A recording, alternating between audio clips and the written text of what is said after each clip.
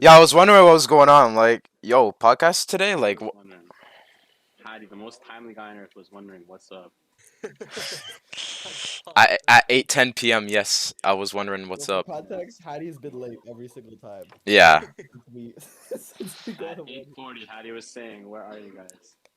That's crazy. That's great. Yep. Bro, I've been We're on shitting air. everybody except for myself. Low-key. I'm coming. So funny.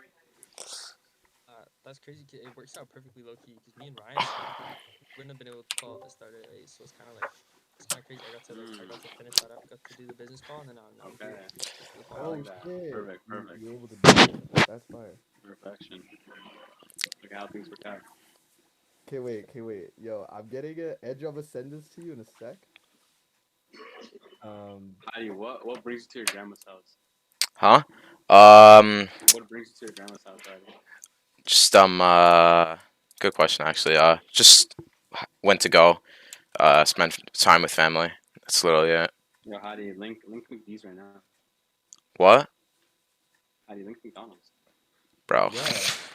There's a Where really are big. you right now, By Hattie? the way, Hadi, McDonald's has a really big bathroom. Seriously. Mhm. I just have to change that, bro. That's crazy. You should know this what I'm talking about. Yeah, we've been hanging out in that big bathroom there. It's very clean too. Okay, wait. Not after what we did. Twitch? Yeah, I feel bad for whoever had to clean it up after that.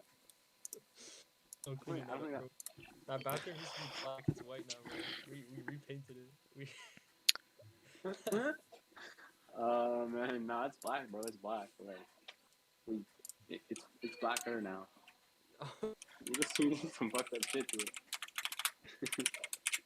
Okay, yo, Andrew, I'm sending this in the chat right now. Yeah, okay, I'm putting this on my story live. That's crazy. Nah, bro's got the phone view. Bro, oh, you did it like that. I think it's better that way. I think it's better that way. Yo, yeah, you're right. It is like that way. Okay. Oh, we're streaming. Nice. Okay. This is actually gonna be crazy. Yo, the link should be. You should be able to click the link, dog. Man, How can you? You You probably fucking can idiot. Oh, I hate Google. Hadi hates Google. Yeah, Should call it Hadi, that. why you hate Google? Motvpod. Wait. it was being weird for a second. Can I add a link or something? Yo, no, when you Oh, do I it, can. add a link. Oh shit. Yeah. Where is my login? 93344. Alright, I'm gonna pull up the stream on my Chrome tab here so I can read chat. And why am I in light mode?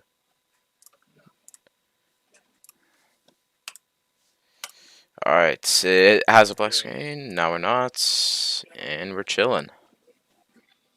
Yo, this is gonna be so fire, boys. All right. There you go. All right. Are we ready? Are we good? Are we rolling? Yeah, we good. Yeah, let's go. You're recording, Hadi? I'm watching the stream right now. Yeah, I'm streaming. We live. Okay, there we go. What's the thing? All right, yo, yo, it's on my story, bro. All right, yo, what's up, boys? Welcome to Motive Pod number 12. Big one today. Big one today. Good to be up here, bro. Hadi's been Yo, I'm preparing doing himself. good, Hadi. Hadi could not wait for this one, Loki. Yo, Hadi was been ready, bro. I Exactly. love the lighting on Hadi's side, to be honest. Dude, it's so crap. Yo, this is Hadi. This is your new set for like the rest of time. You can every Sunday you go to your grandma's house.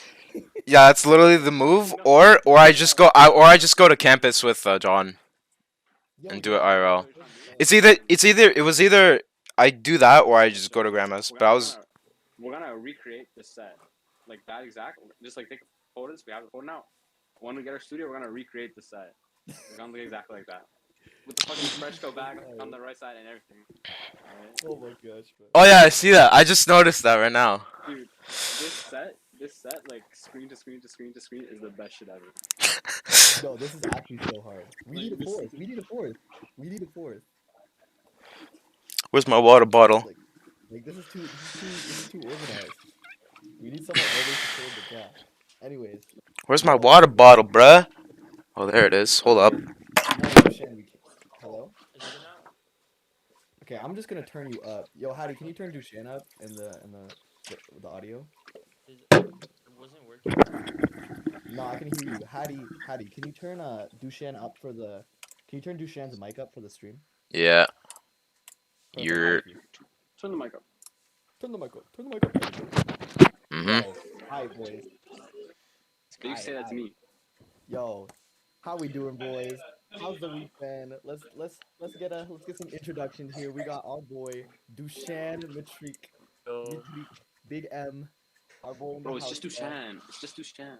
Oh I'm yeah, you're right. saying, bro, use the artist name. It's just too shit, bro. Shit, my bad, bro. Straight out of Berkeley, bro. Artist, home from Ottawa, but now posted in Boston. This My Discord just crashed. All right, GG's. Podcast is over. Rewind. Did you just say I'm hooking up with the MIT boys? Oh, I was didn't think about it actually that way. yo. Yo, Dusan. Okay, real quick. Rate the like rate. I mean, it's up to you what gender you want to go here with. Like, you can take it wherever you feel like taking it. But like, rate MIT, Berkeley, Harvard. Between the baddest dudes. For How hot are the men? for baddest dudes. How hot? How hot Nah. are the Keep men? it. Keep it 100. Keep All it 100. right. Just Twitch.tv/motvpod. we're into they thems. Like, which one has the most? No, guys, people are Plugging gonna be that in. watching. We got- I'm not one to rate women in any capacity. I would never do that. Of course, of course. No, the dude. Yeah, bro. He leaves that to his best friend. Damn. Oh my gosh, bro. I John Surette yo, just mentioned me in his story.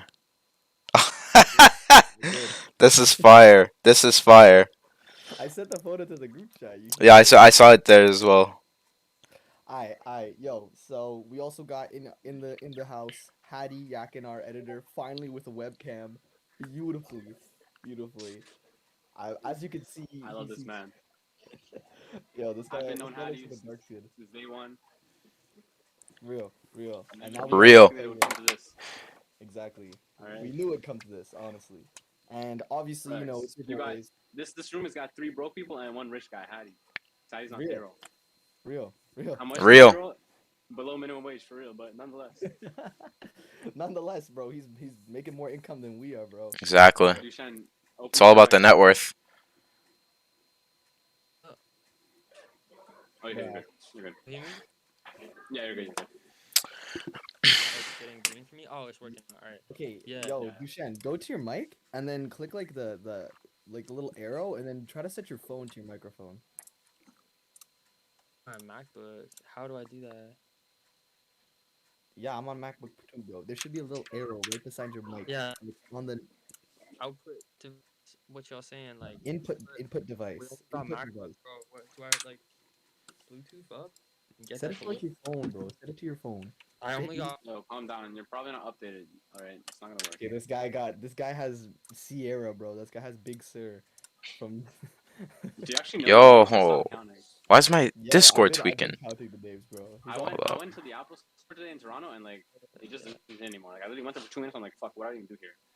Yeah, It's bro. like fat too. It's like a fat ass Apple store. And I'm After like, after Catalina, shit, bro. what do I do here? Bro, Dushan, what's going on with you, bruh? Yeah, how's life in America? No, No, this guy's not like get like the speaking Yeti or English. something. This guy's not speaking. Oh, bro's muted. No, you can't. Dushan. Okay, we have technical difficulties. While Dushan tries to figure out on his end, we got the classic boys. You know, we got Andrew, Big King Krechmer in the house, man, at McDonald's right now. And then it's me, John Surette, posted up in Yeah. my bedroom. Let's go. Damn, this guy left. Our guest left. Yo, I think. How long did it take our first guest to leave? Or Damn, second that's guest rather. crazy. Bro, we triggered our first guest. No, Man. it's fine. This. Facts. We triggered our first guest. Yo, Yo, things we can just roast it out. Oh, This we can't talk. can hear you. Oh. We can hear you. are you all getting double audio? Cause I am. That's just No, crazy. we can hear you fine. We can hear you fine. Alright, Man. Okay. let me. I gotta Okay. fix that. Hold on. This is fucked, bro. I never used Discord. This is crazy. Voice Oh and my video. god. Oh my I'm just god. gonna turn them up like 400%. Alright, we're. Yo, you know what's wait, gonna happen? The How about next now? time, How about the now? second we get Justin I can Trudeau hear you. here, We we're can gonna hear you. fuck with him. Dusan. How We're about gonna now? pretend that we can't hear him. Yeah, we should gaslight him. We should Yeah, can't hear you. That's what. Anybody who don't. No, I'm saying anybody who don't like. Oh, like Any they any, drove any in for, like, politician an who hour don't and a like. half. For like an Any hour and a politician half, who don't we like, just we're gonna have them gaslight there. them. Oh, Like, wait. technical difficulties. I'm gonna try something. Why are you? low-key. Then That'd we be charge so them for the funny. time. Then we Yeah, charge them for bro. the time. Per Charge them hour. Hadi salary for the time. Yo, how about now? How about now? Yeah, You're you're It's good. good. It's good. Alright, You've we're been good, good. Dusan. Okay, I Alright. just hear y'all We can- twice for some reason. That's mad annoying, but I'll just deal with it. Oh shit. Okay, this. Wait. Do you have the Wait. stream Okay. open? Try to Do you have the reconnect. stream open? Try to reconnect one more time. No, I don't have the stream open. What's going on, bruh? What's going on? Okay, it's perfect now. Can y'all hear me now? Yes. Yes. You're Alright, good. You're yo. good. You guys want to restart the or is it whatever? No, we're keeping this every So- single second, bro. We'll just cut it I out. say no, it's all good, but that's my fault. No, we're not gonna restart. We're Yo, gonna keep going. I. Try to keep a straight face challenge impossible. Yo, you know how we do on here, man. We always go over what we did in the past week, talk about what we did, what we accomplished, and what we didn't accomplish. So, yo, let's start with Andrew, bro. What you been up to this week, bro? What have you got done? What didn't you get done? All right. So my main goals this week were to one, host live ads a day for my company. Number two, set up like an in-person poster sale for next week, and then number three, it was to basically like start creating like an app for my business, which is a platform. Didn't go too well. Ads, I did like one a day. So the reason I failed is because I'm still like so unsure about like what niche I want to go into, and the thing is I don't want to go into any niche because it's just like such limited market opportunity, and that's basically what's held me back to day one. So by the end of it all, I was basically just feeling like, okay, like I have to make the platform work because I'm not trying to like sell posters to like one tiny ass market and then like create ads for it every day. I need to just create like a print on demand business. So that's what I'm working on now. As for the app itself, like it's going well. I created Figma mockups. I'm in Xcode right now, pulling all that code from Motive and shit. Which reminds me, like, first of all, coding is just so elegant. Like it's just so elegant. Especially like Swift UI is so elegant. But yo, fuck That's it, very man. Like, I'm ironic not trying to hear that from you, bro. I mean, yeah, but like, dude, I'm not trying to get into it. Like, I don't want to be doing any of this programming shit. Like, I'm not about that. It's a waste of my time. I should be able to just. It just it was elegant. It is. It's lovely. Coding is elegant, but it's a waste of my time. The issue, Yeah. the issue is that How you there's dropped two? That's crazy. there's a lot of like beautiful knowledge which amounts to no money. So, right? So it's like the thing is. That's true, bro. That's true. So it's Tell that to you, Fang. Really my concern right now. Look, No, but- you Fang and I have different network expectations. It's our expectations. Oh, calling him out. Straight No, up, I'm bro. not calling him out. Now, personally, I wouldn't take that, but that's just me. Yeah. Listen, Alright. I'll be happy to employ all of you. But yeah, as for the poster sale, it's set up if I want to. Bro, you're gonna be It's, using my algorithms, man. Talking about employ. Employ who? You're gonna have a stake in my company. Don't be talking to me like that. Good. I'll- That's what I was about to say. I'm gonna have stake in your company. Yeah, like, hello, it. Yo, but you know, like I could just put it to the ground if I wanted to. That's the thing. I could just No, dump it's not. I'm my gonna do a hostile. I'm gonna hostile takeover of your company, and you're No, gonna you get won't, left out. bro. I'll be the Zuck. I'll incorporate Zuck into my life. No.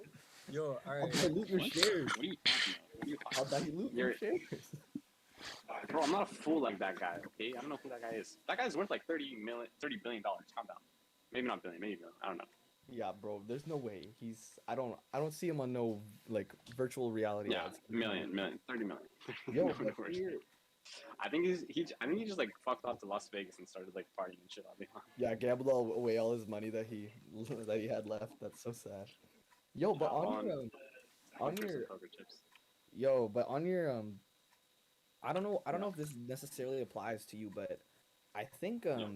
I think when it comes to like starting anything, don't be too concerned with finding your niche. And I know it's different because you're trying to find like a profitable business, and you definitely should be finding like some product market fit for that. But um I feel like you shouldn't be so stressed about like what niche you should be advocating for instead of just like trying to show off your product.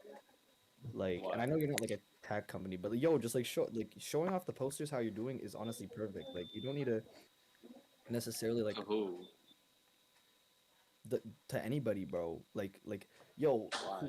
your niche will buy your product when they stop Yeah. seeing your ads. So you'll learn what your niche is after you've already just promoted your stuff. But don't attack No, your that's not the case with this because it's literally just, dude. It's literally just a niche on a piece of paper. You know, this kind of reminds me of the there was like It's not a new product. It's not like innovative. I know it's not a new product, but what I'm saying is like don't focus too hard. Like if it's curbing your efficiency, just create ads.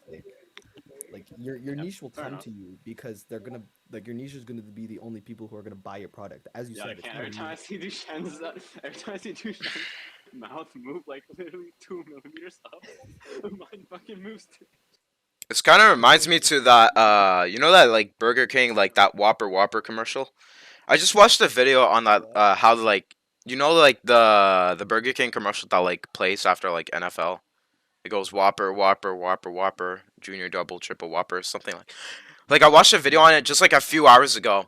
That like how Burger King basically regained resurgence because they spent like a lot of new funds on mostly just advertising and getting that marketing game up and like how they just become viral over that one ad, just recurring over and over, like just basically creating an earworm Yo, into and people's that's heads. actually a good point. That's a good point, and it has everything to do with what you're talking about, bro. Because fat people already know what they're gonna eat. So if Exactly. you just if you just show them if you just show them burgers, they're gonna be like, oh, that might I'll try that out because I've had McDonald's for the fourth time this week. When people are buying posters, the algorithm is gonna work for you. You don't need to necessarily specialize yet to like whoever you're trying to niche for, because people you're just trying to sell posters for now.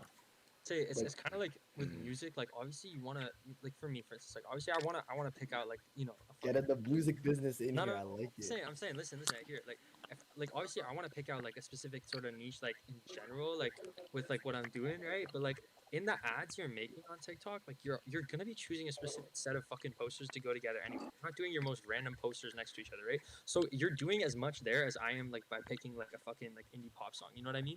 There's a lot of indie pop songs. Yeah. The thing is, the biggest thing is like people's connection. It's like what you were telling me about, bro. It's the brand. Like I feel like it's the warmth. Like Andrew kind of, or sorry, John's kind of spitting facts right now because like if you think about it from a sense like the algorithm shows your video to a group of people, and if it does well with that group of people, it'll show it to a bigger group, and then if it does well with them, it shows it to a bigger group. That's how TikTok works, right? Welcome to the But stream, too passive. when it notices, but it does another thing from my understanding of it, when it notices that a certain number of people in that group fucked with it, it'll show it to them again, and it'll show it to their friends, and if all their friends fuck with it, it'll show it to their friends, and it finds out like, and it watches like it notices a trend between like what those people like and what other ads they've liked or like what other poster videos they've liked, and then it connects it to other people who like those poster videos. It figures out who your niche is for you based on who responds well to your video, but the only way you can do that is by posting tons of content. So while like yes, it is smart for you to gear towards them if you already know what kind of person would like your video, the algorithm low key knows better than you do who would like your video, and it's like No, do your best. the content is still niching from the first place. Like the posters that you choose will decide what group of I people choose see them. that's Yo, true. But absolutely, Andrew. But like Duchenne, I like it. Duchenne's spitting facts because, you what you're saying is like you're having trouble actually producing content because you're stuck on that. What I'm saying is don't linger too much. Have that as a back thought, but produce the same amount. Like just try to think of more videos that you're already making and the stuff that you're already producing, and just make more of that. And maybe you can experiment more and more. But don't linger on it. If it's killing your efficiency, then don't do it. But if you're in a position where it's not killing your efficiency, then you can go in specialize. But what I'm saying is like don't sacrifice efficiency for like the nitty gritty. Like the tiny details don't really matter right now because you're just getting off. Like I have the same issue. Like I spent maybe like four hours designing like my logo for the brand that I haven't even like created yet. And I was like, what the fuck am I doing? And then I realized I had spent 4 hours on it, and I realized I could have just made something shitty and then changed it later over time. And that would have been better than spending 4 hours. Like I went to bed at 5 that day. So Yeah. just focus on creating stuff, and the market will tell you again as well. The market knows better than you. It will tell you the little details for you to correct because they'll be like, "Well, can I change this?" If you get that feedback, they'll be able to help you more. Oh, That is as true. much as like smart as you are, like knowing about your like niches and stuff, ultimately like it's gonna know better by actual results of what people like than your idea of will someone like this or not, or like what kind of people will like this. Like the results you see are gonna be actual like proof of that versus you're speculating what someone would like. So Mm. I mean I don't know, but, and again that's different for posters than like music obviously, but like that's what I would say. Like just make tons of content and let it figure out what to fix later. Mm, mm, real. Fair enough. Andrew, I frozen for me for hella long, Andrew. I don't know what's up, but like Magic Kleenex, All right, what up? yeah, let's keep going. Hattie to Let's go, hear he Hattie. says. Hattie, I want to hear what you've been doing this week. What's been up with you, bro? Oh, this week was busy. Had like 3 midterms this week, and you know what? I think I did pretty good on all of them. Wow. Despite having some drawbacks as like Monday started off. Actually, no, the midweek was where I got a little weak because that was the time when I didn't have as much to do. But like the beginning and end was where I felt like I did my best in. Like I felt like I didn't study enough, but when I came into the test, I'm like, bang, spot on. I feel like I'm rolling through these questions. Like I feel like yes, I probably should have studied more, but I did display that confidence, and I felt like in most of the cases, I studied as much as I could for what I've done.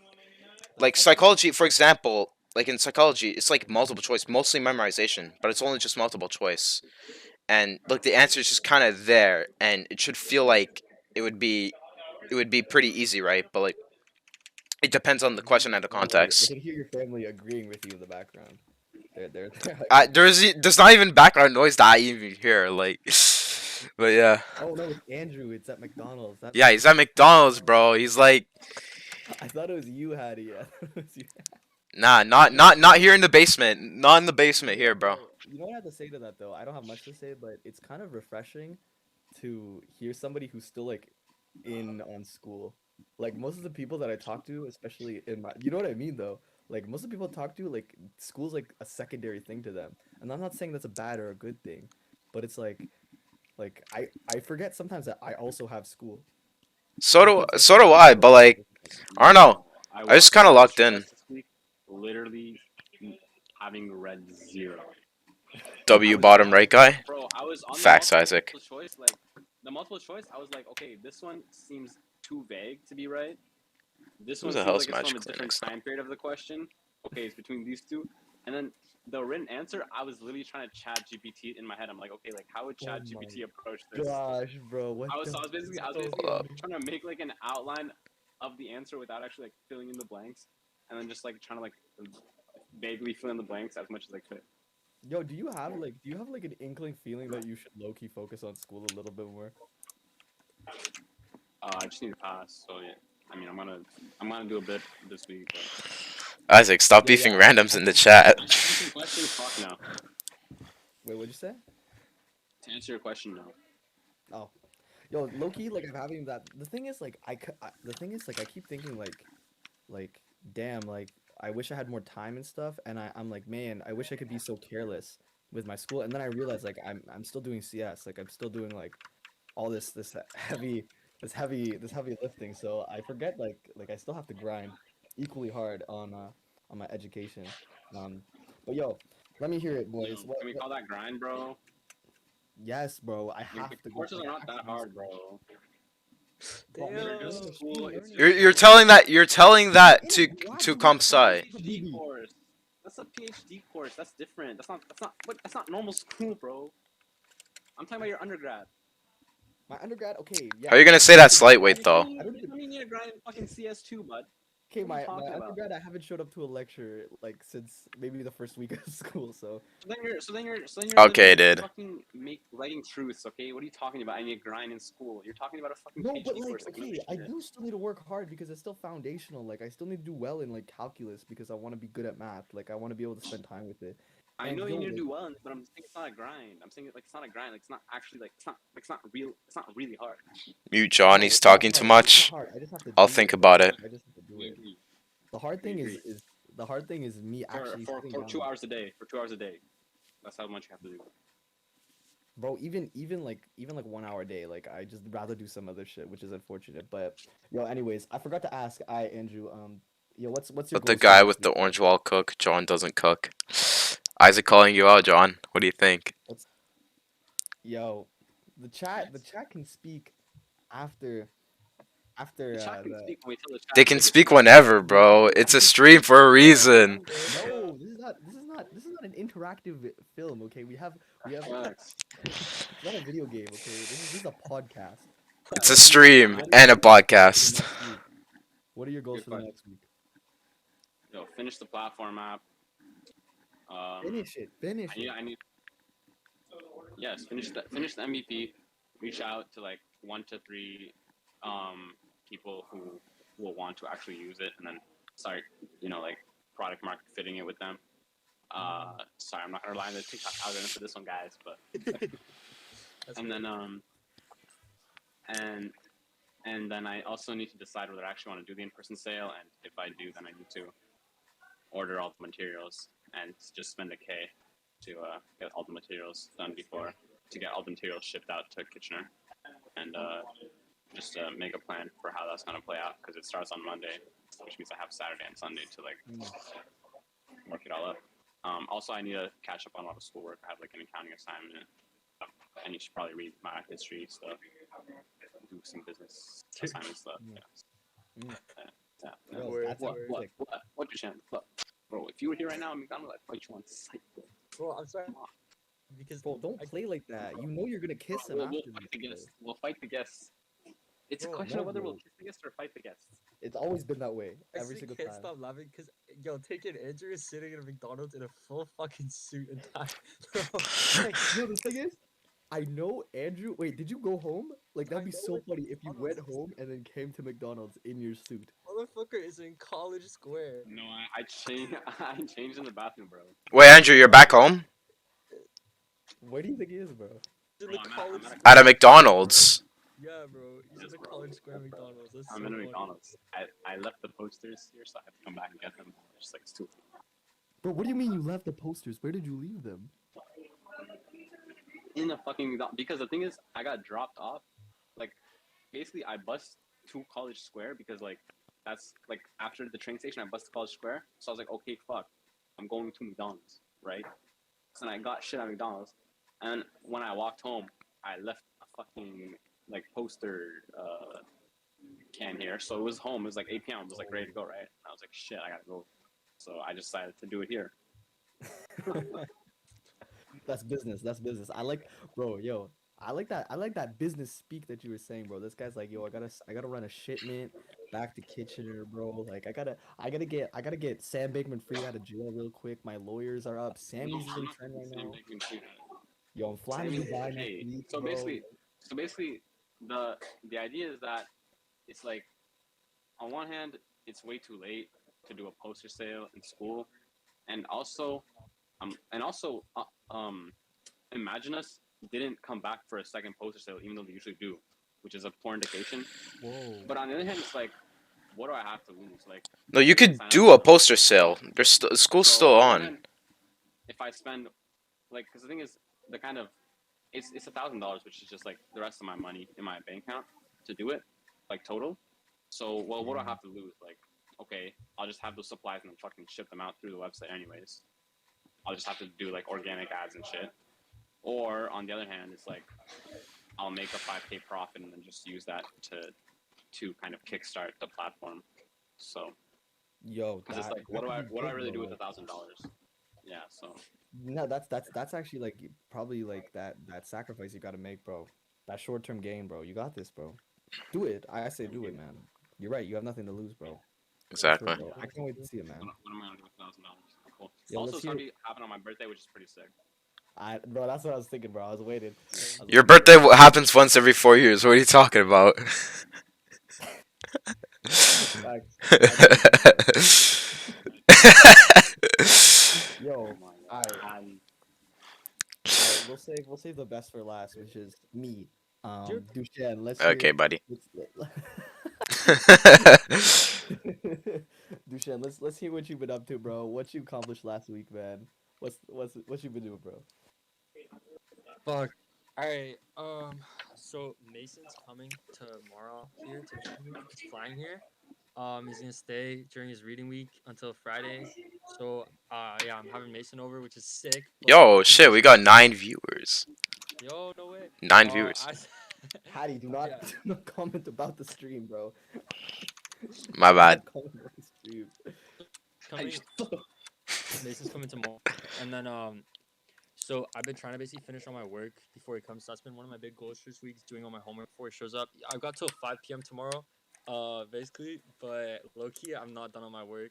Yesterday, like one of the reasons I failed was just like schoolwork. Cause that's the thing is like you guys are saying like, oh, you're not focusing on school as much. The thing is like at Berkeley, GPA fucking matters so much, especially I'm trying to get into this program, music production engineering, which I told you guys about before. For those 9 viewers watching the stream, music production engineering is like the most competitive program at Berkeley, which is the number one music school in the world for contemporary music. So it's the most competitive program at the most competitive school for this shit. So it's fucking impossible. It's like a 10% acceptance. It's fucked. But we're trying to get in. It's like we I hope so. I hope so. But yeah, I applied already. So basically, I'm fucking Wait, chipping chat, away to y'all get can't that. hear background But noise, yeah, can but I you? need a good ass GPA to do like all my work like hella on time. But this week especially because I'm trying to finish before Mason shows up, so I guess like show this guy a good time, not be doing homework and shit. So I mean, it's music homework. It's a fucking joke. There's just lots of it. That's all. It's so easy though. It's like oh my god, it's such a joke. But so the reason I didn't accomplish it this week is like yesterday I set aside all of Saturday to do that. And I was like, yo, I'm about to sit down and grind. I started working, and my homie showed up, and he was like, "Yo, you trying to go to Rhode Island today?" And listen, I This was guy not wanted trying to to go go to back to Pete Pete Island. Davidson hometown, bro. That's Alright, bro. insane. Stop the cap, Isaac. Oh, is that it? My bad, bro. You're No, capping, bro. but I'm No, Pete Davidson's from Rhode Island, bro. from Staten Island, bro. But Rhode Island is like Hattie, low key fact like check this right now, bro. Pull up John, the shut Google, Hattie. up. John, shut up. Bro, just take it. Loss. Take the loss. Okay. No, Take no, it. no, no. Hattie Yeah? has to do it. got We an gotta L. get Just Hattie take on it. that. Just take it. I want to hear. I want to hear Hattie's keyboard Fact skills, check. bro. Fact check what? You want to hear? Hadi, fact check. Fact check what? Fact check this right now. All right. What do you want me to fact check, bro? Alright, yo, continue, Dushan, continue. I'm sorry for interrupting. Not good. John So, like yeah. you fact check whether Pete Oh. David is from My- Rhode Island or Staten Island. That's how fucking stupid his question is. Like Dude, motherfucker. I saw he had a whole like. You're There's a you're whole- from Jeffrey's Island. There's no difference, all right? Like big deal. No, bro, not the kids, man, not the kids. You always speak on them kids, Andrew. I don't know what your. One day, what's the listen, I'm making connection this now. One day, you're gonna see me. Is that better now, What Isaac? island is that? I'll be like, oh, it's Jeffrey's Island. Be like, yo, no, I swear it's Rhode Island. It's Staten Island. I'm like, Okay, trust me. Okay? thankfully. It's The kids Jeffrey's are here. Island. The kids are here, bro. You see McDonald's, bro? They employ like 14 plus. That's right. Is that your target demographic? Is that the niche you're trying to sell to right now, Andrew? Is that your niche? Bro, I'm not the one. I don't do the sales, all right. I just take the profit, all right. We got other people taking care of that. That's why I'm creating a platform for it, all right. real. Limited liability LLC. I'll see, bro. Okay, yo, Dushan, as you were Yeah. saying. Yeah. So my homies pulled up. They're like, "Yo, you trying to go to Rhode Island?" Like, cause okay, one of my friends here, he's from Providence, just in Rhode Island, and Loki, I've never been, and Loki, I'm always preaching how like you should surrender to the experience, like when life brings you unexpected This random guy's on events, this shit or like already, no, I'm always bro. preaching that, and I'm like, listen, like, cause I'm always talking about like, yo, if life brings you a random ass event, like and you're resisting it, like that's just like if you're any sort of believer of like whether it's destiny or just like sheer fucking luck that's come to you, Chat, like if stop you're beefing, gonna ignore please. that, Thanks. you're a fucking idiot because you almost always grow from it if you let it happen. You know what I mean? So I was like, Loki, I could do this homework or I could do it like fucking Monday morning, like middle of the night on Sunday night. You know what I mean? Like whatever it takes, right? So I was like, Loki, okay, we went to Providence, like took the train, and it Oh, was you went. so worth it, bro. It was so fucking worth it. I'm not even cheese. So, like I didn't reach my goals, but I reached my like general goal of like going like surrendering to like activities and shit like that. Like, bro, we were in fucking Rhode Island. My my friends like went to a smoke shop or whatever because it's like age 18, Yeah, right? It's Isaac, the you're end just of the straight year. up And trolling me, Rhode Island's bro. chill like that. So we walk in. There's To nothing this place, picking my up counter's from name is upstairs, Lewis, bro. right? It's important. I swear. Stop the cap. Fucking, it's the funniest shit you ever hear, bro. Okay, El it's not, but troll. like it's funny. But but, but listen, okay. So fucking my friend's bong like smashed last year. I don't smoke, but like my friend's bong like broke, right? And so he went to the smoke shop for that reason, right? I've been so it's a Of year course, and you know, 6 you're months now. cleared. You're cleared. But like Yeah. yeah, but listen, so his bong like smashed or whatever. And then, so they're going to the smoke shop to buy a new one, whatever. And he finds one, and then he's like, "What should I name it?" And I asked the guy like behind the counter, like, "What do you think you should name this?" He's like, "Oh no, I don't name things. Like it's bad luck." We're like, "The fuck?" Like, okay. He's like, "Why?" He's like, "Bro, I named my car and I totaled it." And I was like, "I was like, what'd you name your car?" Like, look, we can name that bong that. He's like, "Nah, you'll smash it." Like he wouldn't tell us, right? I was like, "What's your name?" And he was like, "Bro, my name's Lewis." Like, why? I was like, "Bro, we should name it Lewis." And then Fuck. this dude lost his shit. Fucking random ass guy behind the counter starts like, laughing his ass off out of nowhere. He's like, "Yo, that's genius!" Like, yo, and then y'all could say like, "Oh, we're about to go smoke with Lewis." And then anyone who's like not part of your friend group have no idea who the fuck Lewis is. Like every time you're about to smoke, yo, you guys want to smoke with Lewis tonight? And everyone's like, "Who the fuck is Lewis?" That So anyway, like fucking random. But like, see what I'm saying? I never would have met Lewis if I hadn't gone to Rhode Island. If I hadn't had a great you ass never time. would have smoked with Lewis if That you I didn't go to Rhode I Island. still will never smoke with Lewis, but like If you regardless, didn't that's go to funny. Pete Lewis on the Davidson's pod, hometown. next guest. We're Yo, setting up. The set take, is the set is in the shop though. You guys take, should do it. You yeah. guys should come No. to the shop to do it. Yo, get him an executive pass to Motive Live, bro. We'll get him in, man. We'll get Bless him you. in, bro. Yeah, sorry, that's He like can sell bongs super at the off spot. topic. But basically, Yo, that would my be big good. goal That is would to be like, good affiliate marketing. We can get that shit in, bro. Sponsors, man. We gotta been thinking about that, bro. yo, but yeah, so like my big goal has definitely been like finish What all my sponsors work. you thinking of, John? Failed. I'm thinking of Dusan. I'm thinking of Dusan right now. Okay. Yo, please, just let it. Look, as Dusan said, when this motherfucker talks, just don't like. I know you guys have thoughts and you were gonna say them, but like this motherfucker's talking, right? So it's like that experience comes. Listen, Just let it happen. Andrew, I don't think you understand. You are my son. Don't ever speak to me. Don't ever raise your tone again. Don't ever raise your tone to Damn. me again. Yeah. Personally, I'm not Talk taking when he that. talks. When he talks. Anyways, continue, Dusan. And then I'm we literally talked the about reason you like, have a fucking MacBook, bro. You wouldn't have a webcam right now. You'd be on a little HP laptop, bro. I'll come back. You wouldn't be I'll coding. come back. I'm your son, bro. Listen, you still code. I stopped. I Listen, literally taught you how to program. I taught you how to program. you didn't teach anything, bro. You taught me how to use Figma, and then it got acquired by Adobe. Yes, and I was part of that deal, and it was $10 billion. And I Right. was, and and I've been the CEO of Adobe and Figma. You were part of the deal. You were the lawyer boy. You were the bus boy. company. You checked me Bro, into the hotel. what hotel, bro? You can't even get a visa. Okay, I could fly to the U.S. right now and set up a fucking I don't need a LLC visa, named bro. I have Algo. 4 passports. I have 14 passports. None of them go to the U.S. A passport to fucking Sri Lanka doesn't mean jack shit in the world of business, bro. What are you gonna okay. Oh, so you're a traveler? Name every country. This guy said Sri Lanka, bro. What the fuck? Okay, bro. Don't do Listen, I could Chamath just like get Judah that, bro. Barashi to fly me there.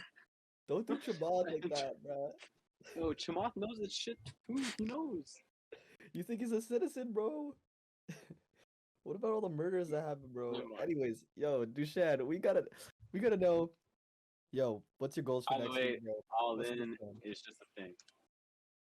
Goals for, Allen is sad, bro. It's a fetch. Fetch won't happen. goals for this week. Yes. Uh, What's your plans for this week, bro? What's up? It's reading week for us. What you got on? Not for me. So I got spring break later, but this is just a regular Berkeley week, except some crazy shit's going down, lucky. So first of all, my homie, like our homie Mason, is pulling up, Yeah, like yeah. tomorrow. So that's fucking sick. So he's gonna be here all week. Big plans, just show him a great time. Low key, show him the Berkeley experience. Like take this guy around. He's gonna be sleeping on my fucking floor on a sleeping bag. It's gonna be crazy. Experience. Also right now, I'm trying to like advance myself. This is so random, but advance myself in the spoon game. So right now, This guy Berkeley, pulled up a spoon. What the fuck is this? listen. What the Berkeley, fuck? my dorm building's playing this game called like Spoon Game or whatever, and it's basically like this. So like everyone gets a spoon. It's gotcha. Gotcha. It's like everyone gets a spoon. You get a target. Oh, No one knows who it has. Like but you know who you have, right?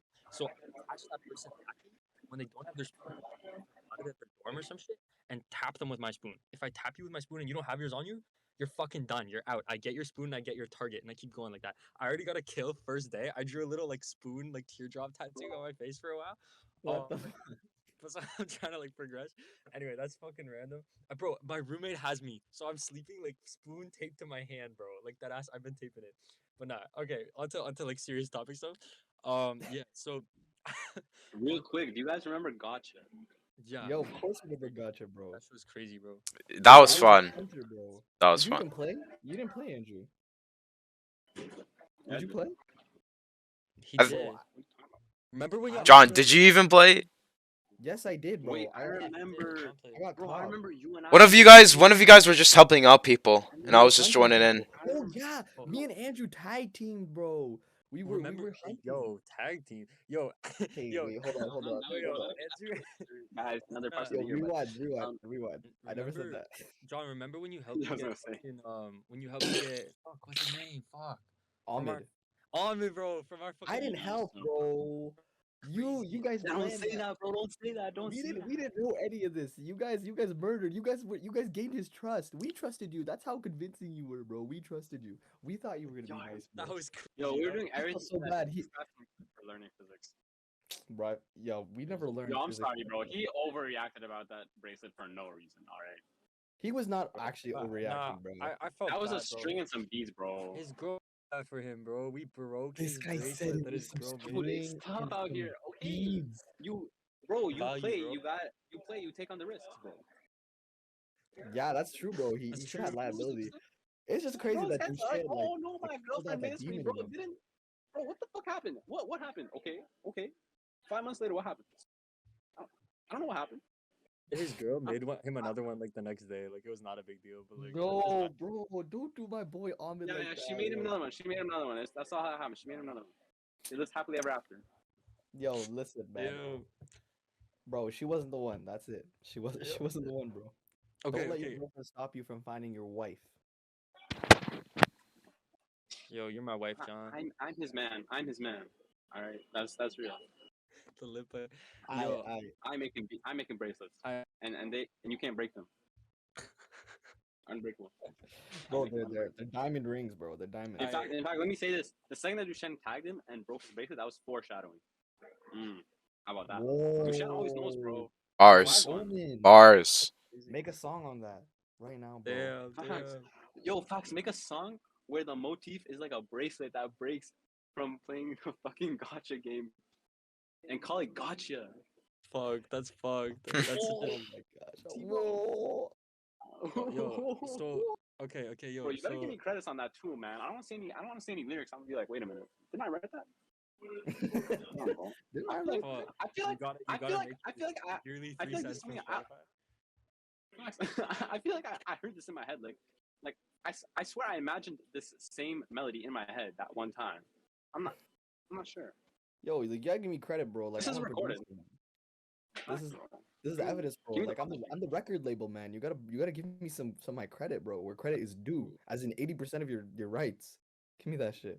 It's actually way higher than that. You'd be surprised, but What? but that's it's like Dushan's way already higher. been signed a contract to be in Motive and agreed to share all his You're the funds record label, bro. without him even Bad. knowing in the first place. Motive Motive Records, Records. bro. Yo, Duchen's They gonna be our think they first. think we're they think we're they think we're pro artists, bro. Motive Records is the most vile, legally speaking label there is. we Dude, don't. We you don't give. understand. You don't understand We what give kind of zero wild point shit one Sammy percent LB back to the cooked up, artist. bro. True. You don't understand. Our lawyer, bro, that guy's been around the block, all right. Bro, Sammy is crazy, man. Yo, we own Berkeley. BR Berkeley LEE, bro. We made that school, bro. See, funny. You bring up the spelling. Look at what I'm wearing, bro. Dude, that's UC actually Berkeley, hilarious. bro. That's really Nah, really I funny. actually, bro, my best friend here is from he's from California, like he's from San Francisco. He lives right next to fucking UC Berkeley, and he called me this shit for my birthday, bro. It's actually crazy, bro. I feel so Bro, fucking wrong wearing this, bro. where's Orlando? That guy's hella Bro, marketable, low. yo, Yo, yeah, his where's that's not his Orlando, actual bro? Where's name. Yo, Ohio? he Where's tapped so Ohio? hard to you. His name is No, we're Aiden. calling him Orlando. We're He's calling Saying him is Orlando. saying Ohio. calling Orlando. Yo, you artist All right, people bro. need to have some marketable names, bro. Fucking Dylan ain't shit. What does that No, even mean? true. Because my homie's name is literally August, and my other homie's name is Aristotle. That's his fucking name, bro. Like Bro got Aristotle. named after a month, bro. He's an artist too. He's a genius, bro. He's actually cracked at songwriting. His name's fucking Bro, Aristotle. I'm producing this him guy right now. wrote meditations, man. This guy was Plato's teacher. That's insane, man. Yo, Loki, like looking back, like some of Aristotle's philosophies were incredibly sexist. So like, we don't relate him to the Aristotle. You know what I mean? But like, Dude, it's all yo, I fun. was reading. There was some. Yo, I can't even say this shit, man. In my religion course, bro, there was some fucked up ass shit. I'm gonna read y'all later from the text of what went down in the of how they came to their kind of understandings, philosophical understandings, bro. Well, what? What? Yo, Ayo. they had special tactics. They had special people to come and help them. Circle Do you know A from jerks. certain experience? Do you of a know certain from gender and experience, age. Andrew? No, we don't do shit, that anymore. Okay, we don't do What that did they do anymore. in Russia? What's your sleeper In agent Russia, called? I'm Blueberries, sorry. strawberries, leprechauns. What?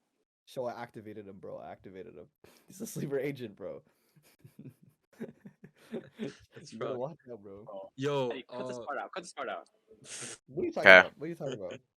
yo, We're that's gonna just funny. cut you out of the whole video.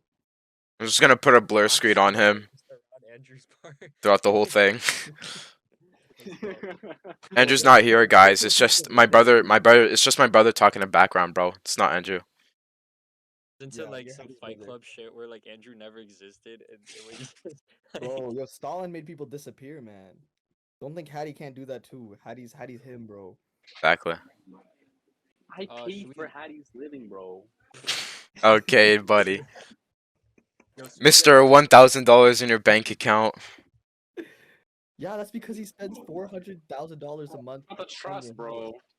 What about the trust? What about the fucking lease on the boats, bro? What about? What about the lease on your I'm gonna do it, grandma's house, bro? The yo studio we yo paid for. bro. Oh, I like that. I like that. I should have said that one. Yeah, bro. What? What you're about? gonna say it now? Now you're gonna say Just repeat it. L Who roast said game, that? What was man. that? Rewind, bro. Let's L hear it roast again. game, man. That's funny. Alright, We'll let this guy try to cook. alright. Yo, Yo, What about the 400K student loan to a certain someone we know? What about? listen, hey, listen. I extended Hey, that yeah, shit. bro. Who funded that? Whose pension fund is that, bro? That's my money. That's my taxpayer money. Facts. What about the 100 mil FTX? What about the 100 mil Real. that the That Canadian disappeared, Teachers bro. Pension Fund invest in FTX, bro? I don't know That's where that just went. Yo, I don't know where that went. I don't think FTX knows where that either, bro. I don't think it's Sam Bankman-Fried. Actually, no, he knows. It's in his wallet, unfortunately. boys, actually I have a predicament to talk to you guys about low key. Yeah. If you'll have me, sorry, just a total of a fucking 180 on the change of Let's subject, hear but it, let's it's hear it. necessary. All right. So listen. So Thursday night, right? I have two possible options. All right. So firstly, I've been invited to a studio session to shadow the session. So essentially, what it is, like Berkeley studios are incredibly hard to get into, because only MPNE students can book time in them, which is the type of student I'm trying to become. But like for the time being, I know some older MPNE students, and they'd be giving me advice and stuff like how to get into the program, whatever, like shit like that. And then this one homie is like, yo, I need some like help on Thursday night. It's a 4-hour fucking session. But like this is what you do. Like you try to get into these sessions with these older students to get some experience, right? So like me and August, my fucking homie here, we're trying to like go help out or whatever. So like Thursday night, we've done these before, a couple of them, but it's like but I'm still trying to build rapport with this guy. Like I've done this like twice before, right? And it's like I'm trying to go again. Right? Hear me out. So I could take Mason with me to that, right? And he could observe what it's like. And basically what it is I'm just like helping set up mics, like helping routing cables and stuff. But it's sick as fuck. You get to work with an actual band. You get to see how like actually done, like massive fucking like $200,000 console, like $400,000 studios. Everything is fucking gas. Like everything, every mic in there is fucking pristine. It's so blessed, and it's sick because you get to see how it actually works. The students give you tips like, oh, this is how we do this, whatever. This is how you mic a fucking bass amp, like shit like that, right? And it's like mad useful, and I learned a lot, and it's a fun ass time. You fucking feel like the goat sitting there, and it's so funny watching them like make jokes with each other, right? So it's like definitely a fun time. As I option love the A, way you speak, Dusan. I love it. I could drag Mason to that. Hey, listen, listen. Or option two, this is crazy.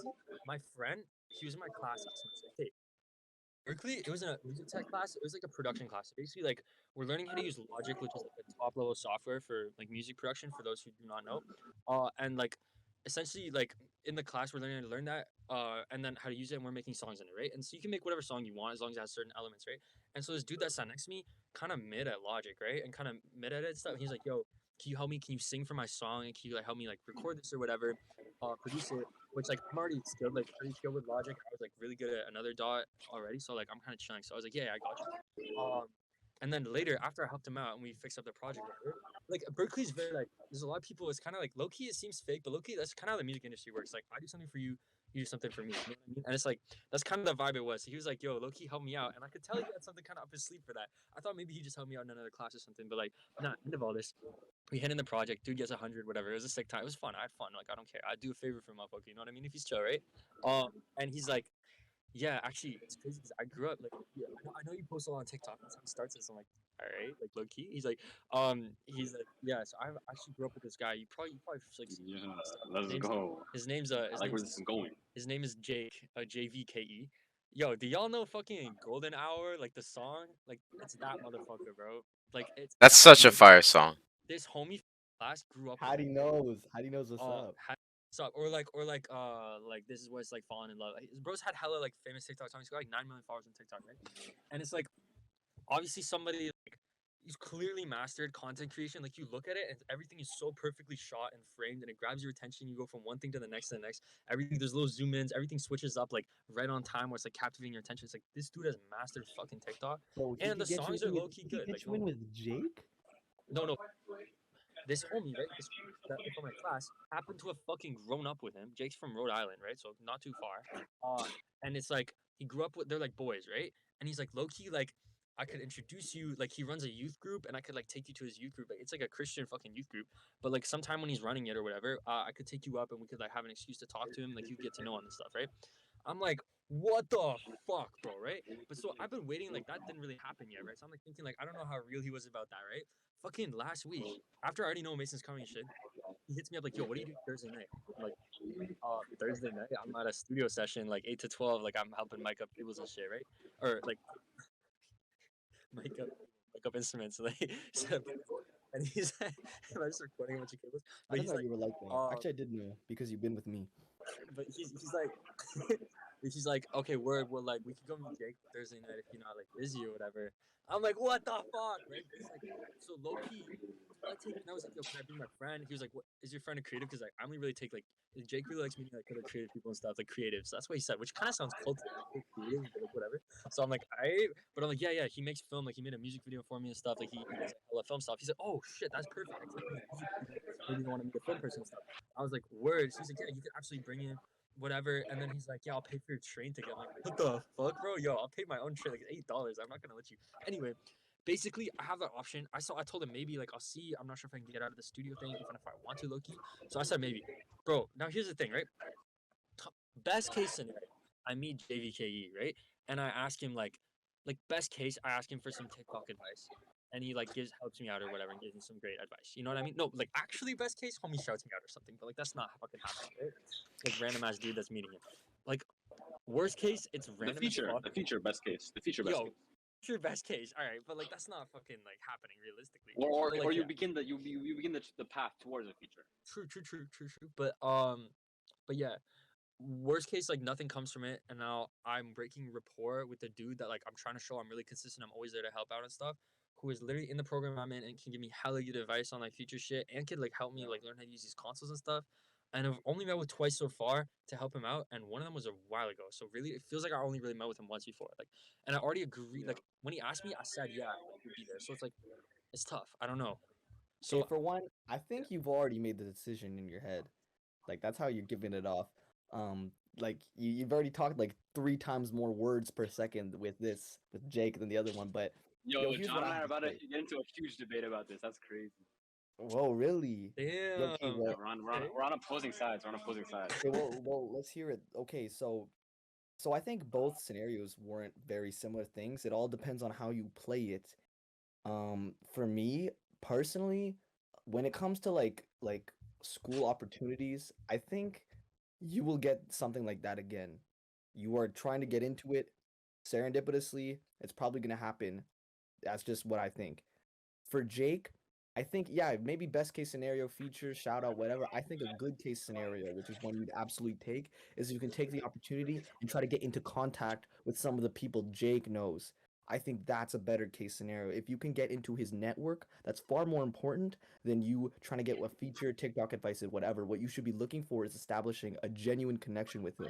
Because with people like that, and that's the same thing with the other people in the Eng, and that's why I think it's actually better for you to see Jake because the people in the degree you want to be, you'll end up being around them far more often than you will be Jake. And Jake probably could hook you up with some real talent. And I think that's much more valuable to you right now than to have something that could potentially not even be down your alleyway because you said producing, whatever. I know you're an artist and I know you want to focus on actually creating. I know producing is something you're interested in, but from what I see, I think I think this would be a really good opportunity for you to try to build a network, not necessarily get advice. Of course, play your game, whatever, try to get like his affection, but like, yo, you gotta try to establish a genuine connection with this guy. And same thing with any of the artists in your field, because that's how you share creativity, right? You want to share that passion. So yo, I think like just I think like you'll end up having opportunities to meet more people in the degree you want to be. And I feel like if you still want to do producing, it'll be easier for you to go that way. With Jake, like when's the next time you're gonna have a one-on-one with an artist? So True. that's all I True. see. Yeah. What about you, Andrew? What do you think? I do agree with what John said, which is that like it sounds like you have your mind made up, low key. Um, but I'm gonna just offer like a devil's advocate viewpoint because the thing is, in somewhat of a sense, you're deciding whether you want to be an artist or a producer, which is like a big decision and you know kind of like Be something an that artist. I was Don't be thinking a about bitch. Be in an the artist. previous kind of what I was thinking about in like the previous or like where do you want to start your career off. And what I was thinking about in like the previous semester a lot was about like the, the whole kind of like Jordan Peterson concept of you have to at some point specialize and just trust that you'll come out on the other end not being like completely unaware of like who you were Not before, bringing up right? Jordan Peterson. And I have so much to say about that, but okay, we'll get to that. We'll and get it's to that. like Loki like this is almost like when you like look back, this is almost like that kind of split point where it's like, well, shit, which way do I go, right?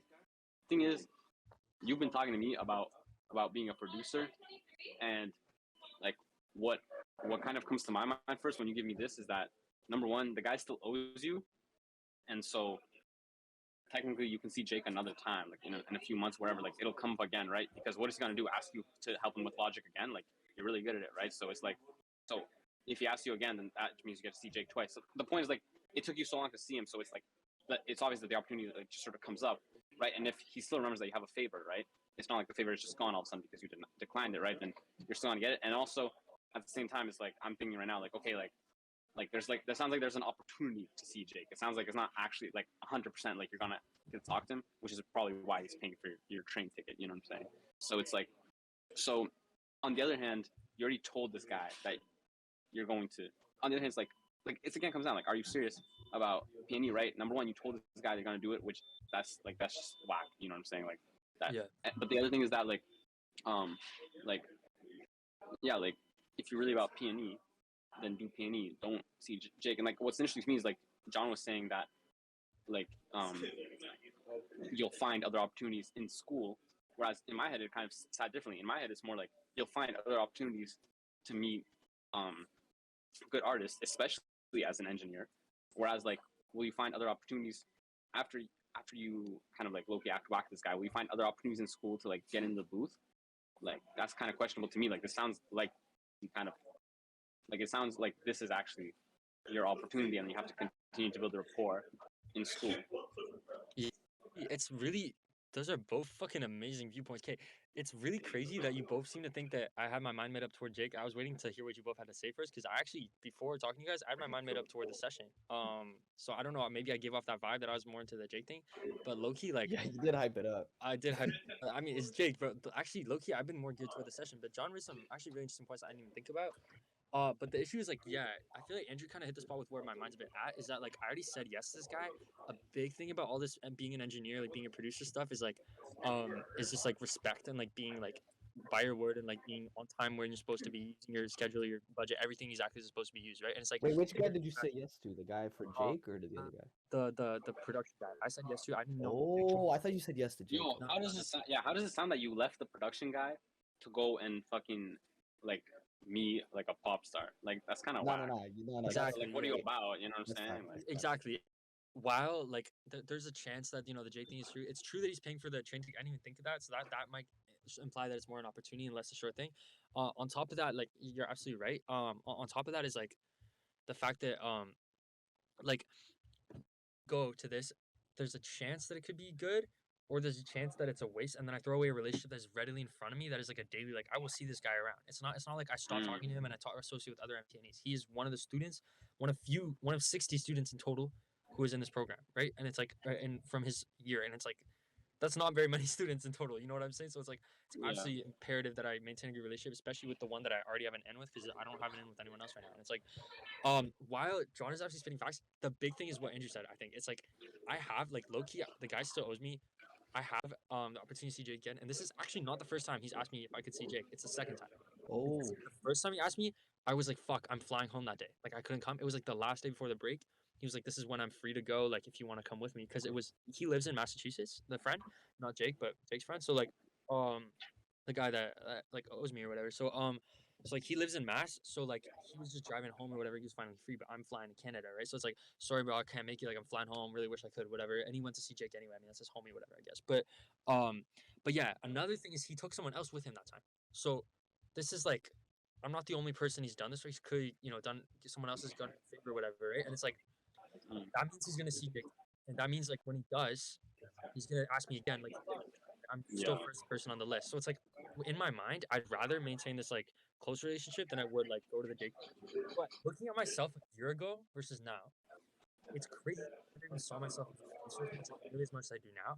And it's like a year ago, I was so much like more geared toward being an artist entirely. That I would never have gone for this. And it's like now, so I'm sitting here like thinking like, damn, am I wasting my like is my perception of where I'm meant to be clouded by the prestige of being in perception of what's clouded by the environment you're in, which is telling you that this is the most prestigious thing. yeah. So I don't know what to do, but I think Loki Mason was like, just let fate decide. He was he was like he put my own preachings back at me, which I keep preaching about now. So I'm like, damn, why don't I ever preach or why don't I ever practice what I preach? Like I keep preaching like let the universe decide, and then here I am fucking debating. So it's like yo, okay, nah, like I absolutely agree with the fact that if you've made a commitment to somebody, you have to do it. I thought you made the commitment to Jake when you said that guy, but um, no, well, yeah, I definitely think now you should go to the producing thing, but for future reference, I think you should. Well, you don't necessarily have to, but I think what Andrew touched on, and I think what you should touch on more on yourself is like, do you, as you suggested, like talk about status games and zero sum games. Like, what do you really want out of like creating in the short term? Because in the long term, you can always change it, but in the short term, like, what do you think is the best platform for you? Because if let's say you have another opportunity to meet Jake, and it also conflicts with this, like, what would you choose? Do you want to become? And the question comes down to, do you want to be in the background, producing whatever? Maybe you're in the spotlight. I'm not too familiar of it, but or do you want to be an actual artist? And that's the kind of discern that was the kind of like distinction I was making. Like, do you want to make like do you want to be a producer or do you want to be an artist? And Andrew was so right. Like when you get to that point, like you're gonna come to more and more decisions where it becomes that like that. You're gonna have to make more sacrifices towards this particular thing because that's just gonna be the thing that's gonna make you more value in the short term. In the long term, it may be different, but think really because like ask yeah, yourself, what do you want? What do you actually want? And you don't I, have to know, but no, like I've thought a lot actually. But that's real as fuck. Yeah, I mean, so the idea is like right now I push myself as an artist, but I need to secure everything I can about the specialization because the fact is, if I'm specialized in like M- MPNE at like the top school for MPNE at the top college in the world, like I can for sure find good ass like good paying work with that specialization. When the artist thing, if the artist thing doesn't work out, right? Shouldn't say when, like shouldn't joke around with that because like Andrew's saying like the language we use like really defines how we think about things. And I fuck with that. So yeah, but so I think like the idea is I try to make myself an artist, but I need to do everything necessary like to secure that specialization. So it's like, where do I draw the line? For this, for instance, I think this is low key necessary for me to secure the specialization. I think my relationship with this guy extends to multiple years, and I think like he's gonna be a big like really good mentor to me if I can make him one. So it's like, versus like this is an artist. Worst case, I think I can meet him another time, and if I can, I like hopefully I will choose that over whatever plans I have. You know what I mean? So it's like, but yeah, you're right. It's important to think about. yeah, I think that's interesting that you use the connotation and that you use prestige and that you talk about the top program and this elitist idea. And I just want you to make sure that you're aware of yourself. Like I'm not familiar with the program, whatever. But what I suggest is that don't confuse status with what you actually want, even if it entails you making more money in the short term. If you need that, then sure. Um, but always I think you'll forgive yourself in the long run if you make a mistake trying to do something that's authentic to you. Now, I don't know. Maybe it is authentic to you, but always be careful of that. Don't convince like don't think that just because you haven't gotten in to a position where you're like super high status, you're in the top degree, whatever, that you're not capable of doing something else because that's a bad game to play for yourself. You'll end up getting way too down on yourself. I mean, I do that to myself literally every day. Maybe I should take my own advice. But just be authentic and trust yourself, surrender as you said. Um, but yeah, bro, I think I trust you, and I think you trust yourself to make the right decision. So Nah, like great. you're more woke than all of us, bro. You could also be a producer and an artist, you know. Yeah, that too. Like you could balance it. I mean, like if you really can. Just up Yeah. to what you want to do because I see I like have a passion for both. But like when you look back at your career, like when you're like 40, bro, are you gonna look at your Spotify and it's gonna end at like Runaway? Like is that what you want? You know Ah, what of I mean? course not. That's the thing. It's like I'm trying to be both. I'm trying to be like basically I'm trying to be an artist while I'm at Berkeley and just gaining the skills to be a producer. And then if I can't continue being an artist after Berkeley, then I'll be a producer. So it's like a backup plan, but I need to make sure it stays a backup plan and it doesn't just become the identity because it's easy to fall into that, I think. I think I So think I think what you need to well, I don't know what you need to do. Again, like I don't know what you want. But if you want to go on, all in on artists, if the goal is to be an artist, the idea that it could fail shouldn't be in your head. Yo, can And I just drop some logic? I know it sounds irrational to say that. And it sounds absolutely irrational to be like, okay, if this fails, like I have a backup plan. It's good to be secure, but again, like be true to yourself. I don't know exactly what you want, but when it comes like for me, I told myself that lie all the time. Like, okay, if this happened, this was my backup plan, and I ended up taking a bunch of responsibility and doing a bunch of projects and stuff that I wasn't really capable of doing. And furthermore, I didn't even care about it. Just because I wanted to have said I'd done it or that I have a backup plan and say, oh yeah, I've done this before. And that did me that made me pretty unfocused on the things that I actually cared about. So I just want you to be true to yourself. Really like understand like is it a backup plan or is it something you care about? Is it a backup plan for money, for survival, or is it something you actually are passionate about? Don't lie to yourself. Be real. If it's genuinely just something to keep you alive, then you can literally do it at any point. If you really need to survive, you will make the sacrifices to survive if it truly doesn't work out. But if you're attacking two things at once and they are orthogonal to each other, which it kind of sounds that is the case for producing and being an artist, that it's orthogonal concepts. If you sacrifice what you actually care about, you'll end up not completing anything to fruition. And that's what I'm trying to say. Like, if you don't actually care about producing, you won't succeed in it, and you also won't succeed in what you care about. So you'll have lost in both scenarios. You might as well fail doing 100% something you actually care about. But then again, you could care about producing. I don't know. I'm just saying, be true to yourself. Damn. Damn, that's fucking like that's a mind fuck. I have to think about that a lot more than I Do you care have. about producing? Do you actually care, or would you? I You don't know do yet. I do because bro, when I'm back there like in the room with the fucking console and I'm watching this band like record their song and like I know I did so much to set that shit up. Obviously the boys in there that are like 30 years, like they did way more than I did, but like I know damn well fucking set them up and they get that fucking perfect take. That's something crazy. Like whether it's a band for one of my songs or for someone else's songs or whether it's like that part is not the part that concerns me, like ownership. What concerns me is my involvement in the creative process.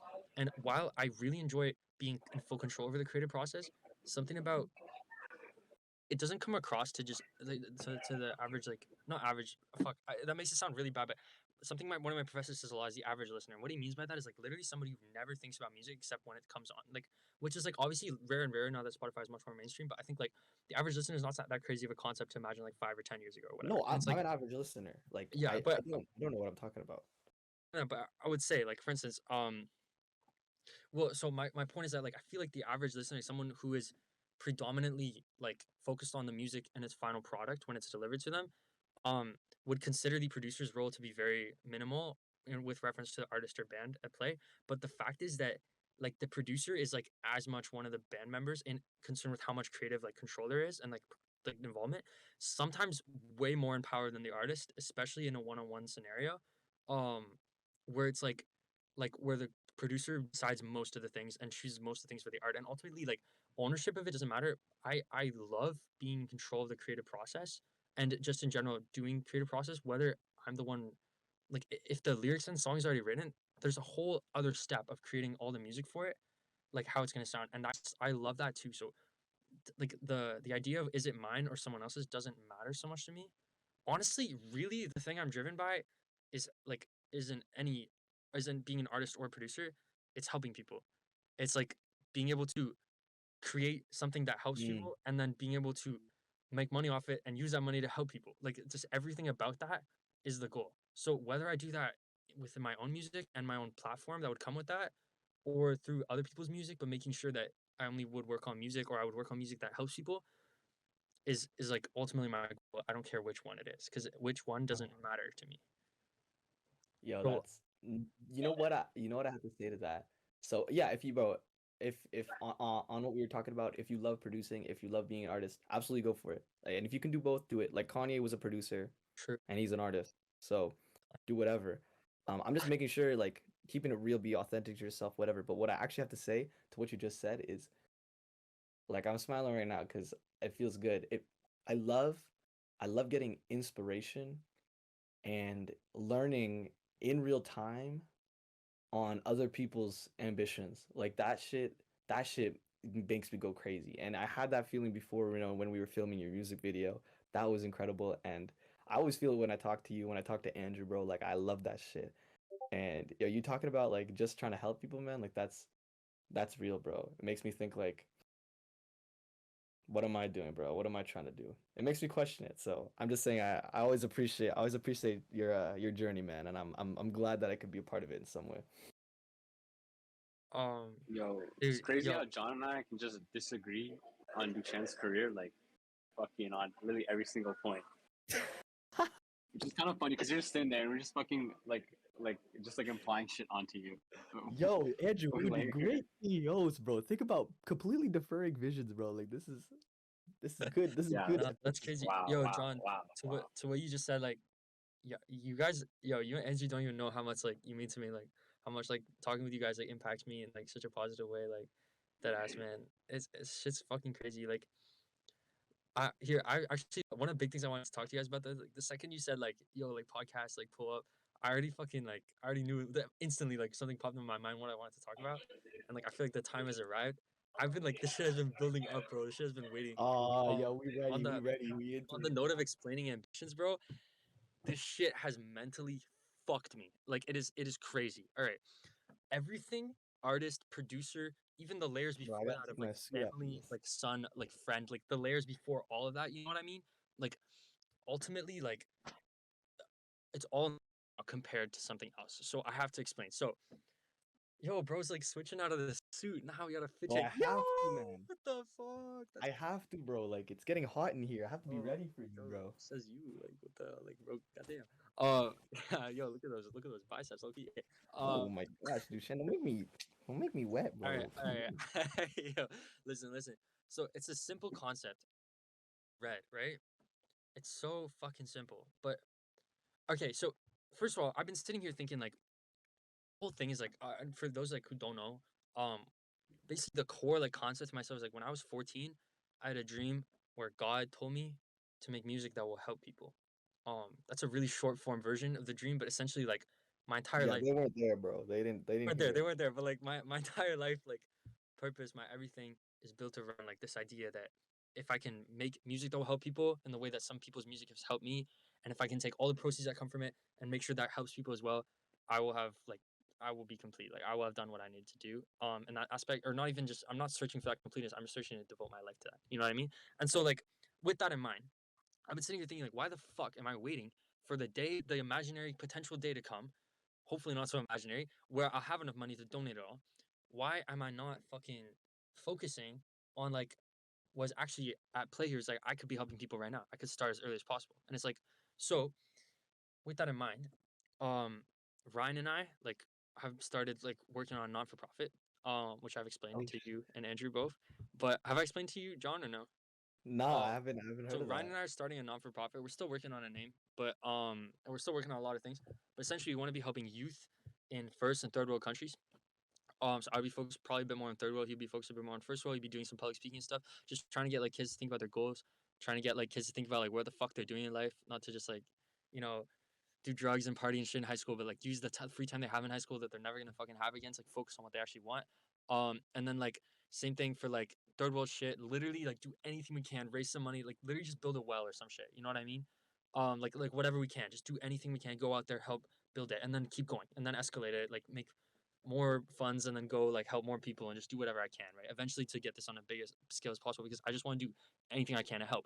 And I'm also thinking, why the fuck would I sit here and collect any music money ever? Why am I thinking, why am I waiting for the day when I hit like, some level of money and then donate it, when I could just make a part of myself, like market myself almost like off the fact that everything that ever goes toward me musically is going toward charity, is going toward this not for profit, which is going to go toward helping people. And it's like, so with all that in mind, it puts everything in a different plate. And I read some shit, and this blew my fucking mind. This is what I have to tell you about. So me and Ryan are meeting on our weekly business calls, inspired by this fucking podcast, by your weekly business calls, by the way. So you inspired this.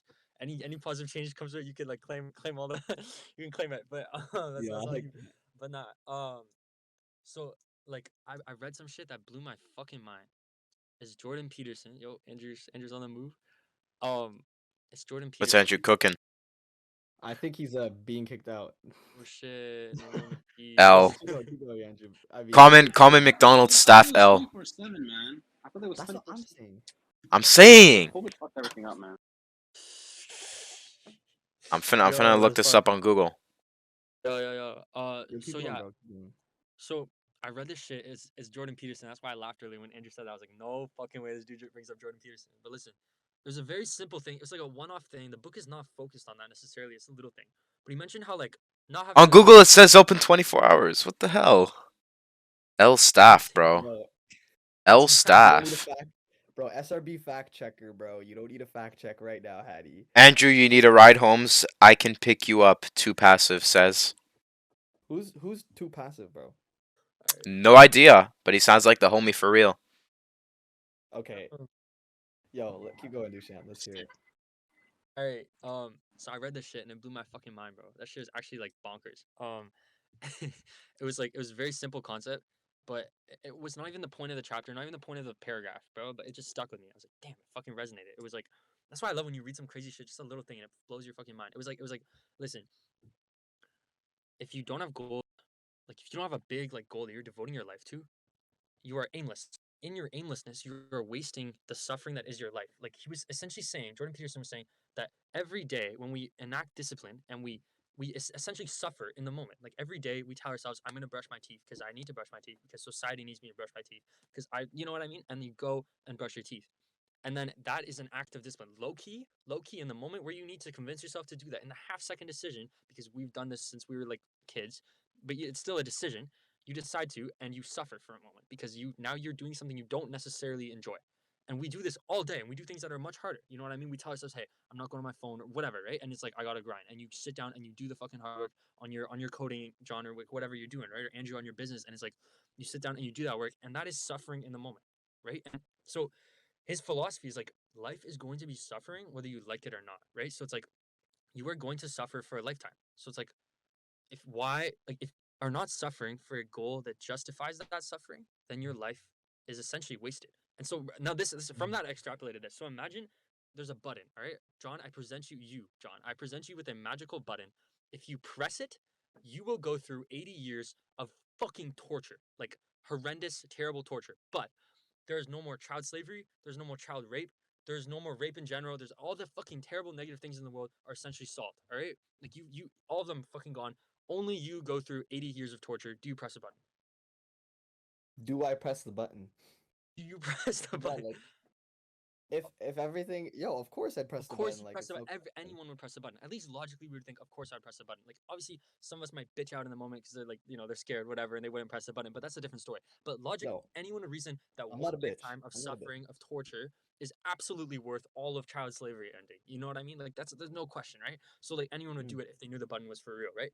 Okay, now I ask you this: what if you press the button, instead of a lifetime of torture, it's 80 years of working incredibly hard, sleeping 2 hours a night, fucking grind, no wife, no children, no anything else except for the grind, still kind of suffering, but it's not even actual torture, like someone inflicting pain on you. It's just you grinding for 80 years, all right? Like that has 80 until you're fucking 90, whatever, right? Like, but again, child slavery is done forever. Child rape is done. All those fucking things are done. No more hunger, no more thirst in the world, whatever. The whole world is up to fucking speed and everyone's like living pretty great. Would you press a button? Am I a bitch? So you Like, would press the button. That's what I'm saying. It's actually it's literally the same question, but instead of torture for a lifetime, it's are you gonna work hard for a lifetime? That's right. also suffering. Right? It's Absolutely. the same. It's actually Absolutely, easier, man. right? Fucking easier. So then now I ask you this: would you press the button of working hard for a lifetime for all child slavery to end? Would you press it for 25%? Would you press it for 10%? Would you press it I for press it for 1%. would you would you press it for 0.01? And then you ask yourself, we realize that the absurd question of would I press a button for 80 years of absolute like unbearable torture for the world to be perfected, there is a there's a medium between that absurdity and real life where your lifetime of hard work of grind, obviously within reason, is justified. The suffering of your life is just there's a goal that justifies that suffering. And if you devote that suffering to that goal and you surpass it, your life is justified. Your existence is given reason. Like more than that, you have made the Yes. earth better than you Yeah. came to it. You are not a waste of air. Do you know what I mean? Like you have Yes. actually Yes. suffered for a reason. You like that's what I'm saying. So now look at this, right? Okay, now like I connected this when I read this. This is all I could think about. I didn't read this like this button concept. I came up with that. But like, is John that justifies the suffering of your life? And like for instance, for me, like for you, that might not be like saving the world or ending child slavery. That might be like being a great dad, or that might be like making a ton of money, right? But it's like whatever it is, there's a goal that justifies your life, and anyone who has thought of said goal and doesn't like knows that said goal to be true, knows that it is attainable, that knows that there is a goal that justifies the suffering of their life, and sits there and decides not to do it, is a bitch. Like essentially, in the words of Jordan Peterson, this is In this the is words of Jordan Peterson, if this you don't fucking do anything, you are a bitch. paraphrased words of Jordan Peterson slash the words Stop being a bitch. interpreting Jordan Peterson. If you don't do it, you're a bitch. Because basically, he says there's two reasons. Paraphrasing, not verbatim. There's two fucking reasons why somebody wouldn't like pursue this goal, right? The first is that they think life is genuinely cruel. That they're like truly nihilistic. They think life is genuinely like so terrible to them. They've been fucked up so bad as a kid that they think that devoting their life, like their lifetime of suffering to a greater goal is essentially not helpful because they don't care about helping the world because the world has not helped them so much. That is entirely nihilistic, and that leads to the person just ending their life or trying devoting to life to hurting as many people as possible, right? Like becoming the problem, right? But I don't think any of us are fucking nihilistic. Like realistically, I don't think I've met a single truly nihilistic person ever because every single person I met believes in society, believes in earning money, like working even a minimum wage job and earning money from that, believes in some sort of suffering in return for some sort of goal. Like you working your job a couple hours a week, whatever. Are you in the Tims now? That's crazy, bro. We're You transferring. Kettlemans, bro. You Kettlemans. Okay. Yo. But listen. So like, That's funny. W um, Andrew. Keep all going, right. bro. So Keep like, going. I don't think I've met a single truly nihilistic person because first of all, I've not met a fucking like warlord like motherfucker who kills everyone. But secondly, that's just maybe just me. I haven't met them. I don't really think there's many out there. I think there's a handful in the entire fucking world because everyone I've met realizes that some suffering earns them some kind of form of money. So that type of person basically doesn't exist. Very rare. The other type of person that would know that there is a goal that justifies their being, and yet would choose not to devote their suffering toward that goal to justify their being, to justify like the burden of being. That goal is the burden of their fucking being. To justify their lifetime of suffering to that. The other type of person is the type of person who would simply doesn't want to. Who doesn't want to put the weight of the world on their shoulders where it fucking belongs. Mm. Jordan Peterson said verbatim, they do not want, it is because they do not want to put the weight of the world on their shoulders where it rightfully belongs. Dog. Mm. That's the thing, bro. That's the fucking thing. If I have, that's the concept. It's the first fucking chapter in that book, but it's been stuck with me ever since. I'm like freaking the fuck out. I think about it What is daily. this? 12 rules for life? Yeah, this right, but it's right at the start. But it's just like, it's mind blowing because all I can think about is this now because that's the thing. It's like, bro, if my life, like, if the suffering of my life is goes unjustified, if I let it just go by, I'm essentially wasted fucking air. I may as well kill myself. I may as well be nihilistic. I may as well end it all Yo, because Andrew, that's crazy because we come to the same conclusions before.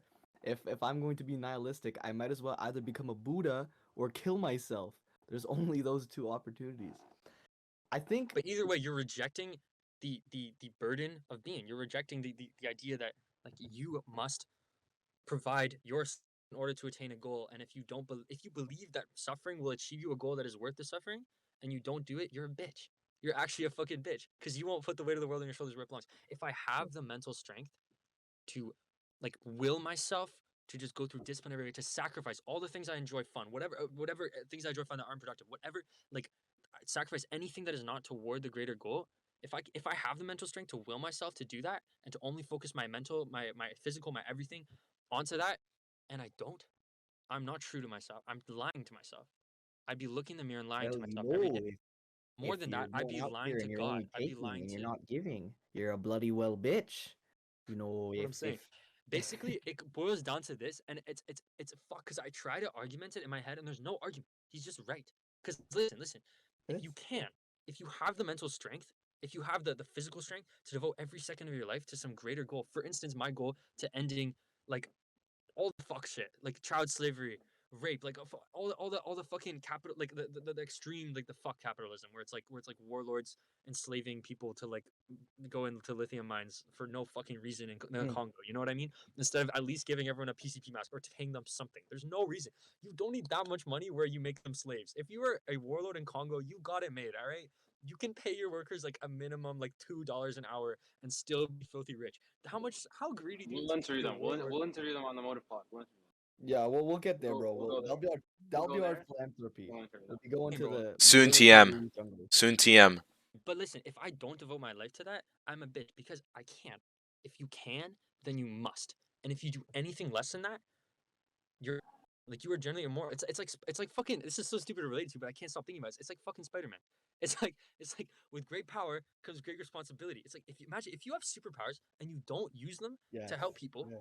you are a fucking terrible person. You are immoral person. Like you are a bad fucking person. Yo, If you have superpowers, if you have the ability, you must. You have to. you must, bro, and that's yes, that's spot on, bro. I've been thinking about honestly this so much, and I make the same connection. Like I think about that quote from fucking Uncle Ben, man. Great That's power comes crazy. great Crazy because he's responsibility. right. He is right, and I think I think like I think there's more cases to that. I think the modern world has built up this idea that it's built this idea of contentment, and you hear this you hear this notion that like comfort is the killer of dreams, and I think that is so accurate, and I think that is a wide proponent to how our society is behaving right now in the Western world. We are so content and shielded from the reality that is that there are still horrible things happening across the seas that we're not Exactly. aware about, and There's horrible you know things right here, let alone across the seas, bro. exactly, you know, this crony Think of capitalism. how little anyone even fucking thinks about like Native Americans and what the fuck they're going through, and this is the same country that we are. They don't care. Nobody We're- cares, and it's because we horrible. It's are horrible. contented, we are comfortable in our environments, and we choose every day. We choose not to bear the responsibility of using our higher position in helping those at a lower one.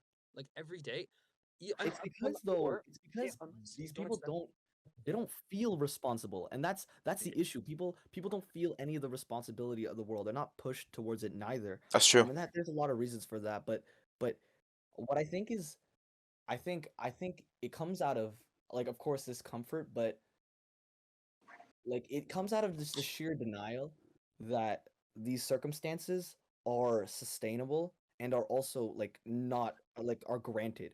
They take stuff for granted. They think, okay, like this is all here for me. Yes, I should expect no less.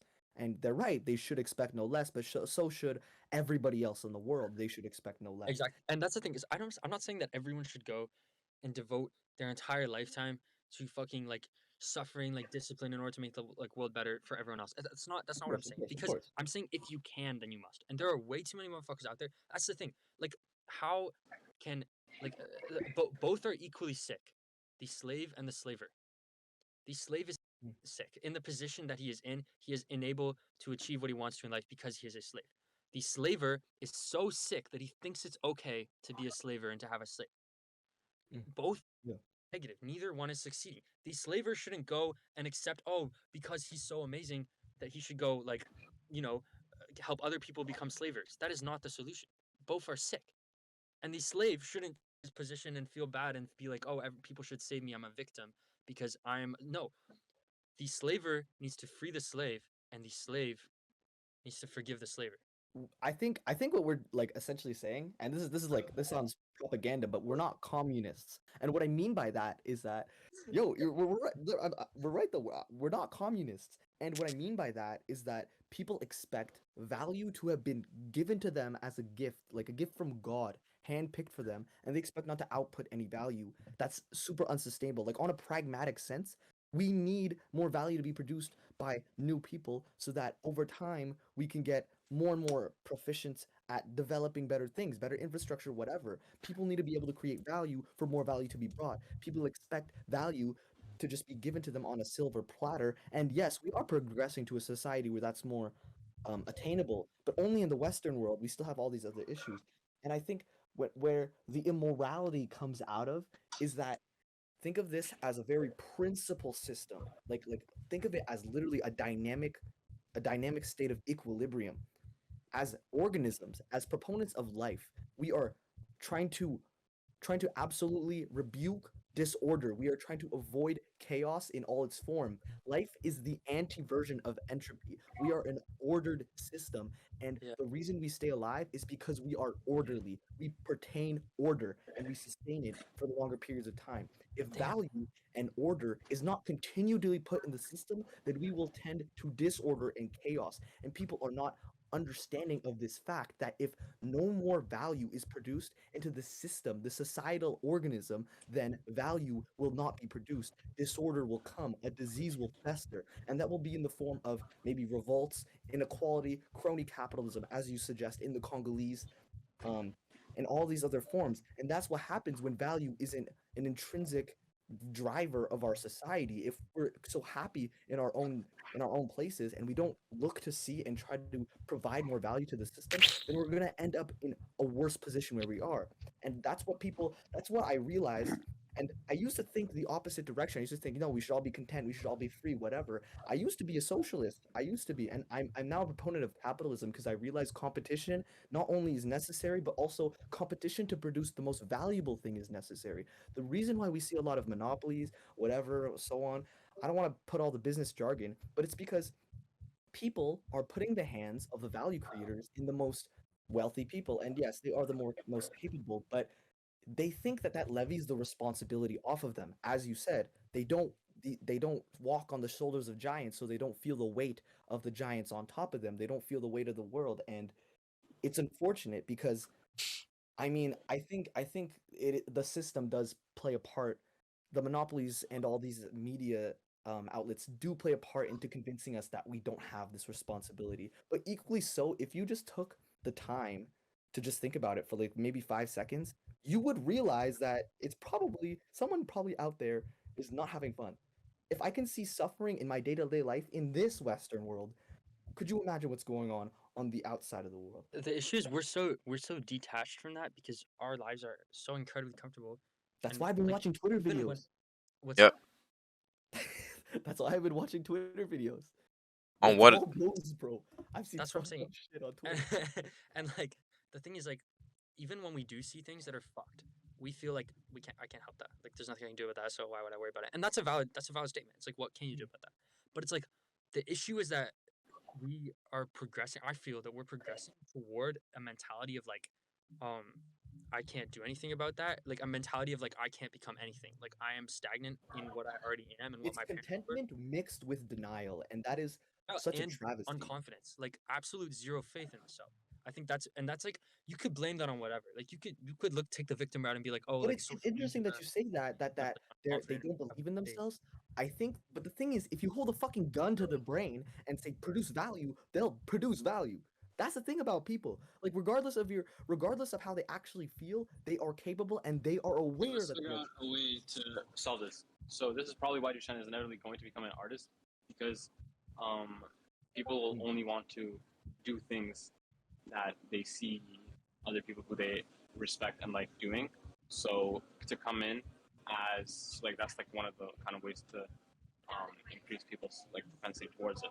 Instead of like when Ryan comes in and does a talk at a school, like he could say some inspiring words, but they don't really know who he is. And if his identity is like a do-gooder, that also sort of plays a problem. Even if they like him as a do-gooder, like it's still his kind of like first thing.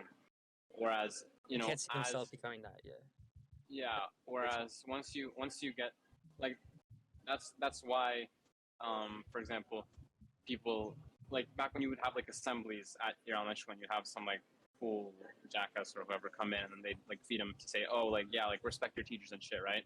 Like like I was just watching the other day, fucking Justin Bieber at like a high school, and it's funny as fuck because like the kids would like ask him a question, and you could like see him look to the back to like his manager to be like, and he's like close your mouth, like like it's because like you see this fucking like jackass kid, right? You know full well he doesn't give a fuck about helping others, right? But it's like, and he's like saying all these good things, right?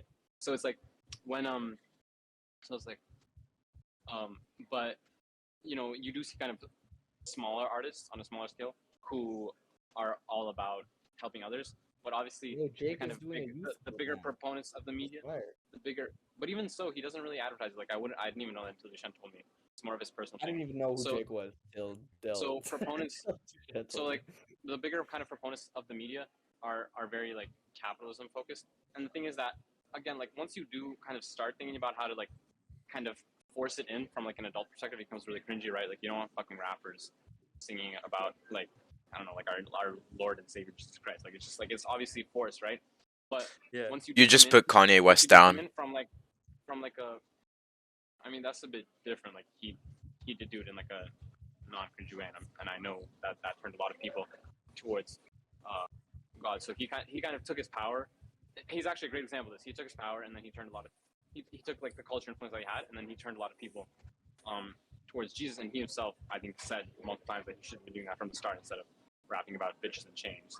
So, so like the way that you get kids, because it has to be kids, because that's when like these kind of understandings are formed.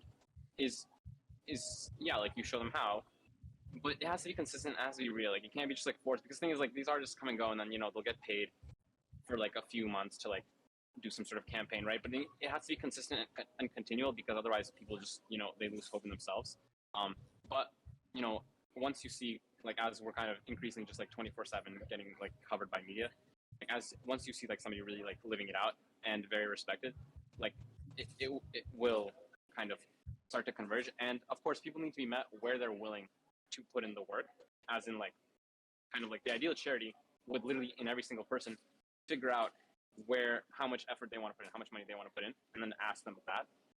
And then of course they also would like manipulate them through marketing, like for example those like cat videos, or sorry, yeah, like you see like a dying cat and it's like, oh, this like so sad, they play some somber music, right? And then it's like, oh, go down to us, right? And then some people will click on that. But again, I really think that like the kind of positive approach to this is through an increase in kind of people of influence towards children being also like very like giving humans.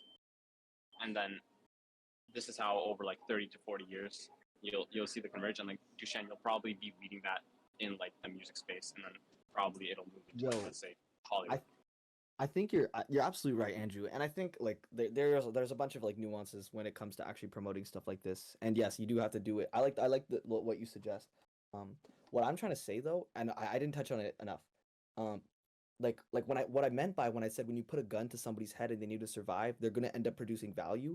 I think, and that's what I mean by it's an ordered system. People we're shielded from that idea, but it's a reality that they can't reject because at some point they have to survive. Once you get at your parents' houses, you're gonna have to produce value to some form. Money is, as Naval said, it's an IOU to the value that you've produced into this world. That's why, when you're working a minimum wage job, you're going to be get minimum IOU because your value isn't intrinsically as great.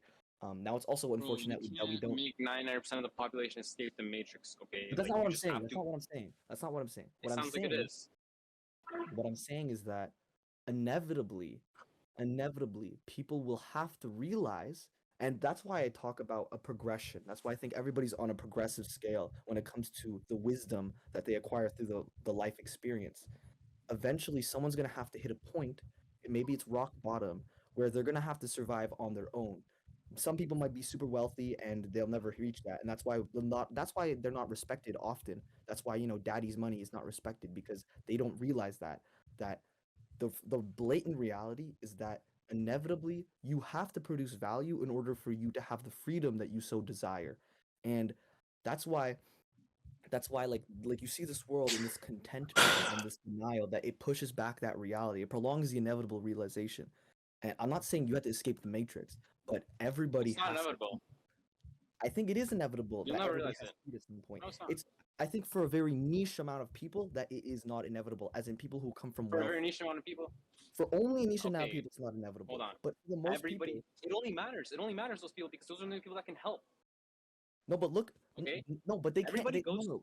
But that's the lie that everybody says. Everybody says that the lie is that the people with the capital are the only people that can produce health at mass. That's not necessarily true. You have doctors who go around do charity. Doctors Without Borders. Ellie Young's dad. I mean, he's I'm wealthy, talking. but No, I'm talking about. I'm talking about like your everyday Western person. and I'm talking I'm talking about about the middle class everyday people. person as well. What I'm saying is that the societal They're shielded. culture, what I'm trying to say is that the societal culture does not reward genuine value to be made, which comes with the crony I'm telling you capitalism. who influences the societal culture.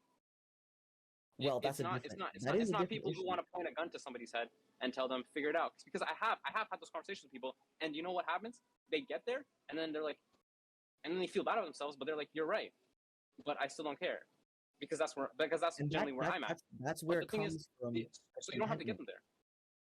That's what I'm saying. You don't have to get them. That's what I was saying. You don't have to get them there. They'll get there eventually on their own. That's what I was trying to say. You could do all this Oh, mass propaganda and whatever for the children, but I'm saying it's on the. You don't have to teach them that. It comes from the actual people who already have the wealth right now. It comes from this crony capitalism, and it comes from the idea that we keep pushing where it's like, oh, we're content, we're happy. It comes from that denial where this is fine. And that's why I'm saying like you teaching people to be philanthropists, like it is good, but they'll still realize that they have to provide value in some way. What we need to do is actually give them either methods to do so, um, value in our system, creating genuine value at scale, like philanthropy, whatever, or systems that entitled to do so. And we remove this notion of comfort because At the end of the day, if someone put a gun to your head or you're starving on the street, you're gonna have to provide value to somebody, and that's Okay, the okay. What's your step-by-step plan? What's your step-by-step plan? step-by-step plan. I'm really confused right now. Okay, so step-by-step plan. I would start with the schools as well.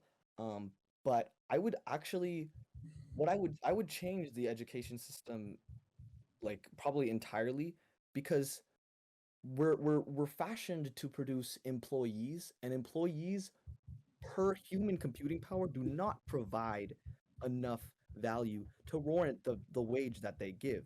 Like, and I mean, even the companies realize this. That's why they pay them so little. Like that's why the economy gets stagnated. That's why a lot of people are relying on welfare and whatnot because we're too busy teaching people that your survival is based on your status or your survival and your comfort is the same thing. It's not. Um, and moreover, we're not tuned, we're not aligned with value creation as a society. That's just the plain idea. And you see that with all the media that's about crony capitalism, trying to get your money up, not your funny up, and that's all well and good. But I think what you and I both realize, like that's why I talk about the progression. Like we literally came to a point where even if we cared about the money so much, for me, that happened to me. Like I cared about the money, and I still knew this fact before I started caring about the people. I had to think that caring about people was logical to be able to produce value because producing value intrinsically will provide you with more money, and that's just the nature of it. So we have to just bare bones strip this idea that producing value and making order is not going to provide value to other people. That's the misalignment that we have. That's why they think they can't make any change to What's the global misalignment? warming. That's the misalignments that people think that value will not provide them with wealth. That is the misalignment. They think, oh, Uh, fixing up the garbage, cleaning my yeah, streets, being a good I agree. person I But agree. will it not give me any does money. provide So value though. that's why they think that, oh, I'm gonna work a minimum wage job, whatever, then I'm gonna go to fucking Hawaii and then shit everywhere and then go to these resorts, spend all my money when we're young. That's why these people think that they're so safe where they are, and then when the economy crashes, they have no idea what to do because it's a But misalignment again, they are in safe. order. But they aren't. Wait, That's the thing. They aren't safe. They aren't safe. No one's safe. from what? First of all, to think you're safe and to be safe is a very similar thing. No, I don't think so. Because okay, well, look at the How recession, man. so?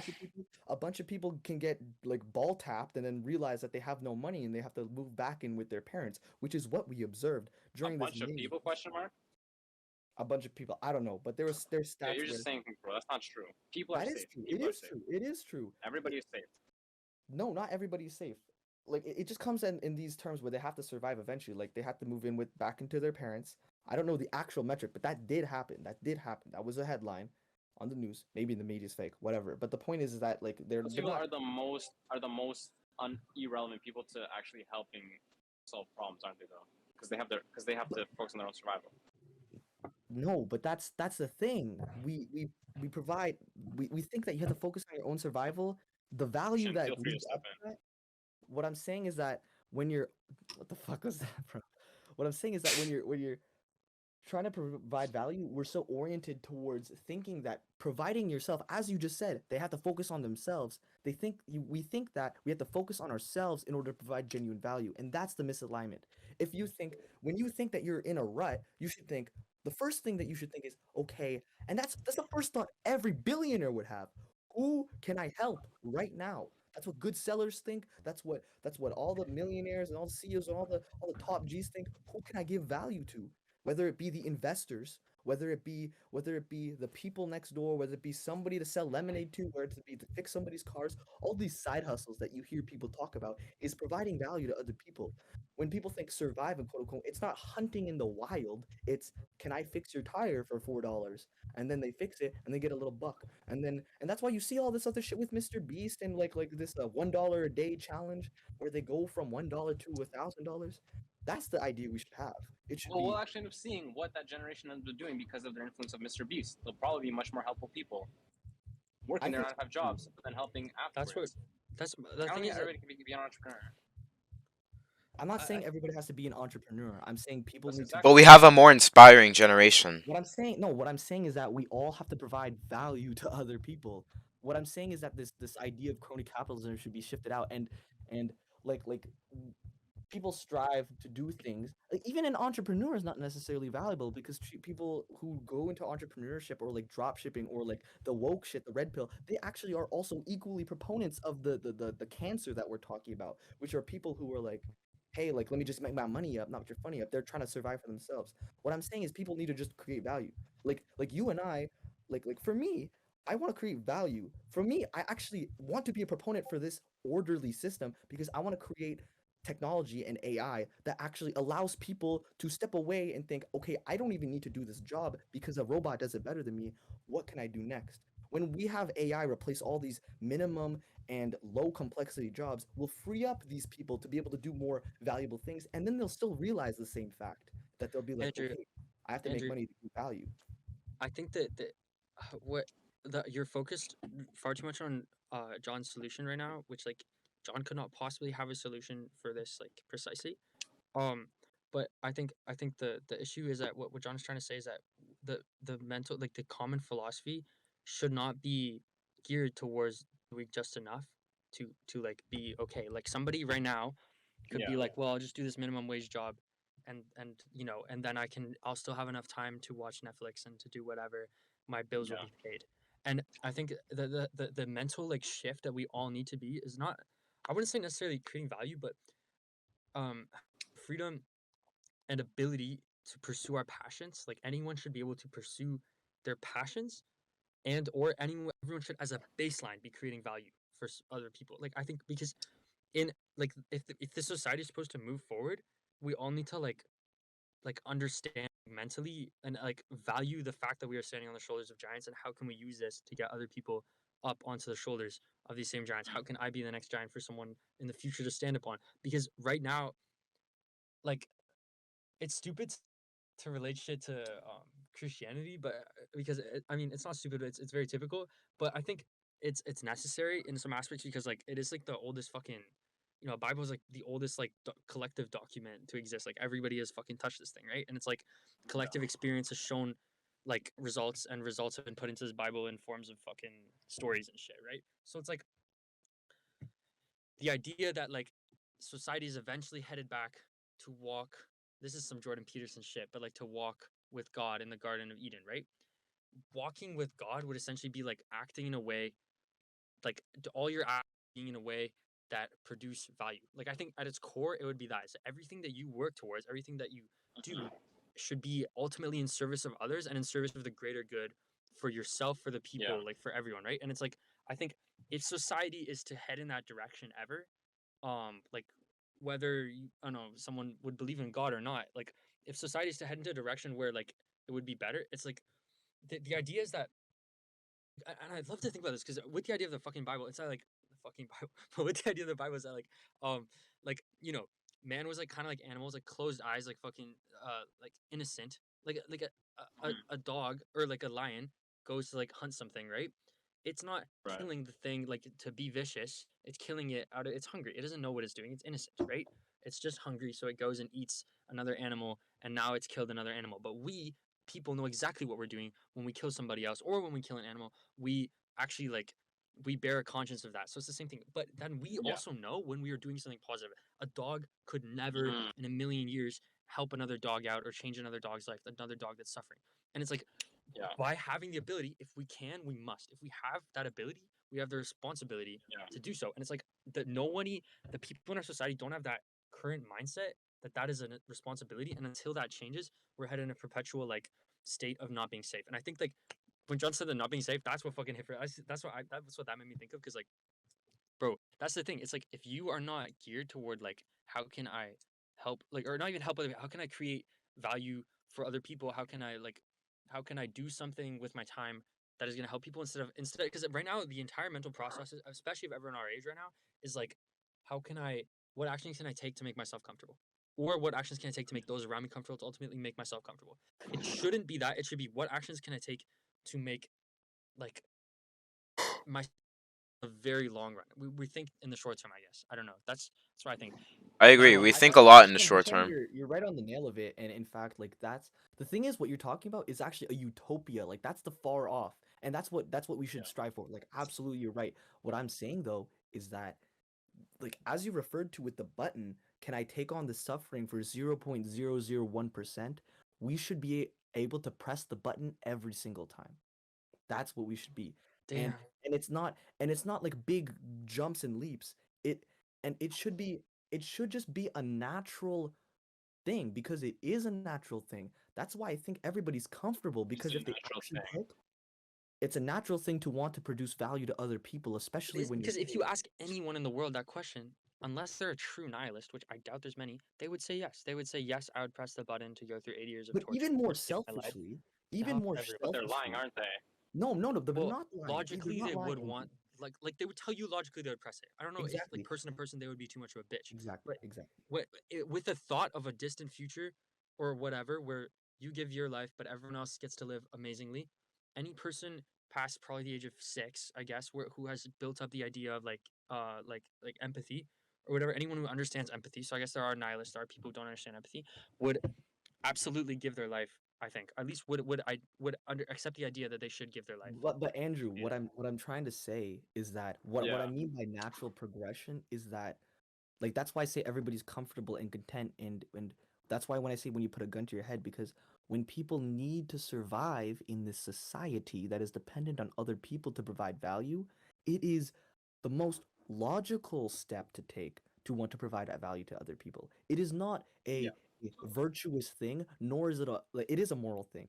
And I do want to touch about that. I want to speak about the morality of it, but it is literally the most logical, the most selfish and selfish thing. It is because in order to get any sort of No, it's IOU purely money, selfish. It's purely selfish. yes, it could be purely selfish. It is purely selfish. It is It purely is selfish. purely selfish, but it is both selfless. It's literally like 1 times 1, 1 squared, 1 to the x, because it's the same thing. That first step, the only way that they could actually survive in this environment is they have to provide value to some degree. I don't Otherwise, see how we're they don't driving get any people money. from comfort to wanting to provide value when they're in comfort, because that seems unnatural. Yeah, okay. So that's Thing the is, step. no That's what one you have is to figure out. actually comfortable. No one is ever. That's the beauty of it, bro. I think everyone is perpetually on the way there. That's why I kind of agree with what John Y- said about everyone Yes. hitting that point at some point. I don't think necessarily everyone hits that point, but I think we are moving in a direction where more and more people will hit that breaking point and decide to do something. At least like over the next 200 years or 300, like over a long time. But I think we're moving towards a Yeah, I agree. direction We're where a moving, lot of we're moving people to the Really, I utopia. will hit disagree. that I breaking think point. Because we have hear already me out. hit it before, and now we're regressing because we're more comfortable. I think I we're don't think teaching we people. are. But I like, think look we're at it. Like, absolutely you not more see, comfortable. but like, look at like the systems that we had in place back then, like Yes, way but back bro, then. but the thing is, back then those systems were more than enough because the highs of life were the highest that we like that they ever knew them to be, just like they are now. The highest, like for instance, okay, hear me out. We can now get a fucking dopamine rush higher than anything else imaginable from our phone in fucking 5 seconds. There is a higher height, like peak, which means there is a greater disparity between the peak and the minimum. And the minimum, as we understand it, with comparison to our normal, their normal way of life 50 years ago, 100 years ago, 1,000 years ago was their normal with their peak and their minimum. I don't think the issue is that. I think the issue is that now we are so much smarter. Like the average person is so much more critical thinking skills than anyone did 50 years ago or 100 years ago or 1,000 years ago. Where it's like the issue is that our normal is the same relative to our peaks and like lows in comfort. I think that's the issue. I don't think the issue is that I think, but we agree though. We agree. I Wait, think can for you the explain same that part reason. again? What do you mean our peaks are the same as our normals and our lows? okay, with respect to like the most comfortable, the most like high as fuck, eating pizza on your bed, watching Netflix while a girl is giving you head, like the most like dopamine ridden moment possible, to the most like lowest available, just let's say in the West for right now, because the third world has not Yeah. necessarily changed so much within like recent like No peace and blowjobs in the third world. yeah, that's what I'm saying. So Okay, buddy. right. But let's say in the West where that has changed, where the absolute height of what you can get in a moment is so much greater than the absolute low of what you can have in a moment, like heroin addict on the street, no job, no anything, people beat you up sometimes, right? Like that is like you know what I'm That saying? no, but that's super important what you On just a- outlined. And I'm not gonna to prove my point, but like this is according with what I'm saying. I want to actually move in to the morality of it. But what you're saying, it's really important that you talked about heroin addicts because you're right. Like the highs are super high and they only reach higher. Like synthetically, that's the limit. And the thing is with back then, society was built off purely off of the backs of people who worked hard. The people who built the pyramids were slaves, and the only way that they could survive was to be able to provide value to the society that which beckoned them to do so. So these Right. slaves, while they were surviving, they didn't have any highs, but they still, in order to survive, had to provide value. And that's why I was saying we were regressing because people like Absolutely. But now the average person today has enough knowledge to not be the slave or the slaver. The average person has enough empathy and common knowledge to not put themselves in a position. Generally, I think, like if given the choice of line of work, you're if right, you're if right, they you're right. could follow their passion, or if they had the drive to truly follow their passions, they would never choose to devote their time. I mean, who would to being a slave or to being the slaver? Well, fuck, No, I but I you're haven't right. heard of modern day slavery in ages. But you're right, Dushan. You're right, and that is like actual slavery, Hadi, but yeah, being yeah, being I mean like I'd say 9 to 5 to some degree is like low key wasting your time. it depends Um what you consider. like you're Depends. right. We're we're we're more self-aware, and that's the beauty of this knowledge that we're blessed with. But there are more people who are self-aware on average, but there are way more people and the average Joe who's in the middle where they have the capacity to be able to get to that next step. However, they're staying in that zone of comfort where they think they have no obligation to, and I think that's the issue we need to Where I follow. think you're, That's the issue we need that's to where I'm fix. disagreeing with you heavy. I'm sorry, bro, but I don't think anyone's Really? comfortable. I think that's the issue. Is everyone No, I agree is that in nobody's is not in actually a state of comfortable. comfort. Everyone is in a state of wanting to be comfortable, but we should be in a state of wanting to be uncomfortable in order to create value. That's the thing, and that's really hard to change. But Andrew's point was, how can you convince somebody that they shouldn't try to be comfortable, but that they should be trying to create value when they're already comfortable? They're not already comfortable. That's the thing. Okay, let's say Andrew, you You're get in right, bed you're right right. now. We have to You know show you're done them a that long they day are of work. uncomfortable. We Andrew, have to show them that they are uncomfortable. true. But okay, yes, but that's hard to show. But yes, absolutely, I think so. Because look, Andrew, let's say you get into bed, and you know, you're like My fucking bad. like long day of work, whatever. Okay, Um, shit, that's really uncomfortable. I long. know you Then put on I'm, a bro, flame for bro, the then camera. I'm definitely donating straight, I bro. know you put on the mask for the camera. Don't act. Soon as, bro, soon as I see John walk into the room with his cock out, I'm donating $1 million to charity right there, bro. Like it's John, over do from it, there. do it, John. John, do it. Big shots like, Do let's it. go. Press the button, John. Press the button. Do it for the greater Yo, good. And Press the button. Press I'm the gonna have button. to take society's weight on my shoulders, bro. But like, but listen. So And I have to listen, take the weight of Andrew. this dick, bro. Andrew, they you lie couldn't down, handle it. all right? You lie down in bed. It's a long, hard day. This is not necessarily something you would do, but let's just say you lie down in bed and you Long and fucking hard. crack open Netflix and a fucking Mm. cold one, and like you light one up and you smoke weed, like just full dopamine ride, whatever. Okay, Yeah, actually, yeah. let's disregard weed because that's another topic entirely. But let's say you're just lying down and you're trying to get perfectly comfortable. You lie down in the Bro, what you perfect trying to say position. about weed? We'll come back. What We'll are you come trying to back. say about weed, bro? It's Ah, just yeah, another. nah. It's a whole other topic, but hold on. It's haram. Hadi won't Yeah, have bro. it. Yeah, It's I haram. was gonna say no haram shit, bro. Nah, Doing the most not on my halal shit watch. possible. It's another topic entirely. But listen. Yeah, So you lie down, you're trying to watch Netflix, right? And then yeah, what do you do? So you get into a position that you think will be comfortable to watch Netflix, and then slowly you're like, well, fuck, I'm like leaning forward too much, my back's kind of hurting. Wait, maybe I'll move a bit, and you move a bit, and you keep watching, yeah, and you move a bit, and you move a bit, and you move a bit, and then you fucking need to move again because you're still uncomfortable, and you move more, and eventually you're perpetually, incredibly, like you're more comfortable, but now your eyes are like hurting from the screen light, so you lower the brightness, and then it doesn't go any lower than that, so you tilt the fucking screen. You know what I mean?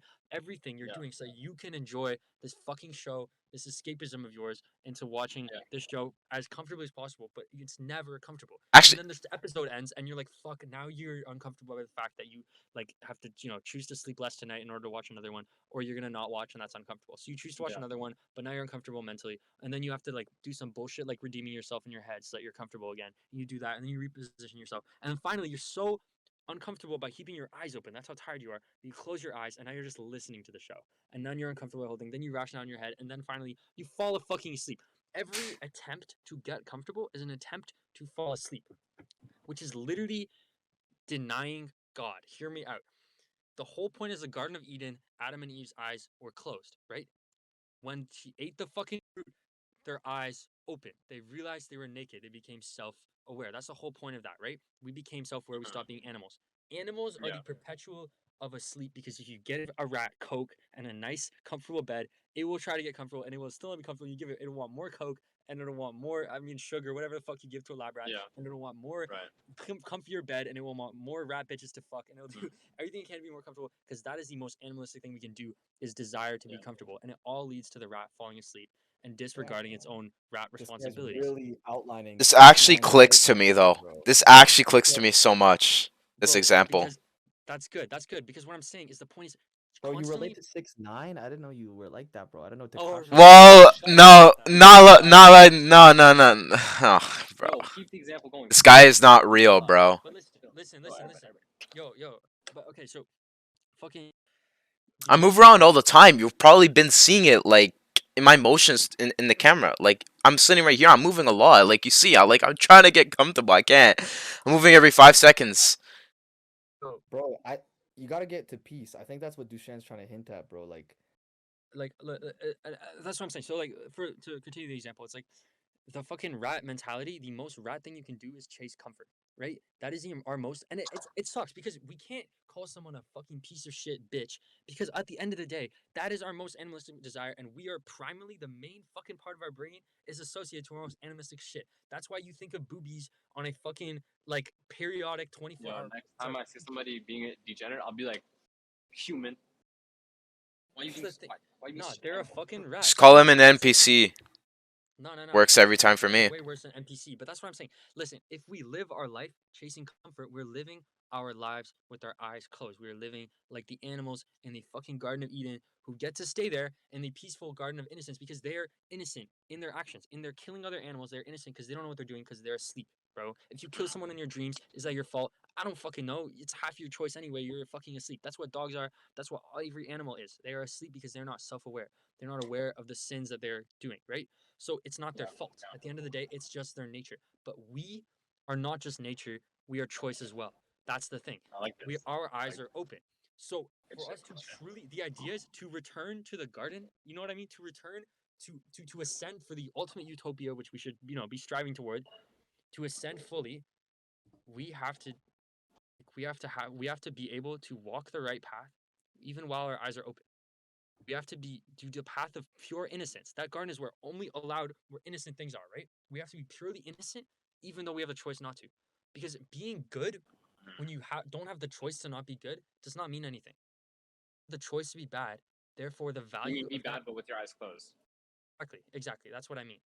Yeah. So being bad with our eyes open, is being good with our eyes open meaning, and that's the thing. And I think like one who is living with their eyes closed, who is living toward comfort, who is letting their animal desires dominate their mind, is essentially headed toward toward despair. They're headed toward everything Are their negative, eyes and closed or are their it's eyes so open? proven in the what's up. Are their eyes closed or are their eyes open? If they're a fucking rat, like if they are headed towards constant comfort, their eyes are closed because they're living like an animal would. Their first thought, like listen, when a rat wants to shit, it takes a shit. When a rat wants to eat, it eats. When a rat wants to fuck, it'll find a way. It'll fuck something. It'll find a way, right? You know what I mean? That rat's got more game than we do. But like that's the thing. It's like when a rat wants to do something, when the rat gets that impulse desire, it will do it. It doesn't think maybe I should cut back on the fucking number of cigarettes I take this week. It doesn't think anything. If you get a rat addicted to Nick, it will find a way to get that Nick, or it will suffer. It will fucking writhe in there and deal with the withdrawal pains, whatever. But you know what I mean? Because and it's scared of that suffering, and it doesn't know that if it goes through that suffering, it can't make the decision that things will get better. So it will perpetually suffer and ask for more Nick, and it will take that Nick every time. And that's my whole point: is that those of us who let ourselves be ruled by addictions, not just addiction to weed or addiction to Nick or addiction to drinking or addiction to cigarettes, whatever, addiction to fucking eating when we are hungry, addiction to showering hot every time we enter the shower instead of taking the choice to make it a cold shower. You know what I mean? Even knowing that it will like be difficult, right? The addiction to watching Netflix instead of doing work, the addiction to scrolling on TikTok instead of doing the thing you're supposed to do, the thing that you know you want to do when you are at your highest like version of yourself, when you are at your most centered best self, the thing you know you should do. Every time we make the choice to not do that, And to follow an addiction, we are letting our fucking primal monkey rat brain that's like from way back evolution when we still hadn't split off from like the bat like rat fucking like timeline in the fucking evolution branch tree. We're letting that brain dominate us when we have a frontal cortex the size of a fucking apple, bro. Like, you know what I mean? We are wasting our perfectly developed brain that is self-conscious. It is absurd. John is having some crazy realizations. It is absurd. Yo, it is fucking absurd to live life with our eyes closed. The absurdity of living life. And the worst thing is that you actually logically are suffering for no reason. Because if you're constantly chasing comfort, you'll never get there. You're suffering. Not ever once has one person been comfortable in the history of humanity. Even fucking Attila the Hun, even when you get to the height of society, fucking Jeff Bezos, you can have 20 bitches sucking your dick at any given moment. You can have literally everything you've ever wanted. There's still never going to be enough. You're still worrying about the next business call. You're still worrying about how you're going to get sued because your workers aren't paid because you had to not pay them in order to get to where you are because you're Jeff Bezos. You still are dealing with every other fucking lawsuit and problem in the world. You're still dealing with the elite motherfuckers that are above you because there's never going to be you're never going to be the dude on top. And even that dude on top has to worry about staying on top. No matter how many bitches are on your dick, no matter how many donuts you have stuffed down your throat, no matter how much your every single stimulus is fucking stimulated, you will never be comfortable because your brain will learn that that level of comfort exists and it will ask for more. Because why not get more dopamine? No matter how much heroin you do, you will build a tolerance, a dependency, and your brain will ask for more. No one has ever been comfortable, ever. So going down that way is suffering. And the worst thing is, it's suffering for no reason. No matter what you do is suffering. Because if you go down towards comfort, you will suffer. You'll never get there. If you go down towards creating value, you will suffer. But you can actually get there. You can actually create value. And the Bible, the Quran, the everything, every single historical document we have is just a combination of shared past experiences that everyone has collectively been like, yeah, you know what? This dude said, don't fuck your mom. And you know what? I'm going to write this one in too. Fuck it. When I copy the Bible out, I'm writing don't fuck your mom too. Because my friend fucked his mom and that created hella problems. Everyone went through the same thing. And they What? that's what, no, I'm saying, do homie in the Bible 1,000 years ago, not me and my friend. But I'm saying, Ryan, bro. homie in the Leave some Bible. moms to the rest of us, bro. The fuck? And, no.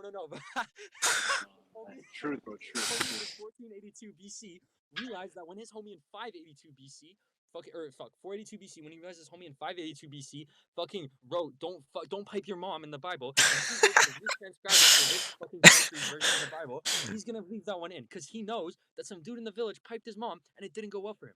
And that's true for every single thing in that bitch. And like the time-tested stories, I don't know. That's how our brains work. Whatever. That's why we use fucking gardens. That's why we use our eyes closed. But every single message in there is fucking blatantly clear, and it's so clear that it's been proven. It's been fucking researched by every person that ever exists. You know why? Because it exists. If it's been passed down, that means the people who passed it down survived to pass it down. You know what's not in the Bible? Pipe your mom. You know what's not in there? Pipe your sister and do incest and have shitty incest babies that won't be able to reproduce. You know why? Because they couldn't reproduce, so that Bible got fucking deleted after their village got burned down by the superior non-sister piping versions of ourselves. Not only have we survived Bro, it's like a genetically through training motto. evolution. Bro, that's what I'm saying. Not only have we survived genetically through evolution, but our ideals have. It is so clear. Our society is built on creating value because that is the only way to survive with your eyes open. What I'm saying. If it wasn't true, it wouldn't exist. It wouldn't have stood the test of time of nature. It wouldn't have endured evolution. Our ideals endured evolution too. That is why we have a book of principles. And while it might be outdated for today's society in some aspects, like, hey, turns out why some dude in 482 BC copied the one down about like not being gay? Because in 582 BC, if you wrote down like the dude who wrote down don't be gay, didn't get fucking burned at the stake because he was secretly gay, right? And the next dude that was secretly gay wrote that down because he had to be secretly gay because that's just how society was. Today, society doesn't have to be that way. So Bro, when that was we just copy the internalized Bible, homophobia. That's crazy. when we copy the Bible down for the next century, we don't have to write "Don't be gay" because our collective shared experience has come to the realization with everyone's self-consciousness that being gay does not mean you need to be fucking burned at the stake, right? So then the next generation will take the next smartest lesson forward, and there are still lessons in there that we have not thought of that are smartest, but that's just gonna happen with evolution. So therefore, we know that if we've survived this long, if our ideals have survived this long and have been kept expanding, and our ability to have our eyes open has kept expanding, that means we have to be on a positive trajectory. We wouldn't be here. Our brains would not have developed this far unless we were on a positive trajectory. Our ideals would not have developed this far, considering how they were, where motherfuckers got stoned out of nowhere, fucking like hanging people for doing literally anything slightly wrong. Like our ideals have traveled this far, we have a more just system. That much is clear. Therefore, it is on a positive trajectory. Therefore, even if we have a bad 100 years or bad 200 years, we are headed toward that utopia. where we all have our eyes open and we all do to create value so that our eyes open is justified by the goal that we are suffering toward. Because the goal of being high as fuck it does not justify the suffering that it takes in that you never reach it. The goal of creating value, helping people, helping your family, whatever, does justify the pain and suffering that is necessary to create that because you actually achieve it. That's the difference. And everyone who's ever lived has learned that the hard way or has died. And they have to pass it on. Or someone of their ancestors learned that the hard way, made a ton of money, and they grew up spoiled and bratty and shitty. And now they got to live on and pass on shitty values because someone a long time ago who would bird them raise them. But then that person clearly did not learn to teach their fucking kids their values or their grandkids their values. You know what I mean? So that person is also not built to survive, and that person will be weeded out by evolution too. Eventually, their whole bloodline will die off because even one dude made a ton of money. He didn't learn to teach his kids to make a ton of money, and so eventually, or like to do it in a good way. So eventually, they're inevitably the law of human justice does not err. In the words of James Allen, Interesting. as a man thinketh. If you put out good, this is what I was telling to John that one night. That shit was crazy, bro. That shit was crazy. If you put out good into the world, it's not even karma. It's just a fact. It's like, but it's a similar concept. You can see why people came up with karma. If you put out good, good will come back to you. Like It logics out evolutionary. logics out evolutionarily. All of it logics out, Over which means over we're headed to that generations. utopia. Now, can we stop looking at that utopia as something impossible when we're clearly headed toward it, and instead start looking at what can we actually implement to even slightly Ooh, speed it up? that's Because that's we very can talk that's about very morality all thoughtful. day, but the morality is clear in the fact that it exists and has been documented by generations for thousands Yes, of years. We didn't know how to document things before well, so we made stories. Now we do. you're So right. it's You're right. You're documented right. even Well, he's been around since the beginning of time. I've been I've been waiting to see if Andrew had anything to say. But I'm not gonna hold back right now. So I know you got hella stuff to say after that. I think okay, it actually really relates to something I was just talking to Cal about, and I've been thinking about all week.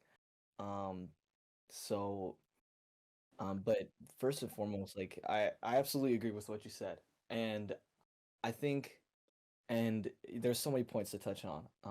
But it's interesting that I mean I come to the same conclusion that all these rich texts that have been these stories that have been passed down across different faiths, theist stories, what have you, they come to that same conclusion. And I think, and I've been thinking about it a lot. I've spoken with like religious people a lot lately. I ran into my one of my boys, Emmanuel's brother, John, and he was like preaching the word to me.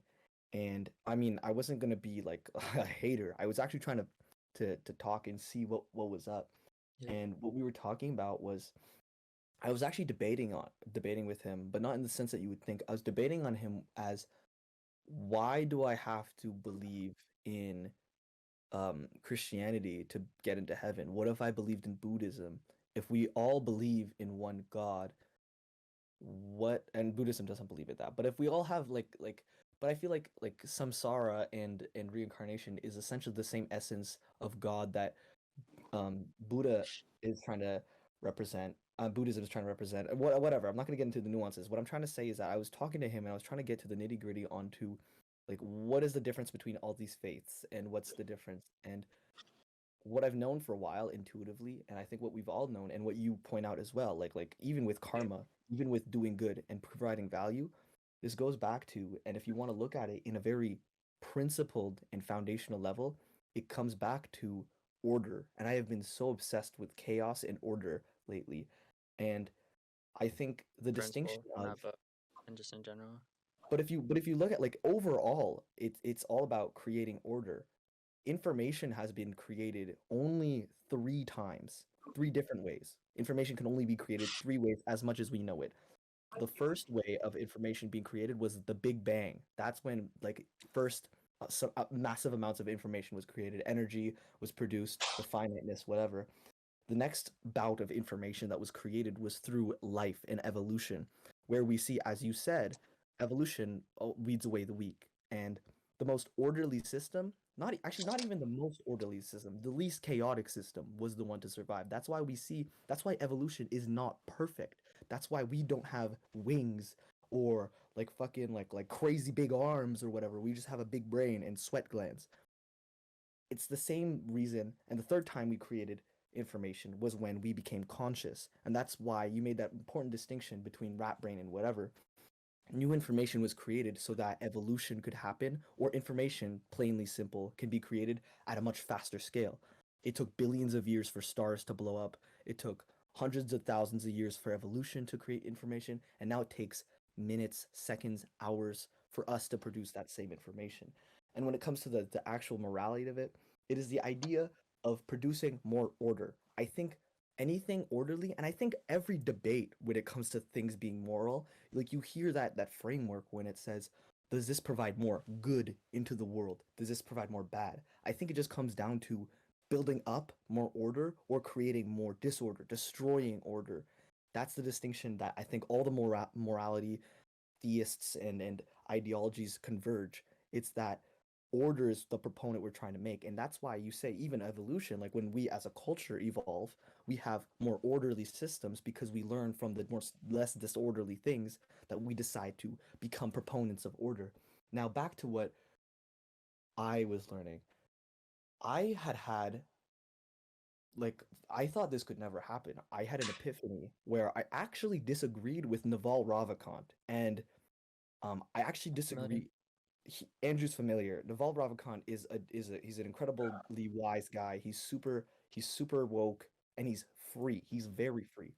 And it was interesting before that Andrew and I, when we talked about setting our goals early You'll on. probably like Dusan. List them on like Joe Rogan or something, or like the Knowledge Oh Project. yeah, you'll like him. You'll like him. But I actually I'm distancing myself from his ideals because I actually think he's a proponent slightly to more of the chaotic sense. And it's an extreme that I'm talking about. He's not a chaotic person. He's a millionaire, he's provided value. He's done his due diligence and he's done his part. But what he's an advocate for is freedom. And I talked to Cal today and I was thinking, do I want to be free or do I want to create more order? As in, do I want to be like, if you look at someone like Elon, like he's a massive proponent of order. His prerogatives is solely creating order, and that's why you only see him create things. He doesn't have time to do anything else because he's dedicated his life to provide value. And I was wondering, do I want to do that?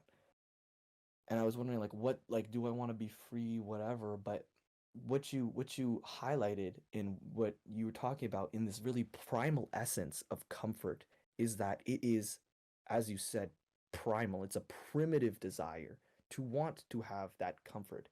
And the question that you could be asking, what I was asking, could be framed in a lot of ways. But what I'm framing it as is that do I want to be comfortable for the rest of my life or do I want to be uncomfortable for the rest of my life? Do I want to bear the suffering onto the world and In not a live in the fucking denial? being. You That's a press that rest. button. Exactly. Do I want to close my eyes forever? And that's why we say, it's either we kill ourselves or become a Buddha because if we can't achieve the ambition that we wish to provide, the value we wish to provide, we might as well close our eyes. So I think I think I've made my decision more or less because I am a proponent of order. I want to create order. I am an orderly being. We are orderly beings. We have been graced by evolution to become more orderly. So why not provide more order to this world as long as I can?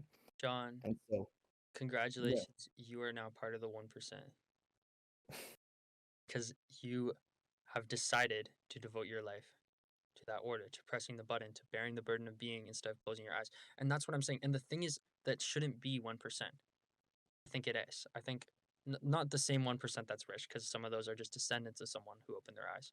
I know what you mean. A lot of those They're not probably. part of the But 1% that you're talking about, though, are they? They're not part of the 1% that you're talking about, though, are they? No, they're It's not. less about the about what rich you've done and 1%. more about how you approach your life, whether you strive towards freedom or towards um, Towards freedom bearing, at all. I think bearing freedom. like light Yeah, or true. to But provide value. yeah, that's what I'm saying. I think also the idea of like us being like we need to be free is also inherently chasing comfort, which we'll never achieve. And Um, that's why I think that being free and wanting that and why I think I started to distance myself from Naval is because I think being free is being a proponent of disorder. That's why I actually have adverse feelings to when people say I want to be quote unquote in tuned with nature or whatever. It's literally like Rocco's basilisk, where it's like if you don't Yeah, provide to you this, don't help it, like you're hurting. you're Yeah, hurting it, and then you get killed or whatever. But like it's more or less like as we talked before, like that idea of the singularity. Like that's the question that I wanted to get into. the singularity. Because no, but it's interesting because when we talk about how order is moral, we are Sorry, it's so. tending towards the most orderly thing, which is probably in essence the singularity. The entire universe unified under one single consciousness is the most orderly thing I think theoretically that you could have. I don't even know if it's possible, but like if you How progress do you towards fucking more have a orderly singularity? things, it tends What, away Andrew? from entropy. Exactly. Individuality is What, ultimate Andrew? entropy, and you are like eventually like the idea of order is eventually converging into well convergence. But that's the thing is like when you hit convergence, that's not like all order is not the point. You know what I mean? You look at yin and yang, that's just halfway. That's why after you hit convergence, it's all It's back to the start. That's the thing. So really what yin and yang is, it's a perpetual cycle. And it's like that's what existence is. Existence is like it is like order and then chaos and then order and then chaos. And in a grand scheme, it is order all the way to convergence and then chaos back out for the first creation of information, as John would put it, and then back into order, back into chaos. And it's like level. I guess the ultimate like order would be there being nothing. Like that would be, but also that would be chaos, wouldn't it? Nothing, everything it you ever know is would never exist. exactly, but that's why it's really important. It's really interesting that you bring up the Taiji too, because you're right. Like the singularity, it has that essence of nothingness because once the absolute order is achieved, it's honestly akin to having nothing because it's Thing is, one thing. time, there's no such thing as anything anymore. If it's one thing that is existing, then that one thing is That one, all. yeah. And Then while that all may is be then it is nothing. If it's one thing is all, then that one thing maybe it's one thing, but like there's nothing else. And it'll eventually tend to disorder because you have one step from order to disorder. So that's the thing. Like you're right, it's a cycle because you get most order it falls down after we converge towards a singularity. Once we hit that singularity, it's one step from entropy. And once that is gone, then we have nothing. So it is so you're right. Like it's that balance. And it's super interesting to think about because I mean like at the end of the day it is probably more moral to think of being orderly, but it's interesting that there's like an upkeep of divergence that we have to maintain in order to have that. I yeah. mean, and the thing is, So many but even if people are getting to that disorder that like that's such a stupid cop out to take of like, well, we need disorder anyway. We may as well just contribute to it. Like, yeah, no, that's exactly the thing because is there's not enough people in the order spectrum right now. And maybe one exactly day the world will be way too utopic where we'll have a need for disorder. But right now that's a problem for future utopic society, not or exactly not you're utopia, right exactly but that's the point. We haven't reached the top of the bell curve, so we don't need to care about it. We need to be proponents of order as long as we can be. Otherwise, we're just Buddhist monks who take meth, and that's what. Like, have you seen that, bro?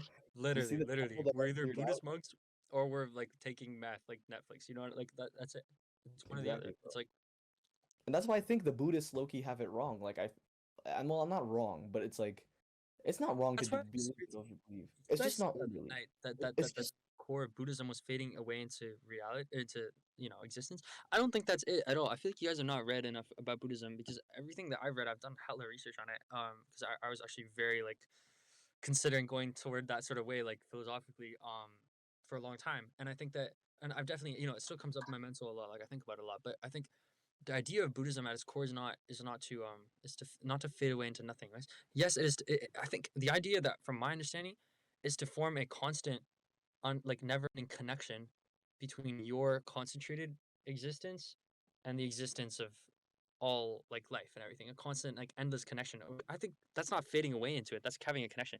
The other thing is using that connection to raise the moment. I think that's the point of Buddhism: to raise every moment as best as you can in every situation. And I think that is mm, providing value.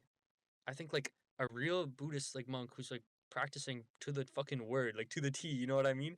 To like of the core values, would not sit there and not train other people to become Buddhist monks. Or would not I sit think there and not donate maybe money I think you're or definitely clean right up. about that. I think you're Like definitely right. they would be providing value because they would have to be raising each moment or they wouldn't maintain that connection. Every single Yo, interaction, they would have to be helping someone, raising them. so on that note, let me get into what I did this week. Let him And cook. We've been waiting for this one. I was gonna say save the best for last, boys. So it. this week, my goal was to start building the algorithm, start building the minimum viable product. Um, my second objective was to be able to make a post on my social media page, about what like whatever content I wanted to produce, and then my last goal was to do well on my midterms. I think I achieved probably the last one only. The other two, no, I did not, like, nowhere near it. But I did learn a lot when I was attempting it. So it wasn't an act of laziness. It was just failure, which is something that I'm more proud of than, Way better. Then yeah, you had your eyes open. You just fucked up. That's bound to happen. exactly. So I don't feel down on myself. But I did have that issue, the same issue with Andrew. Like I was too busy focusing on like my niche or whatever, and I was like, oh fuck, this is stupid. I made a post anyway. Like I just made it. I didn't focus on how good I wanted to look. The point was just to talk about what I wanted to make eventually. So I ended up posting it on Friday. But um for the actual algorithm, and I called about this with Andrew um on like Thursday because I was stressed out about it. So I'm really a big proponent on creating value, and the way I want to go about it is to enable people to just, go about creating stuff, as in removing monotonous jobs, wasteless stuff. Um, but I've been I've been having that dilemma, as I so said before, where it's like, do I want to be a proponent of freedom or order, as in, do I want to take how far do I want to take this? And I think this has everything to do to how I want to run my business, but moreover how I want to run myself. And I was talking about this with Andrew earlier, and I think I didn't articulate it well enough, but I'm I'm having so I have this theory, or this conjecture that I don't know if it holds, but so I've progressed through this, like, through my life, where I started off really not caring whatever happened, and then when I started caring about what happened, I cared what other people thought happened, and so I sought out external validation, whatever, the whole nine yards. And then I had like an identity crisis, and I was like, who am I? Whatever. I chose something. I ended up just choosing something. I carried that ideal for maybe like 3 years since I ever started this journey, and now I'm at the point where I want to change it. So, which is weird, right? It's like I want to change myself, and they're like, "Oh no, be yourself." But it's like I think my conjecture is that I think it really doesn't matter however I decide to portray myself, nor does it matter what other people think of it. But I think my conjecture is that whatever ego I decide to wear or set on for myself, it will accelerate to whatever direction that I want to go towards. So if I put on the mask, if I assume the identity of someone who is an artist, I will become a better artist. If I assume the identity of someone who is a creator, I'll become a better creator. If I assume the identity of someone who is a math wizard, I will fall into that role because that is my social contract with the people who believe in that ego that I portray, and also to myself, whom the ego is trying to sustain. Um, and that's why I had the question of, do I want to be more free or more orderly? It's the question of, what sort of responsibilities do I want to bear on? And I think I found the answer that I kind of want to become more orderly. And so now it's a question of, what exactly, exactly kind of person am I trying to envision myself becoming? Because it has to be something, right? It can't just be nothing. So I have to choose. And I guess what I'm wondering is, what do I choose? You keep saying, "What do I choose?" I put on ego. I do this.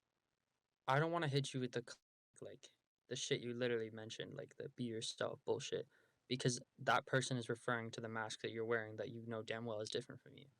My Mhm. question is why are you deferring the I that you identify your soul with? Like, like in there, behind your eyes, behind your, like somewhere in here, usually when you look in the mirror, where you recognize yourself who's observing, between your eyes somewhere in your temple, you reside. Like, true, like I, when you say I, like you know who that is. He who like watches, he who uses your eyes and your mouth and your nose and your ears and observes and senses this universe. I You who think is in there. Why are Yeah, you who is sure. in Give me there a trying second. to use these eyes and ears and nose and mouth mask on in a different way when you simply are there experiencing, observing? that's why it's a conjecture because I'm not certain, but I think what this eye is aware of equally is that it doesn't matter Is that a whichever I bit better? pick. My authenticity will shine through whatever I deem so through my work. But what I do figure You're is asking yourself is what should you focus your I time on? bet. Because like what sort of mentality would focusing your time on and your mental association with help you to progress in the most? I.e., which area do you but it want to progress but it's into the most also that you should take equally it? what kind of person I want to become because while I will put my own flair into it. What, James? James on the podcast. Guys. Yeah, Yeah. James, pull up to the podcast. Pull up to the podcast. What? Guys, we're having no, come speak on the podcast. Okay, I think this is an emergency meeting, boy. Among Damn, Us. I had something hella good to say, low key. That's okay though. Intermission break. So what are you gonna say? I was gonna tell John that he be the I that is a good artist, or the I that is a great mathematician, or the I. Why not create one single mask I, Facts. and instead of wearing Yeah, instead I of think that'll wearing really it, resonate with him actually. it probably would. Wearing it, work toward it. Every night I look. Oh, fuck, I really want to tell this dude. He comes back to All right, then they don't say now. They don't. Let's talk about something else. I do. No, earlier. Where bro got a Um, meal. it's funny because I always get super tired during like the 11th hour, Yeah. and like I start like yawning under my breath. Which I'll do because I'm in a restaurant, so I can get some energy real quick. But now that John left, I have to speak. Actually, that's the one thing I'm really scared about because I don't want people. Bro, people will say shit like, "Oh, Andrew's not talking." Like, Nah, bro. I've been the most quiet that's here kind of by what they are. far. Yeah, but like, it's a little different. You're on It's a little payroll. different. Hadi, you're allowed to be quiet. It's just hard. It's just hard for me to like come up with something to like spark up. Yeah. You know. I mean, I don't know. I was gonna say earlier, like, It's ironic for me because like I it always like seems to completely talk. like. Sorry, Andrew. What'd you say? Yeah, go ahead, Andrew. Seems kind of like way too applicable now that we're at this level of the conversation. But I guess since we're here, I'll track back and say a thing that I did not get to say, which at the time was really fucking annoying me because John was going off about your artistry and your career. And the thing is, at first I didn't want to say it, and then I was also like gonna say it, but preface it with like, this is just me talking about your career, or like, I don't know, like I don't really know what I have to offer here, but then John went in for like a full 30 minutes, so I guess whatever. I guess your career is ours now. We're the ones making calling the shots here. I was gonna say, like, oh, I feel like you already have this figured out, but like, it's all perfect. Like, first of all, you feel like you're right in that you have to. I'm not interrupting, bruv. Oh, we got the podcast right now. Yeah, this is my boy Cameo. We got Oh, it's Aaron. That's Hadi, My bro. main man Hadi. Hello, Aaron. He's in some of my classes at Carleton. Yeah, Is he actually? Yeah. we're in he's macro really- together. That's so sick. Yeah, it's not you bad. you're in economics? Yeah, I go to economics. This guy. We just had our midterm. That's fire. How's it going, Dusan? How's That's fire. Berkeley? Oh man, dude, it's a fucking dream. It's so blessed. It's a bro. dream. Yeah. That's amazing, man. That's a great school. Once in a lifetime chance. Thanks, man. Yeah, it's fucking sick, bro. Honestly, where are you right now? Sorry, I never actually found out where you go. Carlton. Carlton. Oh, sick. Nice. That's cool. This guy has such a nice voice. I got Uber waiting. So in the smooth. Yo, thank you so much, bro. Thank you, car. bro. Yeah, man. Of Yo, course. Somebody I'll has let to you go. All right, And I'll be cheers. back. I'll be.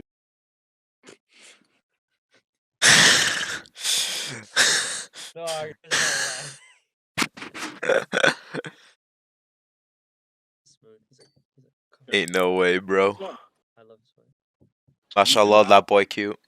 It doesn't make sense to say that you actually do have kind of like a responsibility to make kind of like sure thing choices because you have debt which you owe to your parents. So there's kind of that, but also like, isn't it like a perfect move? Like you build the foundation. Like I feel like you've always really been in like foundation mode. That's why you said that you haven't blown up yet, because it's not meant to be yet. Like as in like you couldn't handle it yet, and you really have been in foundation mode. Like you could have gone way over the past years. You could have gone way harder, and gained a ton of attention. But you've always been in like foundation mode, thinking about things like on a spiritual level rather than on like an applicable artist level. So it's like the same thing. Like you're building a huge foundation with your artistry as a producer, and it's like this is going to build such a solid foundation where if you want to then become like a forward facing artist, you can from such a strong foundation. And again, like this is always what you've done. And frankly, the thing is with the debt, it's like it doesn't even make sense because spending that much money and then spending all this time at Berkeley isn't really necessarily the best thing to be doing to become a pop star. But the thing is, pop stars come and go. So it's like understanding the industry thoroughly and seeing them come and go while you like take commission from them is a perfect place to be. And then you can kind of plot out your long-term plan because it's like you're basically past the age where you can be like kind of have that appeal, right? So it's like at this point, it's like you can become a pop star at any point. As in, like, what's the rush? Deadass. That's exactly it. And it's like, yeah, and that's really hard, dude. That's literally what you were telling me about. Is that, oh my god, dude, the shit you say hits so fucking hard. Me and Andrew I called. feel like you were on the same wave. Like, I feel like you're on the same wavelength, right? I was, but it had never been Yeah. laid out to me like that because that's what I'm saying. No, what you just described, that is exactly what I'm going for. Play it smart as Crazy. fuck. Play it smart as fuck. Yeah, this Don't is what has rush. been going through my mental. Exactly. Why would I rush to that and get it and fuck it up when I can build a better foundation? And it's like because I'm already past that age. Like if I was 15, it'd be a different story. You know what I mean? Right. But I'm 19, and it's like And really, even like 12, 13, like even at 15, it's like how fast can you fucking right? and dude, and that's I'm actually glad you're agreeing with that's the age actually thing because I was fucking like in my crazy. head, I'm like, yeah, like you're past the age where it's like you need to do it now. So yeah. And the fact is, like, bro, the thing is, like, yeah, that's what's been my thought process, but no one has ever seen or identified that except for like me, and I've never cared to bring it up because I know how it sounds, especially. Wait, And that's the what? thing. It's like, What? You're the only one who identified it. You're him. But you know what's crazy?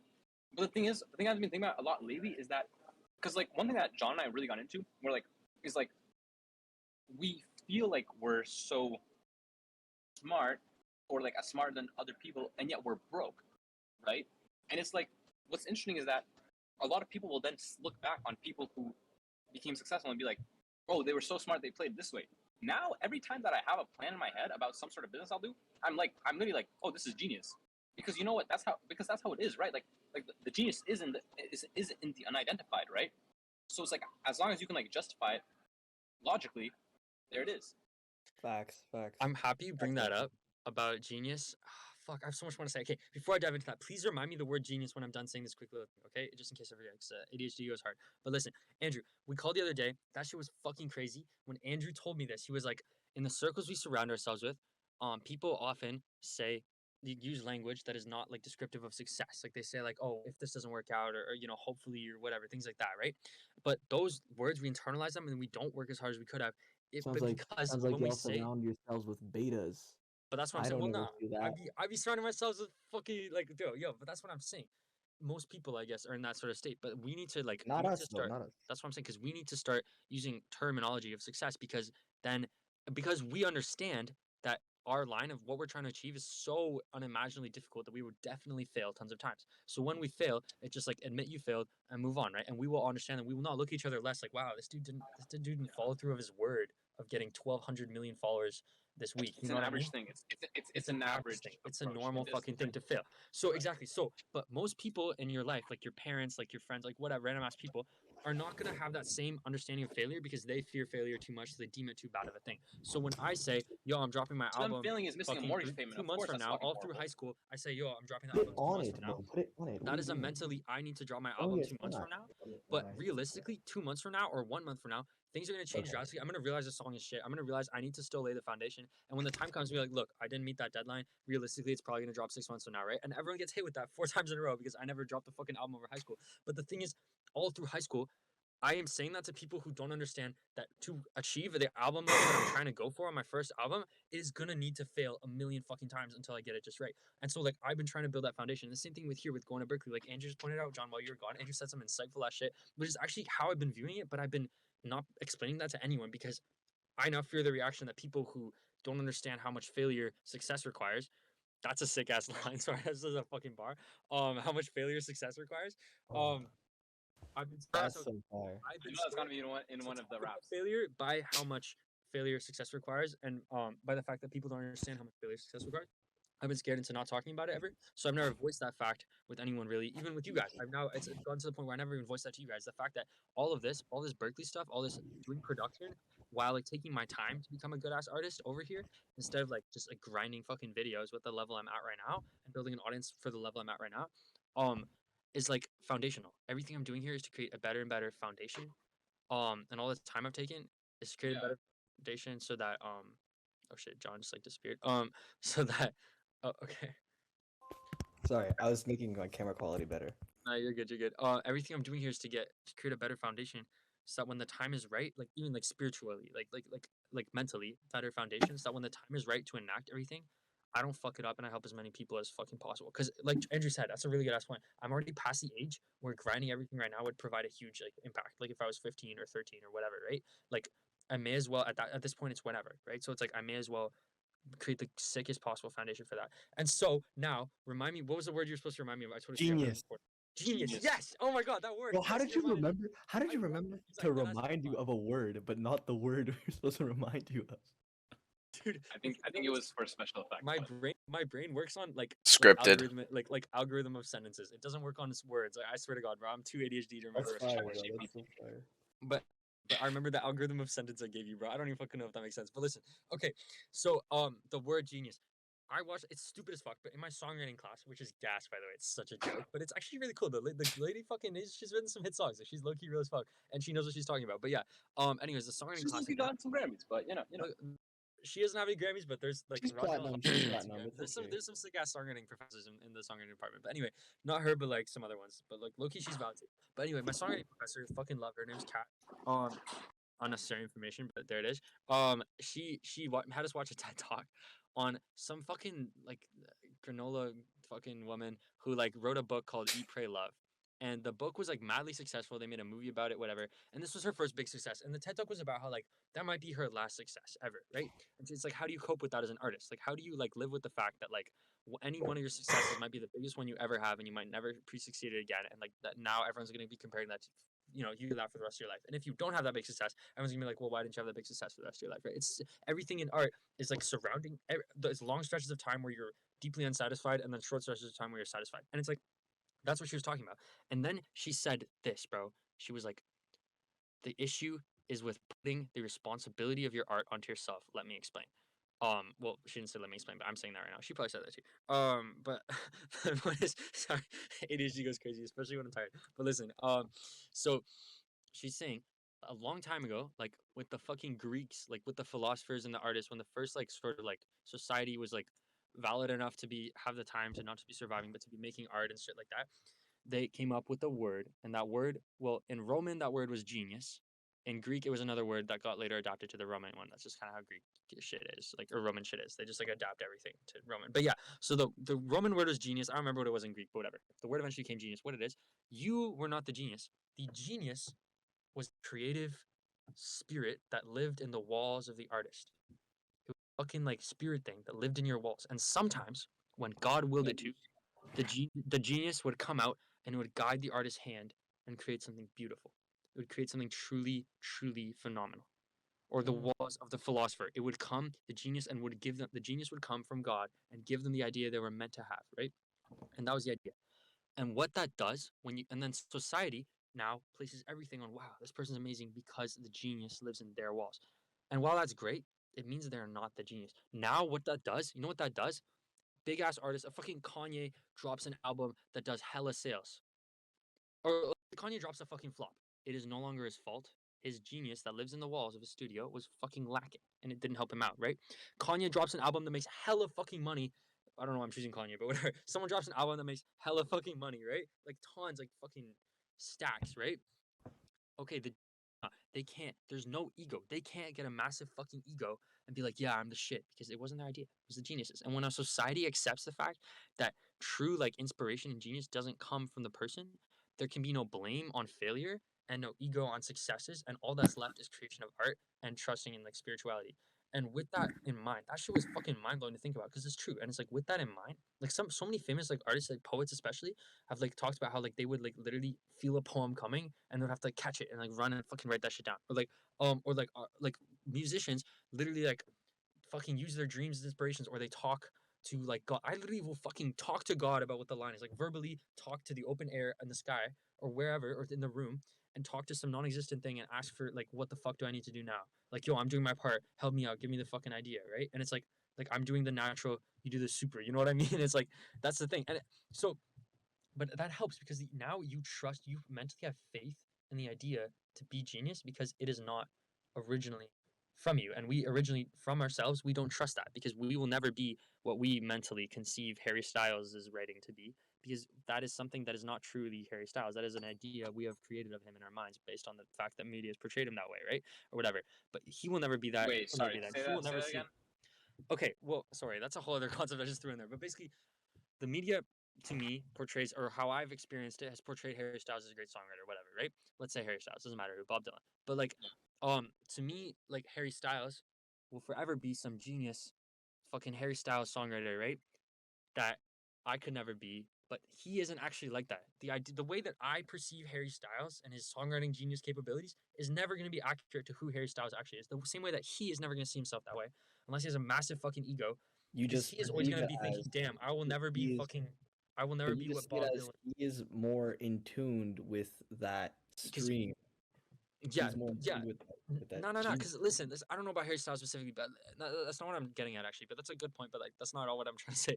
Not like, not to do you Mm. dirty, but like, what I'm saying is like Harry Styles will never see himself as like actually having that genius in him. He will always doubt it. Maybe Harry Styles is pretty enlightened, but I don't know. You know what I mean? General men will never see themselves as having the ability to be that genius because they will always look at those giants who came before us, who are unimaginably giant in their death or made giant in their tellings of them. Um, and we will never see ourselves that way because when we have our eyes open, we see what we have been in our past sins and we see what we could be. We have the idea, we have the offhand thought in a dream or in the subconscious to fucking beat the shit out of someone who pisses us off, or instead of just like turning them in, or you know what I mean. We have the idea crosses my, like when I was a kid, there was this kid who bullied me. I think about this all the time when I this concept of that man is like truly like has the capacity to be evil. We understand ourselves to be evil in some capacity, that we have that ability, and therefore we will never see ourselves as something truly great, like genius. So for example, when I was a kid, there was this kid on my street named Sadim. And he would like bully the fuck out of me. Like he would call me a douchebag. He wouldn't like beat me up or anything, but he would like call me a douche and like a douchebag. He would laugh at me. He was 2 years older than me, so I couldn't really do anything. He was a lot bigger than me. And one time he threw a fucking fat football at my head, and it really hurt because then it pushed my head into like a wall, and that really fucking hurt. And he was just a dick. And every day you would like, we would try to make yo mama jokes to get him back, and he was smarter than us, so he would make better yo mama jokes, and it would just suck. And then he had the bus, the same bus stop as me. He rode the bus all the way home with me, so like there was no escaping this guy. Every morning, every day after school for months, right? And I fucking hated it. Eventually, I told my parents about it, and they dealt with it. But I remember sitting on that bus and just seething with fucking rage, wishing, like literally praying that I could like punch his head into a wall the way that football hit my head into a wall, like over and over, like stomping on his head on the ground. Like I wanted to hurt him so badly, crazy. But I was too much of a bitch, and that is also something that definitely shaped me. Like having to tell my dad, and my dad being like, "What are you gonna do about it?" And me be like, "I don't know. I don't want to do anything. I'm too scared. Whatever." Me being a bitch at a young age definitely shaped who I turned into it for a long time, and definitely ultimately shaped the person I had to become to stop being a bitch or whatever. And that's an entirely different story. That experience definitely shaped me as a person. I think those experiences shape us. I think bullying to a person who's mentally strong enough can definitely make them a better person. That's an entirely different issue. But the thing is, I had the capacity for evil in my head. I didn't even feel bad about it. I wanted so badly to step on his fucking dumbass head a million fucking hundred See, look, times you still just to have let him know. I was that so angry. rage, bro, to this day. This guy's So still, angry, but this he was guy's just like a it's kid all who probably had inside. abusive parents. Like, you know what I mean? He was a kid who got made this way because Where is he somebody now? said to Where him, is he now? What do you do with like? We'll get him, What bro. happened? Don't worry. "Where We'll is find he him. now? I don't know. I know his parents. After my dad talked to the school or whatever, he got pulled out of that school and his parents sent him to a private school. And I remember him posting pictures in middle school, having to wear a suit every day to school, and it looked really fucking miserable. And that was low key because of my being a bitch. And instead of fighting him in the school playground and earning my right, my dad talked to his parents or who knows what the fuck, and he got fucking or some shit, and he got transferred to a school. And I low key probably made this dude's life worse. You know what I mean? Because I was a bitch and You had took the it. And capacity for evil, and you still made the most evil decision. bro, and I didn't even do the one that would satisfy my evilness because nothing would ever satisfy one's evilness. But that's an entire issue because that's again just chasing comfort in the form of like getting it from hitting somebody. But and you never reach comfort. But that's my point is that we all have the capacity to do evil, and whether we recognize it in our own past, one time off chance like thoughts of doing something terrible to somebody or whatever, or whether we base it off the past that people just like us have been Hitler and Stalin and Mussolini and done terrible things to other people. Regardless, we see ourselves as having the capacity to do evil, and we will never see our own personal selves as having the capacity of like having coming up with a genius level thought truly trusting our own thought as being genius. I don't think we ever will until we separate it from the self, until we put it really into something else. And I think that's why so religion has been formed. I think that's why the only way for us to progress forward has been to place trust and faith not in ourselves who have the ability to be shit and sin, but in things like Jesus who literally could not sin, or God, or Buddha, or whatever, people who could not fault Harry Styles in his songwriting, me as a songwriter. And that's what I'm saying. That's And then that's actually that's so we need important. to help ourselves, we need to stop placing the genius within ourselves, saying John Surette is a fucking genius. We need to say John Surette has a genius that lives in his walls, and he's lucky to have him. And John's a really fucking smart guy, but sometimes that genius pulls through and writes a line for code for him. And and he's only helping him out because he fucks with the guy. So the genius, God fucking chose the genius for John. So there's God something there. did. But that wasn't John's choice. Like or That's it was. super interesting though that you bring it up, and it actually goes back to the stuff I was talking about before I got interrupted by my brother's I had a shenanigans. ton of stuff that I wanted to bring up, but I wanted to get it out. But I remember Yeah, that. so we were talking about how I wanted to, and it's interesting that you talk about responsibility, putting that responsibility of something else. When I talk about this, I think in principle it's putting the responsibility on identity off something else, which I don't know, it's a conjecture whether or not that fruits anything good for me. But the idea was like, okay, so is me assuming a random ego, or not a random ego, a picked ego, beneficial for me because I can't seem to reject whatever ego that I have All right, in all my right, all right, bro. Let me cook. Let me cook here. Hold on, hold on, and hold on. but on what you were talking about, this is a separate thing, but We might want to move. We might want. I We Let might him want to. cook, bro. I I might had a want to. different discussion, I might want to like same interject discussion here, with. Don. Yeah, let me just finish right now. I had a similar conversation with what I talked about with John, Manuel's brother, who was talking about God and everything. And the last question I said to him, and this actually just further, this actually further validates your point. My last question, the last thing I had to him, literally seconds before we part ways, because we had to go. I asked him, why do you believe in God if all these things could be similar? Why can't I just believe in myself? Why can't I hold myself to the highest esteem? And he said, because you will lead yourself down the wrong path. And I thought that was such an interesting take. And it made me think about it because intrinsically, I believed that to be right, which is akin to what you're saying. Like, we don't give ourselves the credit nor the responsibility of that genius. And why should we? we should give it into something else. But I still have that question, like, what's the value or what is the truth behind taking away responsibility for whatever action we take? And I'm not saying like it's wrong or anything, but I'm saying like what's the value out of that? Like how does that enable anybody to produce anything more or less? That's and maybe I missed that, but I think the answer what you're trying to say to that is, well, if they don't have any responsibility for that, then they have nothing that weighs them down, so they just continue to create. That's a given. But what I'm wondering is like the conjecture that I'm proposing along with the ego is like if I put this responsibility on someone whom I don't necessarily even align with, but I still play that character, or maybe I do align with it, or I force myself to align with it, whatever, I'm essentially diverting that responsibility off of something that is not me. And so, what is that different akin to saying something like, I'm diverting that genius to something in the walls? If I'm just assuming that role and I'm just an outlet for the genius, what is different from assuming a random ego, or not a random ego, a chosen one, than to have nothing there as an ego? That was my question though.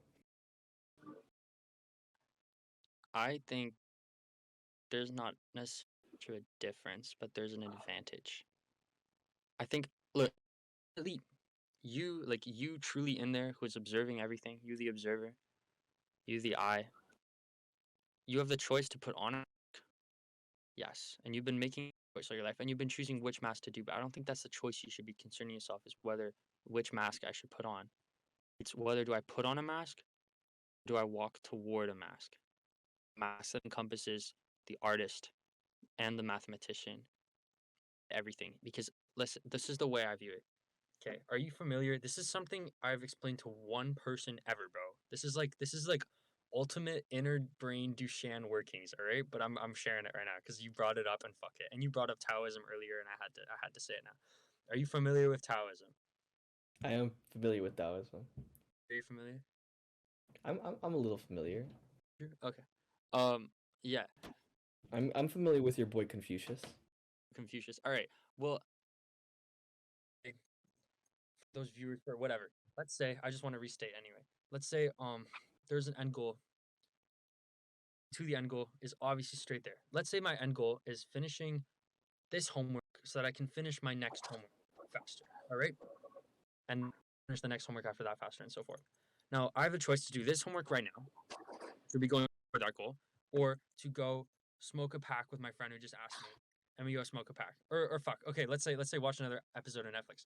Then I go off town. Physically, that goal in time is in front of me. I go to the side instead of going straight through to it through time.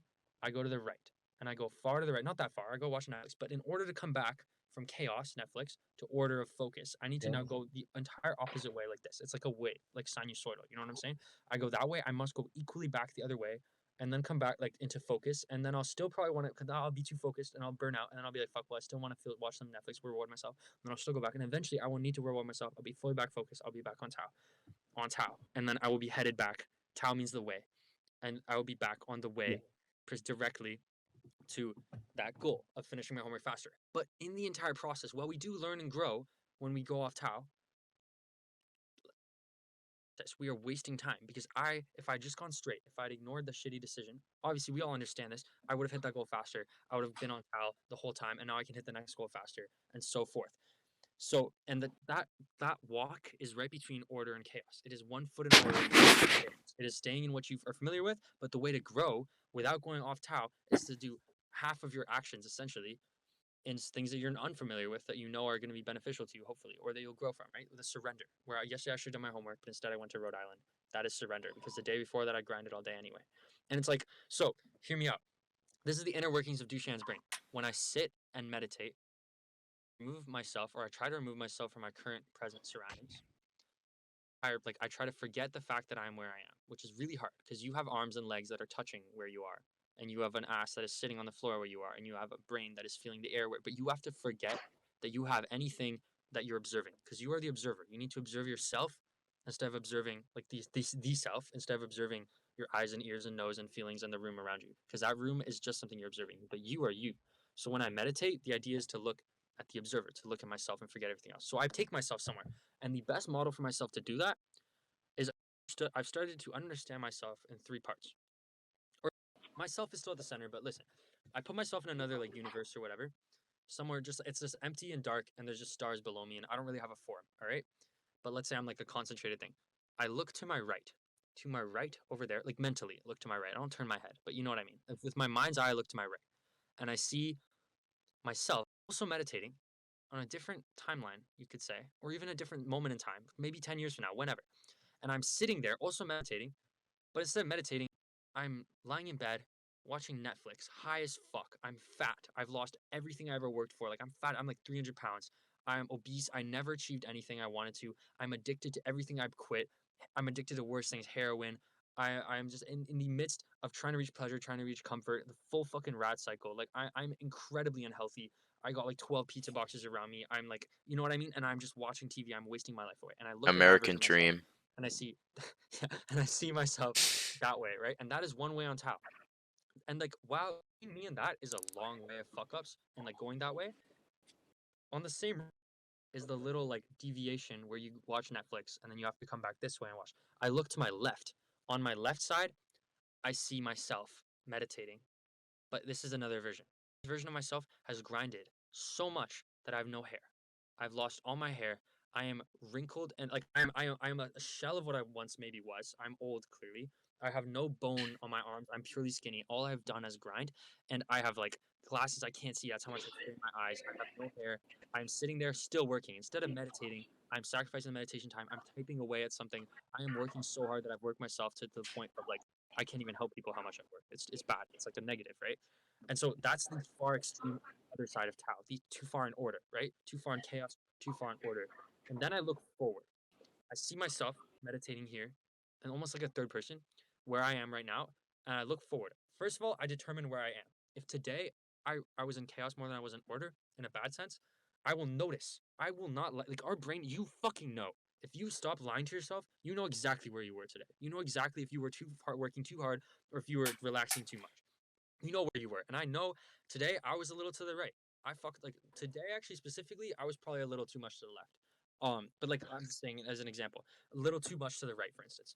And then I'm like toward that the fuck who's watching Netflix who's like fat as fuck and doing nothing. Like the motherfucker who threw everything away, right? And this motherfucker who threw everything away in the opposite way. It's like I'm too close to one side, and I'll evaluate where it was, and I will forgive myself, and I'll say, regardless, I am not either of them. I am in the middle. All I need to do is direct myself that way tomorrow, and slowly I'll be back on couch, right? Back toward order, back toward chaos, right? And then I look forward. So I look right, I see that. I look left, I see that. I look at myself, I forgive, and then I look forward. I am not meditating.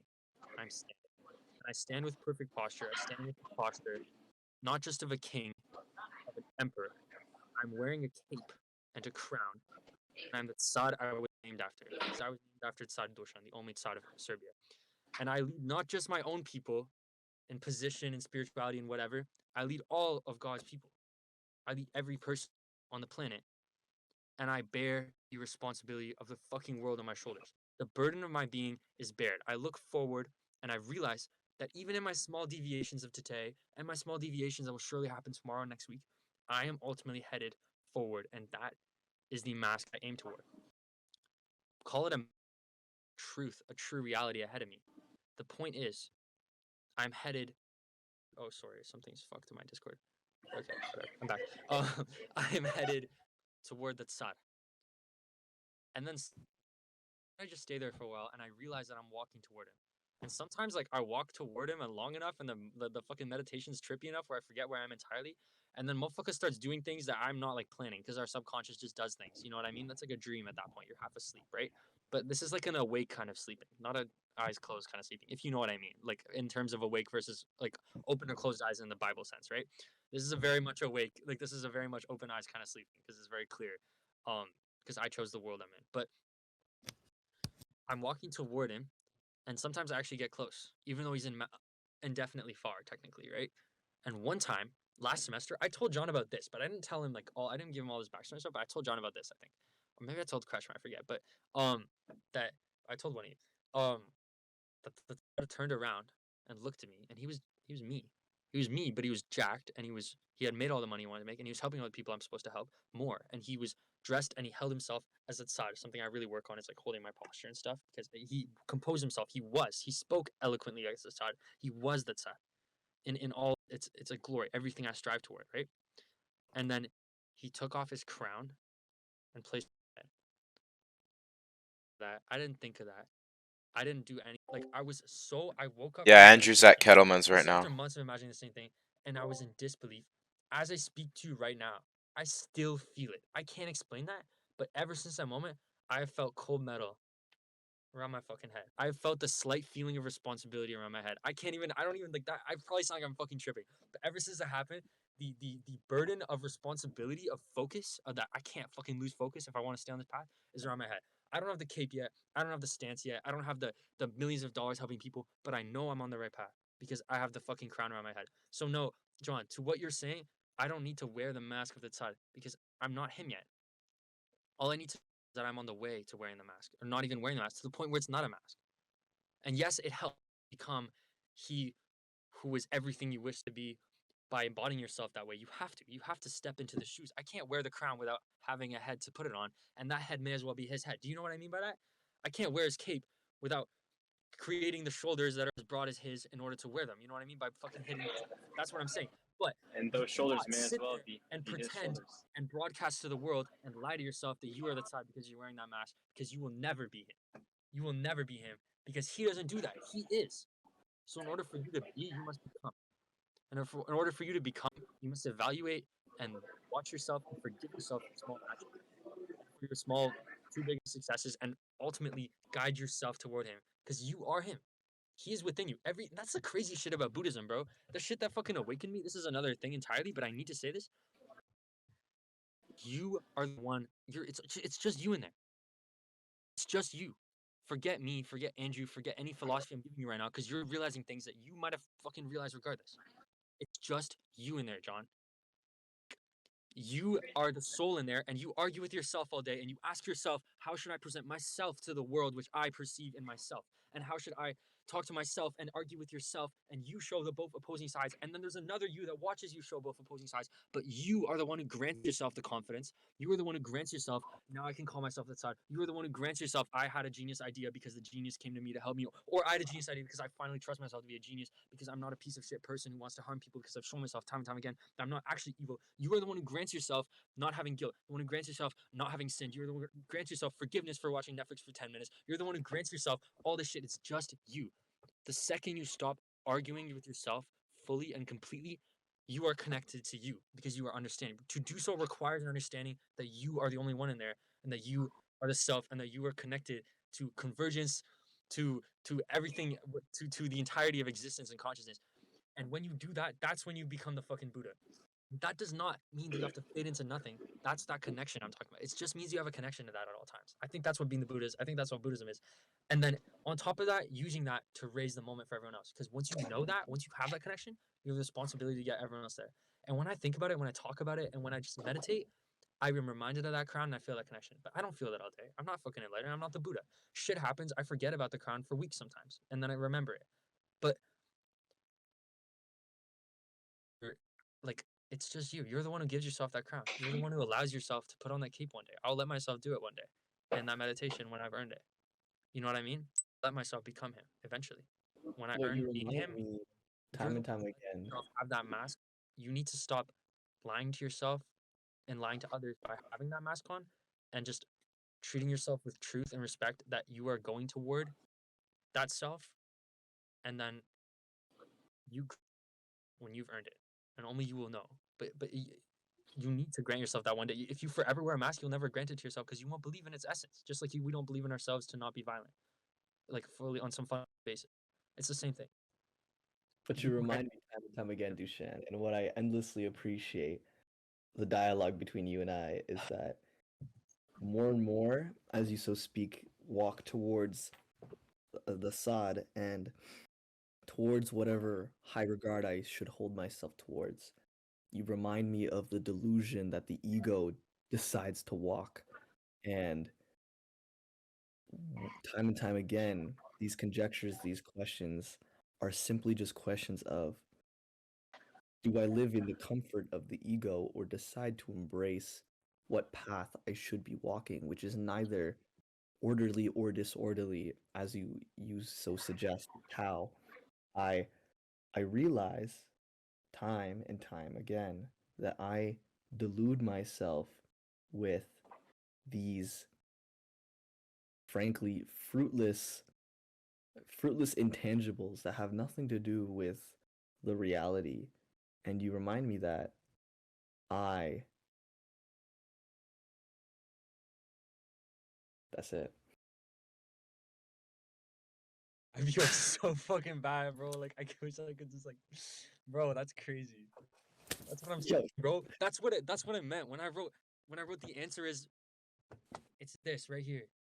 mm, mm, That yeah, yeah, yes, yes.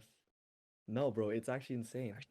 I was telling this to Andrew, and this is what I was trying to get to you, Andrew. This is what I was trying to tell you. I'm so glad that Dushan's here today. This is what I was trying to tell you earlier, like literally before this podcast. I called him and I said I had an issue, and I told him the same issue. And what I prefaced was that I said this that there's moments where me comes out and I have no resistance and it's like pure surrender. And I've had only very few moments with this, and that has only come in times of pure clarity.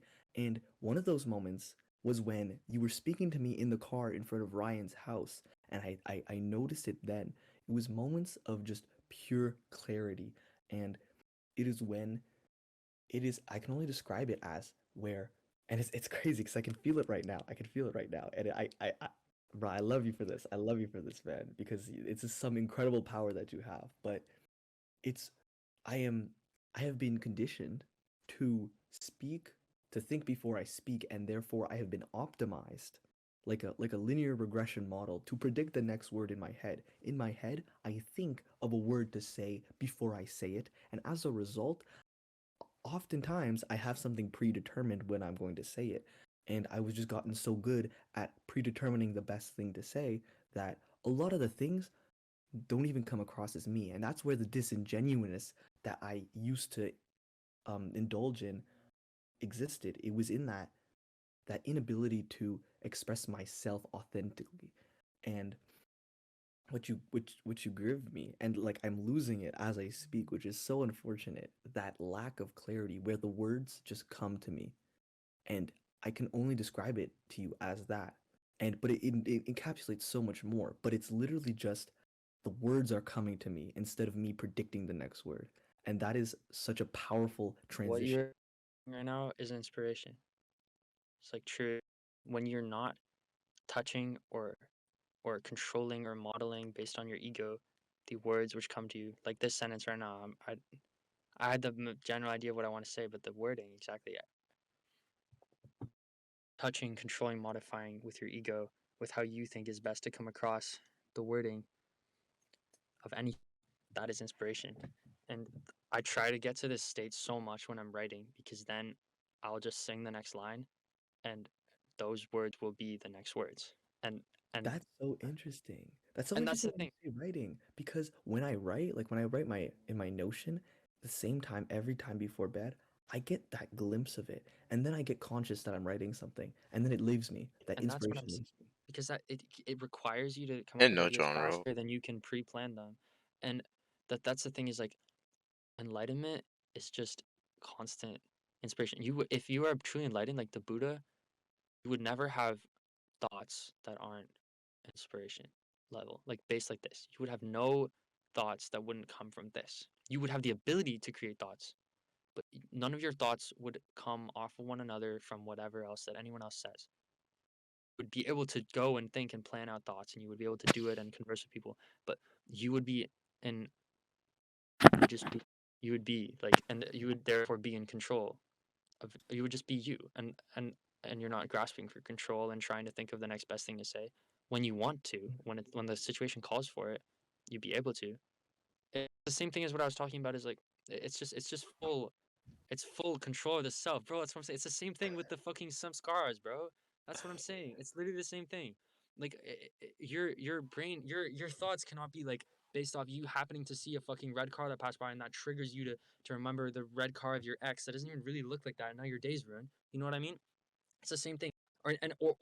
Or like because your ex fucking cheated on you, or same thing for a good memory. Like you cannot see you cannot see one of those hair bands that girls use to tie their hair. And remember that time you got some crazy head all the time, and now now you can't focus on what you're doing. You know what I mean? Because now your day's skewed. You can't let yourself do that. You should have access to those memories. You have the ability to go and remember that if the situation calls for it, if you so desire. But nothing should ever bring that to mind because anything that isn't just is just anything that isn't raw inspiration or just raw clarity, I guess you could say, is just looking at figments before your vision, is grasping at like another way of really a cool way of conceptualizing thought as being something aside from yourself that you don't need to focus on. We're addicted to focusing on it. We do it all day, every day. We're addicted to it just like Netflix because it comforts us. It's chasing comfort. You will never be comforted by your thoughts, by listening to your thoughts all day. We're addicted to it. It's not us. If we can be addicted to it, it isn't us. It isn't you. Therefore, it's the same thing. Addicted to it because you do it all day. But if you practice doing it not all the time and practice meditating a lot and practice doing it even when you're not meditating, just throughout your day, that is what Buddhist monks do. That is what they're doing all day. They're practicing focusing on the self instead of focusing on the thoughts or on anything else. It is focusing on nothing. And then is just experiencing, allowing the experience to come in fully without predisposing it to any thoughts or anything. And then that's the thing, like a great model for it. Fuck, I had a really great for it a second ago, but I totally forget what I was about to say. But then I cut myself off with like a side tangent. But fuck. Yo, dude, man, Oh, I I always remember. I tell you remember. this, bro. I always tell you this, like, I always let you know that, like, you affect me in ways that I can't describe, or I have liberty to describe right now. But, But bro, like, voicing it affects me in ways too, because I'm reminded of things I realized a long time ago, and I piece things together, and it helps me as well. So voicing it and talking about it with you affects me in ways unimaginable too. And then you guys bring things up, look at things I would never even think to look at, and it makes me rethink everything and ultimately grow. And it's like that's what I love about our conversations, man. It always goes so hard, yo, bro. it's And I love to see that, like being able to see that, like this is not for nothing. That like genuinely, like you are like affected and helped by like some of my like that is so dude, meaningful. you're just, bro, I you're the could help Buddha, bro. What are you so talking many. about, man? You're Rabbi, you're Sod, bro. What are you talking about, man?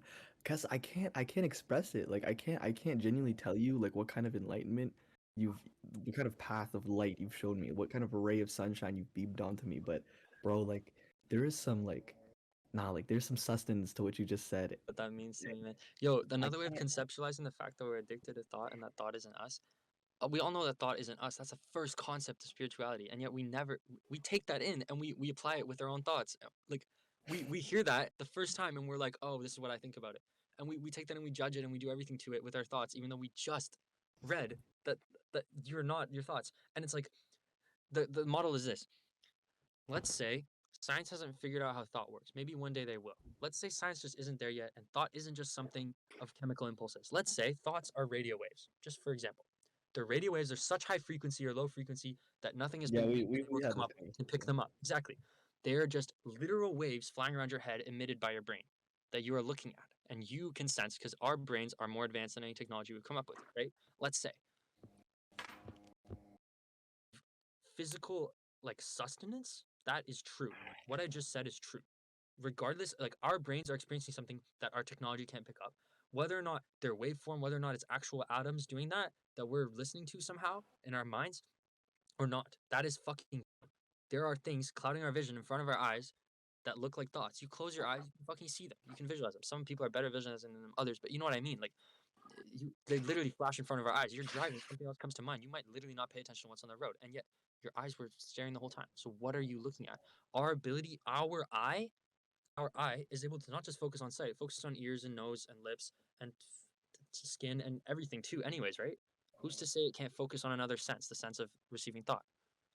The seventh sense is receiving thought. What if we're focused on that all the time? Well, if you can meditate and sit there and not focus on your nose or your mouth or your eyes or your ears and leave body, why can't you stop focusing on the seventh sense of thought? Can't you just focus on Dude, here's saying, bro? Nailed it. It's crazy.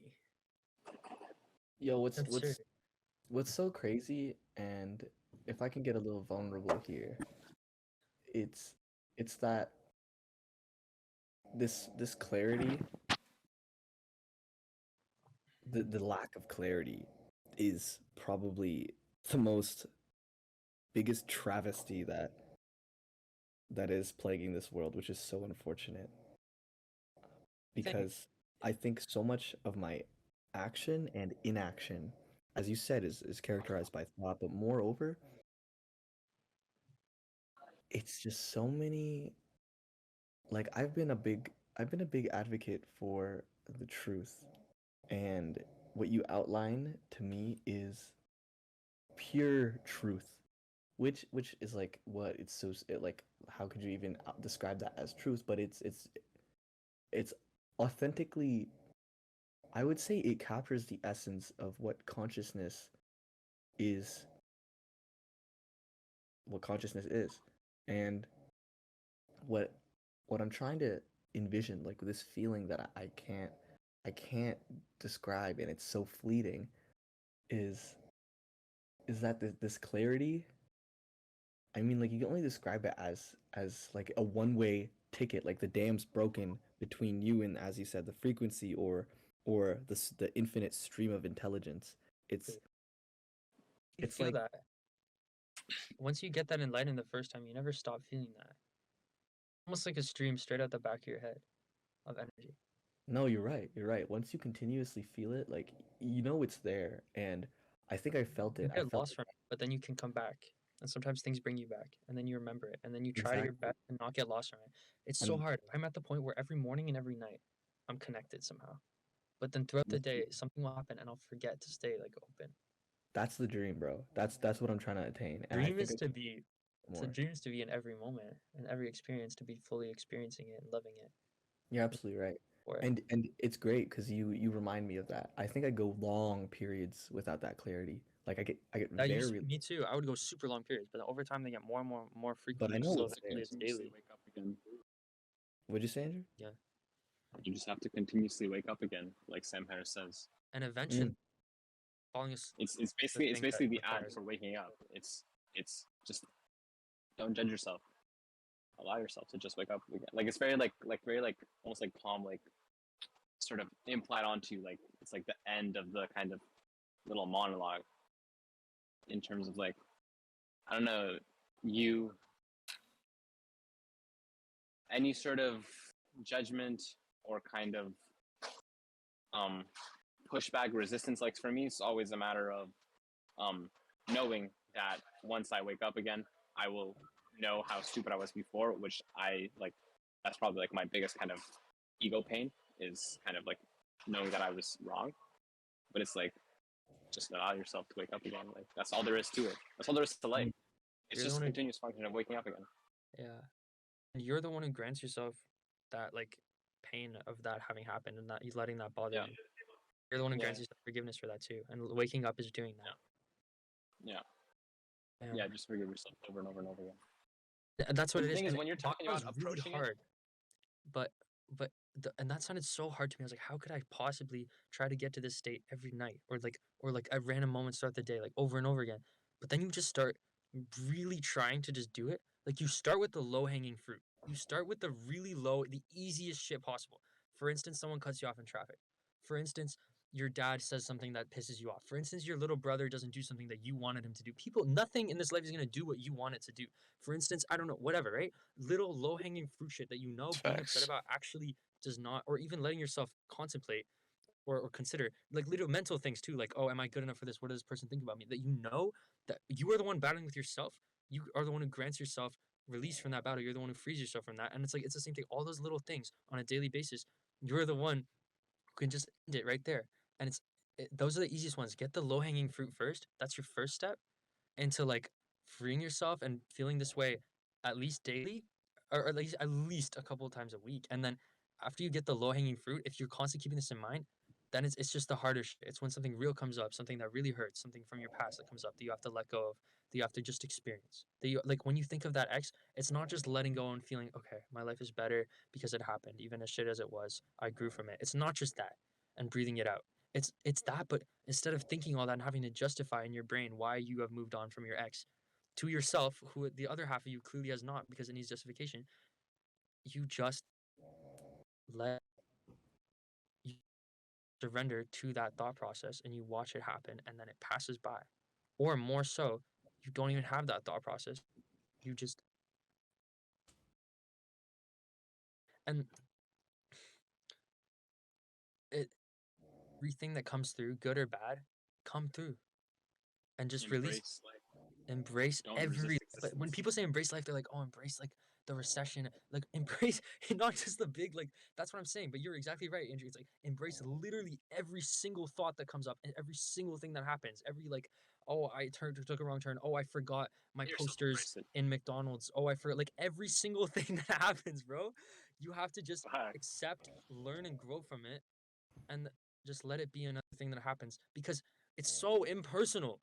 None of it matters. It's so I told this to John already one time, but it's so impersonal, bro. Every single thing that happens to you is so impersonal. Let's say John or Andrew, let's say you didn't forget your posters tonight. Would the next 30 minutes would you have worried about your posters being at McDonald's? Of course not. You would have been worried about something or whatever. That's a bad example. Sorry. Let's say you left your posters um I in love how trivial the extent. Back on campus. Let's say you left your No, posters back on campus. no, but let's say yeah, let's say you left. Thank you, Hadi. Let's say you left your posters back on campus. What would happen? Yeah. You would be upset about it. You would go through a whole thing, whatever. Oh no, I left my posters back on campus. Whatever, it's too late now. And you'd get over it, or you do something about it, or whatever. And then 2 weeks from now, that would be a distant memory, or a month from now, it wouldn't matter at all. The entire state of the world would go unchanged. Maybe slightly in your community for some reason, butterfly effect, whatever the fuck. In general, the entire state of the world would go unchanged within a year, within 100 years. Now, forget the world, which is like the tiniest 0.000, literally like tens of thousands of 0.01% of our galaxy, which is that many 0.01% of the entire fucking system of the universe. You know what I mean? Like of just maybe even not just one universe. All went unfucking changed. The only thing that went changed was the slight community around you for a tiny period of time in the vast, maybe infiniteness of time that got like that went fucking unchanged. The only slight thing that happened was you forgot your posters. How could you, a being who is ancient, who has maybe lived this life and millions before it and millions will after it, who is literally awakened, has the ability to forgive itself, the ability to grant itself this feeling right now, because you granted yourself this feeling. Yeah, you listen to me, but you're the one who sat there and let the ideas come in and accepted them and granted yourself this connection. And is so ancient, that is incredibly wise, that is able to grant itself this, that is able to be self-aware, is able to grant itself the awareness of self to the point where it doesn't even mask itself in any ego. That level of John's hair right now, that level of being, how could you worry about something so fucking trivial as forgetting your posters in fucking Waterloo that, that will not affect anyone or anything a year from now, let alone on Mars? Think about it. Does anything or anything on Jupiter matter about your posters? Now imagine the same ass planet that looks just like Jupiter, but one rock moved to the left. 400 billion galaxies away on the into the left, and think about the Jupiter that's 400 billion galaxies to the right with another civilization just like our like bro, it doesn't matter. All of it is so impersonal. But on the other hand, then we ask ourselves, well, nothing has meaning if everything's that impersonal that me forgetting my posters and me bringing my posters matter. Well, why does anything matter, right? Look at it from this perspective. You learn from the stars. Every single you have known, every atom of your body, every atom that makes up your existence, that makes up the invisible thought radio waves or the sense of smell or everything that you observe was created in the star.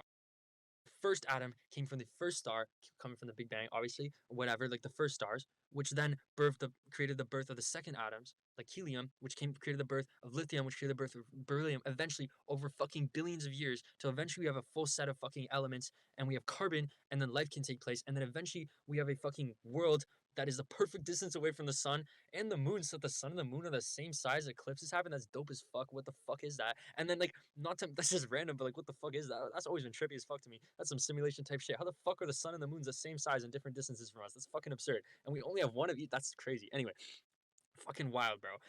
Regardless, I can't hear you, John. You're muted. uh, You're muted. nice one, bro. W Muted. You're John. muted, John. W John. Oh my Give it up god. for Sorry, John. we couldn't hear what you It's said. so embarrassing, bro. It's because James is snoring on the couch right now, bro. Also, side note, Andrew, he was at McDonald's, and that's why, like, something happened at McDonald's. I don't know if he wants me to talk about it, but he was being an idiot. and you just missed it by a hair. He was just like McDonald's. That's Oh, actually okay. insane. That's so funny.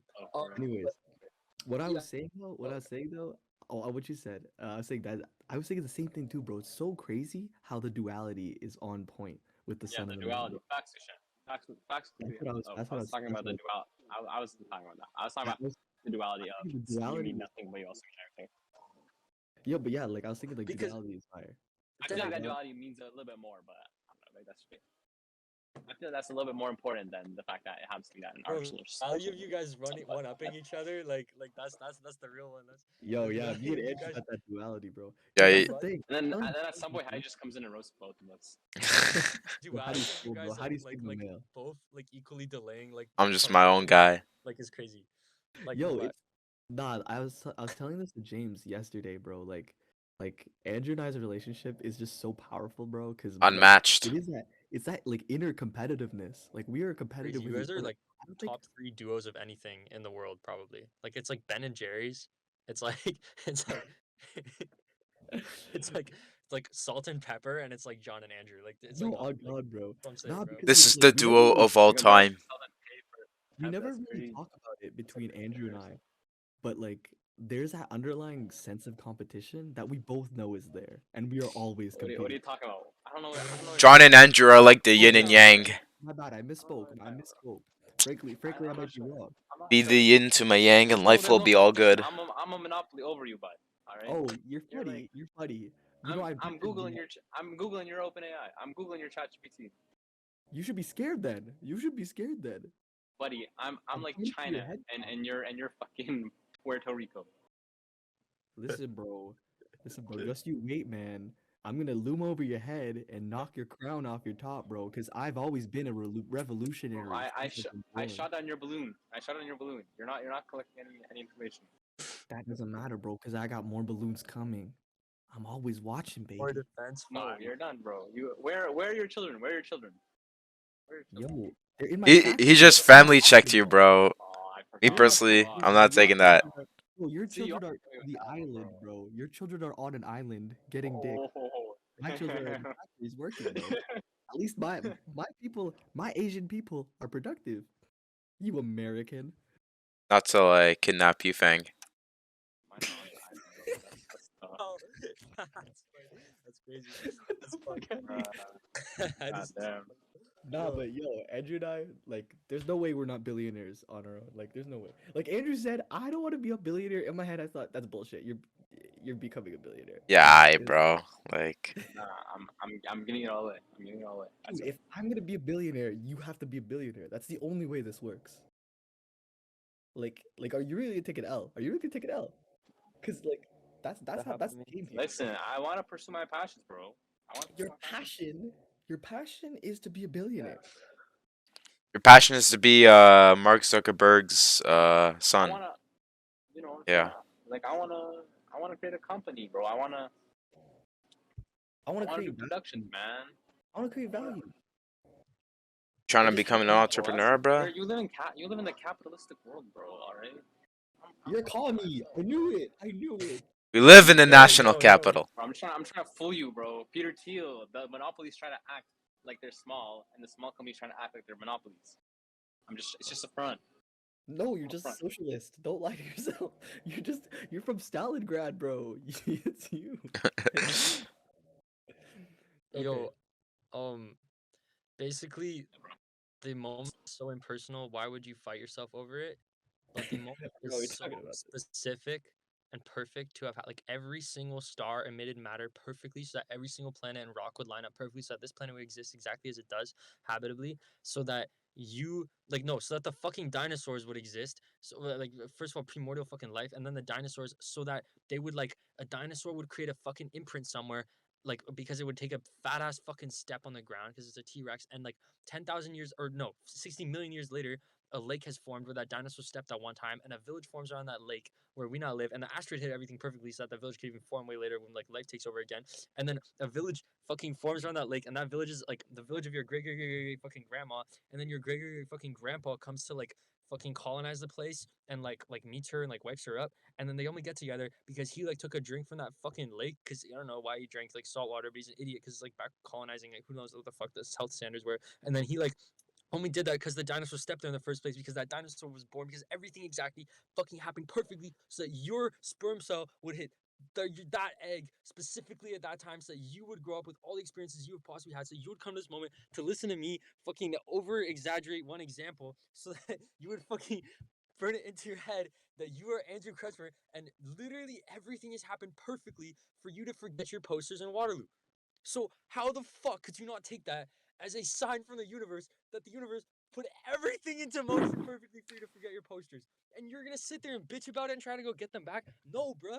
Everything has happened perfectly so you would forget them. And you're gonna sit here and fuck it up and go back to Waterloo and get them or bitch about it instead of enjoying your time without the posters, probably for reasons you could never know. Because if you allow the universe in your mind to have reasons for its things, then everything's happened perfectly for you to do this, and therefore you should abide it. If you don't allow the universe to have reasons for things, then everything is perfectly calculated. No matter what you do, you will end up abiding it. So regardless, reason or not, God or science, you should not worry about your posters. You should let yourself have a good time and surrender.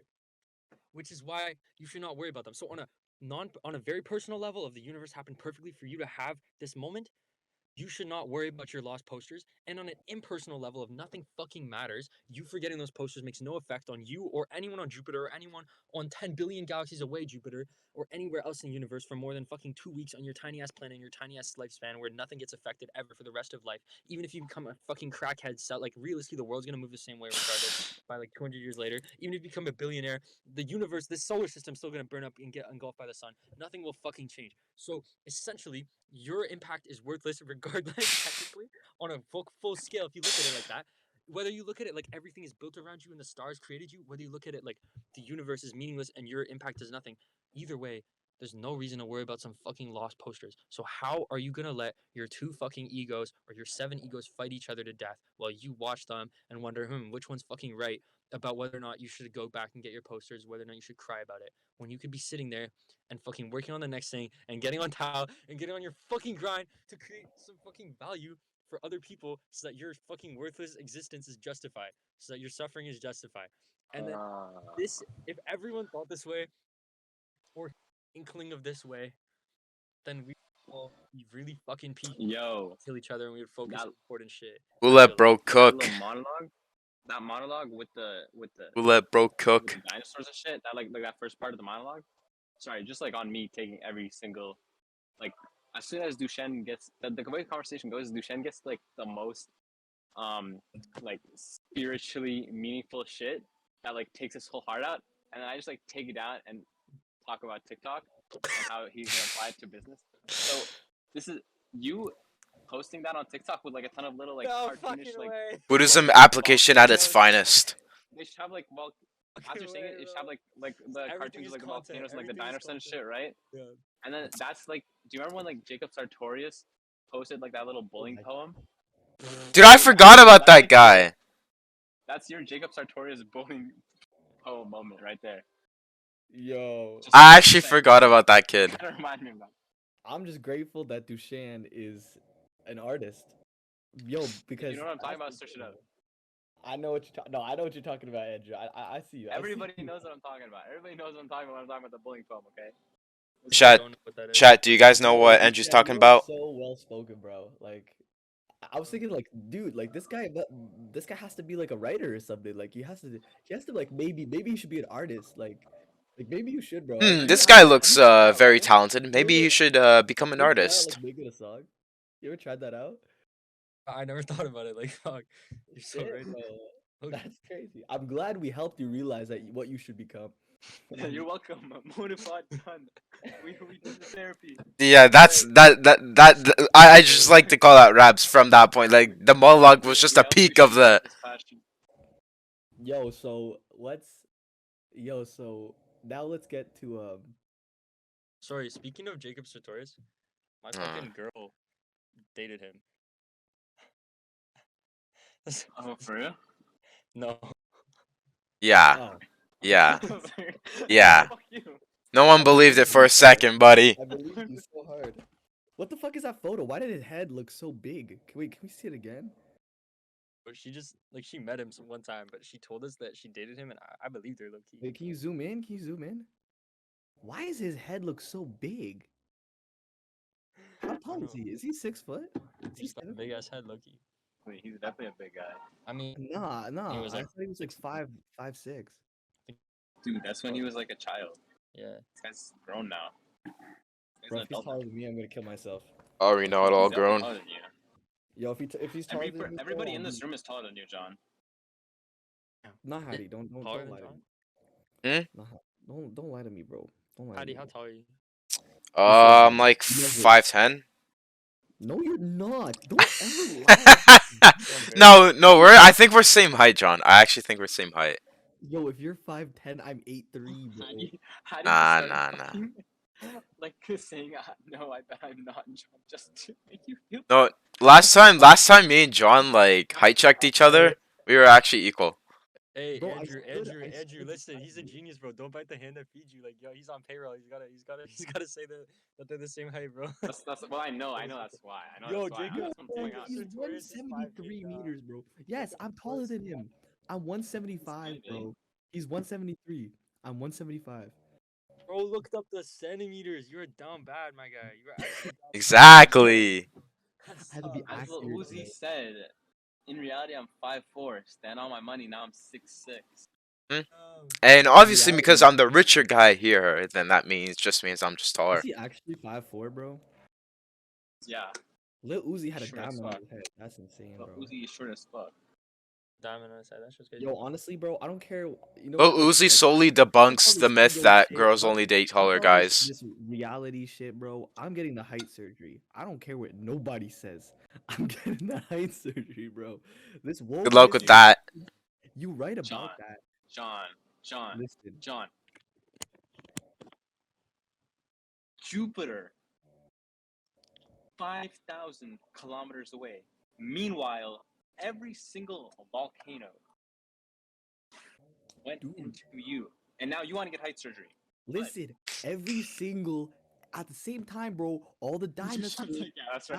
died and became oil and fossil fuel to fuel the power plants that fuel the hospital in India where I'm gonna go to get my height surgery. Nah, because So, this is the thing is this isn't even John talking. dude. This is like pre-planned 12th ego John now right now. You know what I mean? Like he's gonna come to No. realization 3 months from now. His and alter ego. be like, "Don't need height surgery." And Nah, we're all this is like, "Yeah." authentic me. I'm getting that John's height gonna be the surgery. first. That is Let me explain something. John's not John's gonna be authentic. the first person to not the first person to get height surgery, but you know how like people will like get tattoos and then like have to like take them off, or like people like get like some sort of plastic surgery and then like redo it, or like undo it. John will be the first person to undo height surgery because he's going to make a shit ton of money, get height surgery, and then one day Dusan is gonna come back on the motvpod, and you're gonna have an epiphany, and you need to undo your height surgery.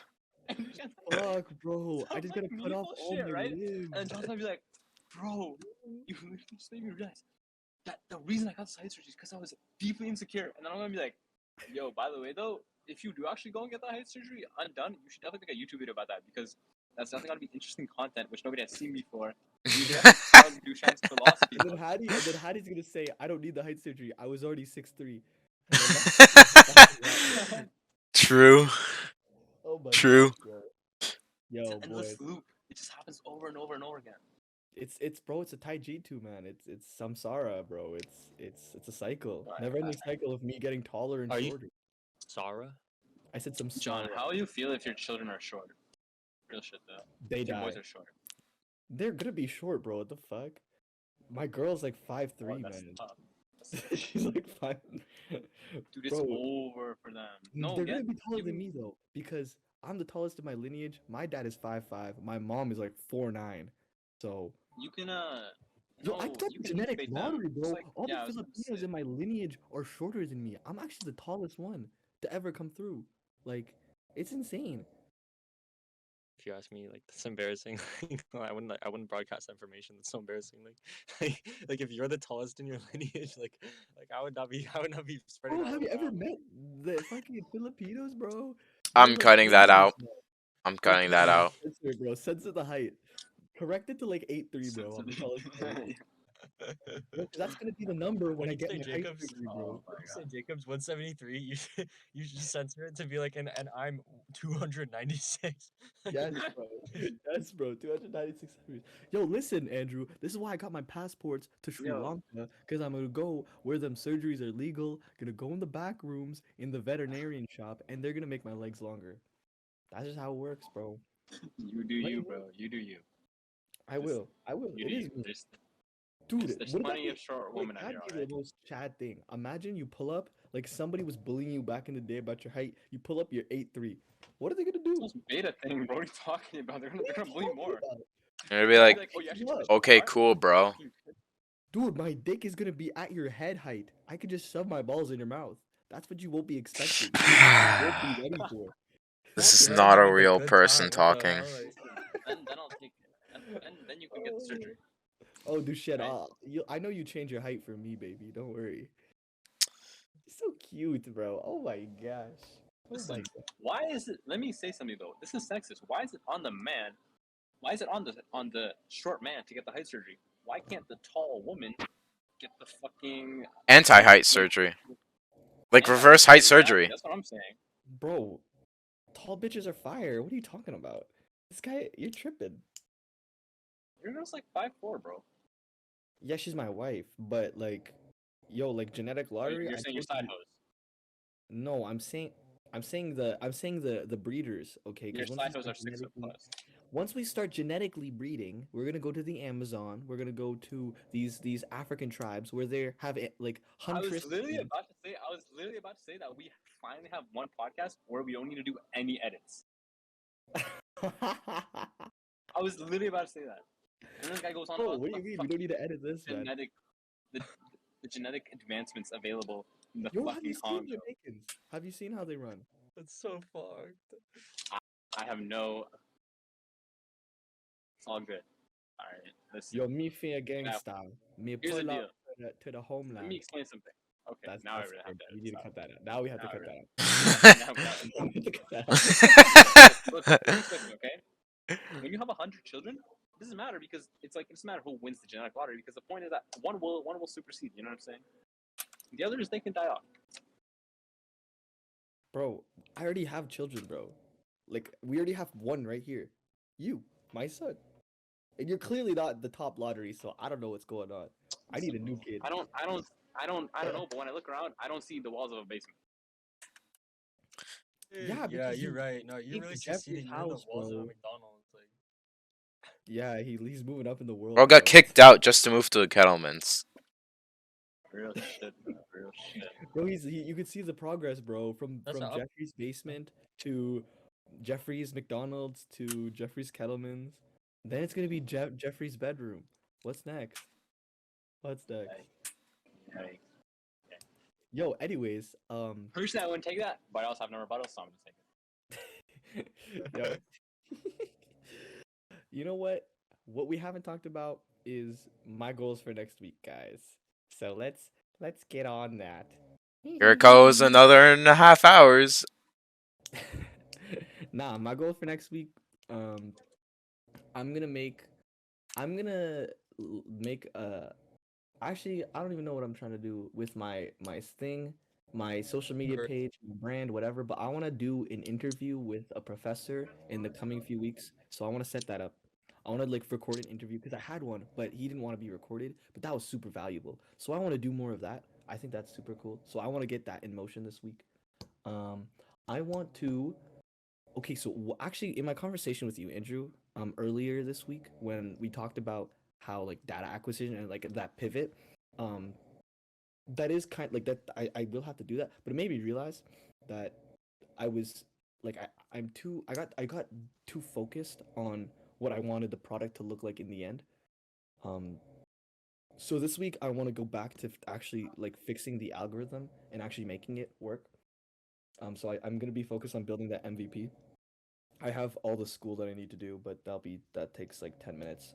Um, but yo, on algo, so I realized like the, like I learned that it was a really important insight that I should have a way to get company like company information from their employees so I can refine my own personalized algorithm, and that would be my B2B business model where I would go in, get their data and then replace it internally instead of just taking the data internally because the like I underestimate how hard it is to make the full scale product, but I overestimate how hard it is to make the minimal viable product. And the MVP in my mind on how I've structured it is actually pretty easy to build.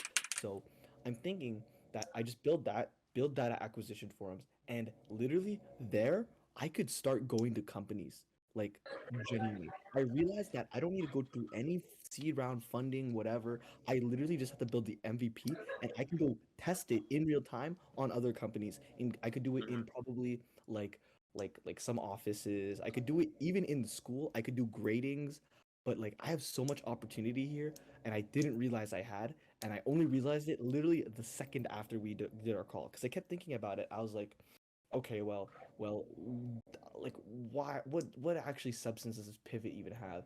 And then I thought I could just be pure B2B, and then what would the implications of that? Obviously, the end goal is to platform it, and I will platform it. Like I'm still going to be working on that. But I realized that I could actually make so much money, not even money, but I could just test it and make like some profit while I iterate this app super early on. So that my plan this week is to get an algorithm, a model up, an architecture up, then get some framework to acquire data and understand a certain modality and how do I want to frame the data and all the features. Um, but yeah, that's my goals for this week. What what are your refined goals for this week, Dushan? Now that we've spoken about it. Go to the studio session, just as a general choice, and then yeah, try to stay more connected and open this week than I did last week. I think just throughout the days. Um, and then just get on my Horsey Mason, show him a good time, have a fun time, relax a little Yeah. because I think I've been going really hard, and then yeah, just like definitely do a ton of production this week. I want to like more than my usual. Like usually I hit about 2 to 4 hours a day of production. I want to go at least 4 hours a day this week. I think four has got to be the baseline for me. If I want to really like excel and if I want to make this EP and this album like as good as possible. So yeah, I'm just thinking like 4 plus hours, and I want to hit the gym every day this week because last week I was caught lacking near the end of it. Like I slept in a couple days by accident, and like that's we can't be doing that. So I Yeah. just got to make sure I tighten that back down, get that back down. You know what I mean? Just in general, like, uh, not be hard on, not like be hard on myself, but not be like to the point where it inhibits me. Because sometimes I get way too in my head, and I battle myself. My own ego is battling each other. I have to try to just stay reminded that that's not me. That I'm just watching it. There's no reason I I could like feel myself. I really resonate with how you say like our own egos are battling each other. Like it's literally multiple going up against each other. Because you're right. Yeah. If your ego is battling yourself, that's just your ego battling another ego. And it's like Nah, bro. 16 Like motherfuckers it having a hit full me. on It brawl. hurt me. It hit me so hard earlier when you said that.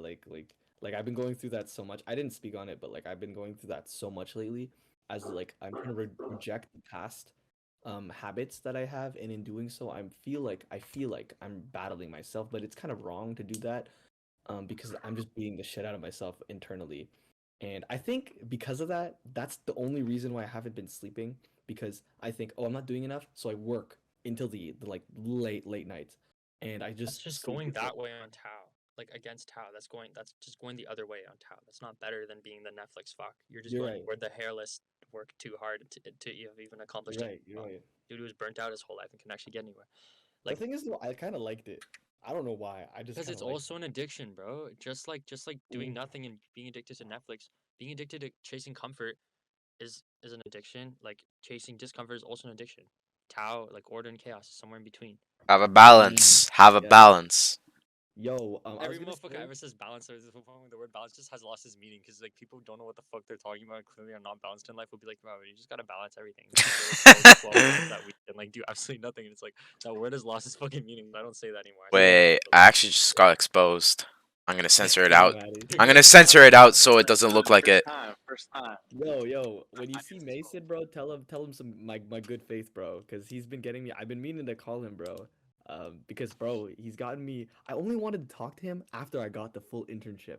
because he hooked me up. Did I tell you guys? He hooked me up. You told me, yeah, and you did the I've interview. been Right? going through the interview process, and I spoke with another one of the head guys. I don't want to say, I don't know, like it's not in set in stone, but like I'm on point, and I've had very valuable conversations, and that was all because of Mason, bro. So respect to that guy. I'm only gonna, bro, like when it happens though, when it happens, I'm gonna go to this guy, give him a big fucking hug and a kiss. I'm gonna give him a good, nice, beautiful like card and some flowers, because that was such some G shit.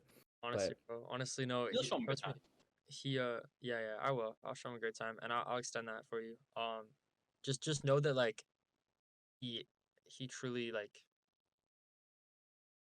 say enjoyed. There's a Serbian word, but I'll try my best to translate what I'm yeah, telling that's you. everyone. That's everyone. Let's Is learn. that the voice to him is yeah means to him it is, and then Zadovoljstvo means like true like pure. It's enjoyment and fulfillment. To him it is enjoyment and self fulfillment. To him it is enjoyment to have given that opportunity to you. Just know that he truly was like was very happy to do that for like after Bro, man, especially after that night. Like just know that was like something for him as well. So don't even worry about yeah, yeah, bro. I've been like honestly, bro, like like he's been on my mind nonstop because like I just want to show him that I just want to show him some stuff.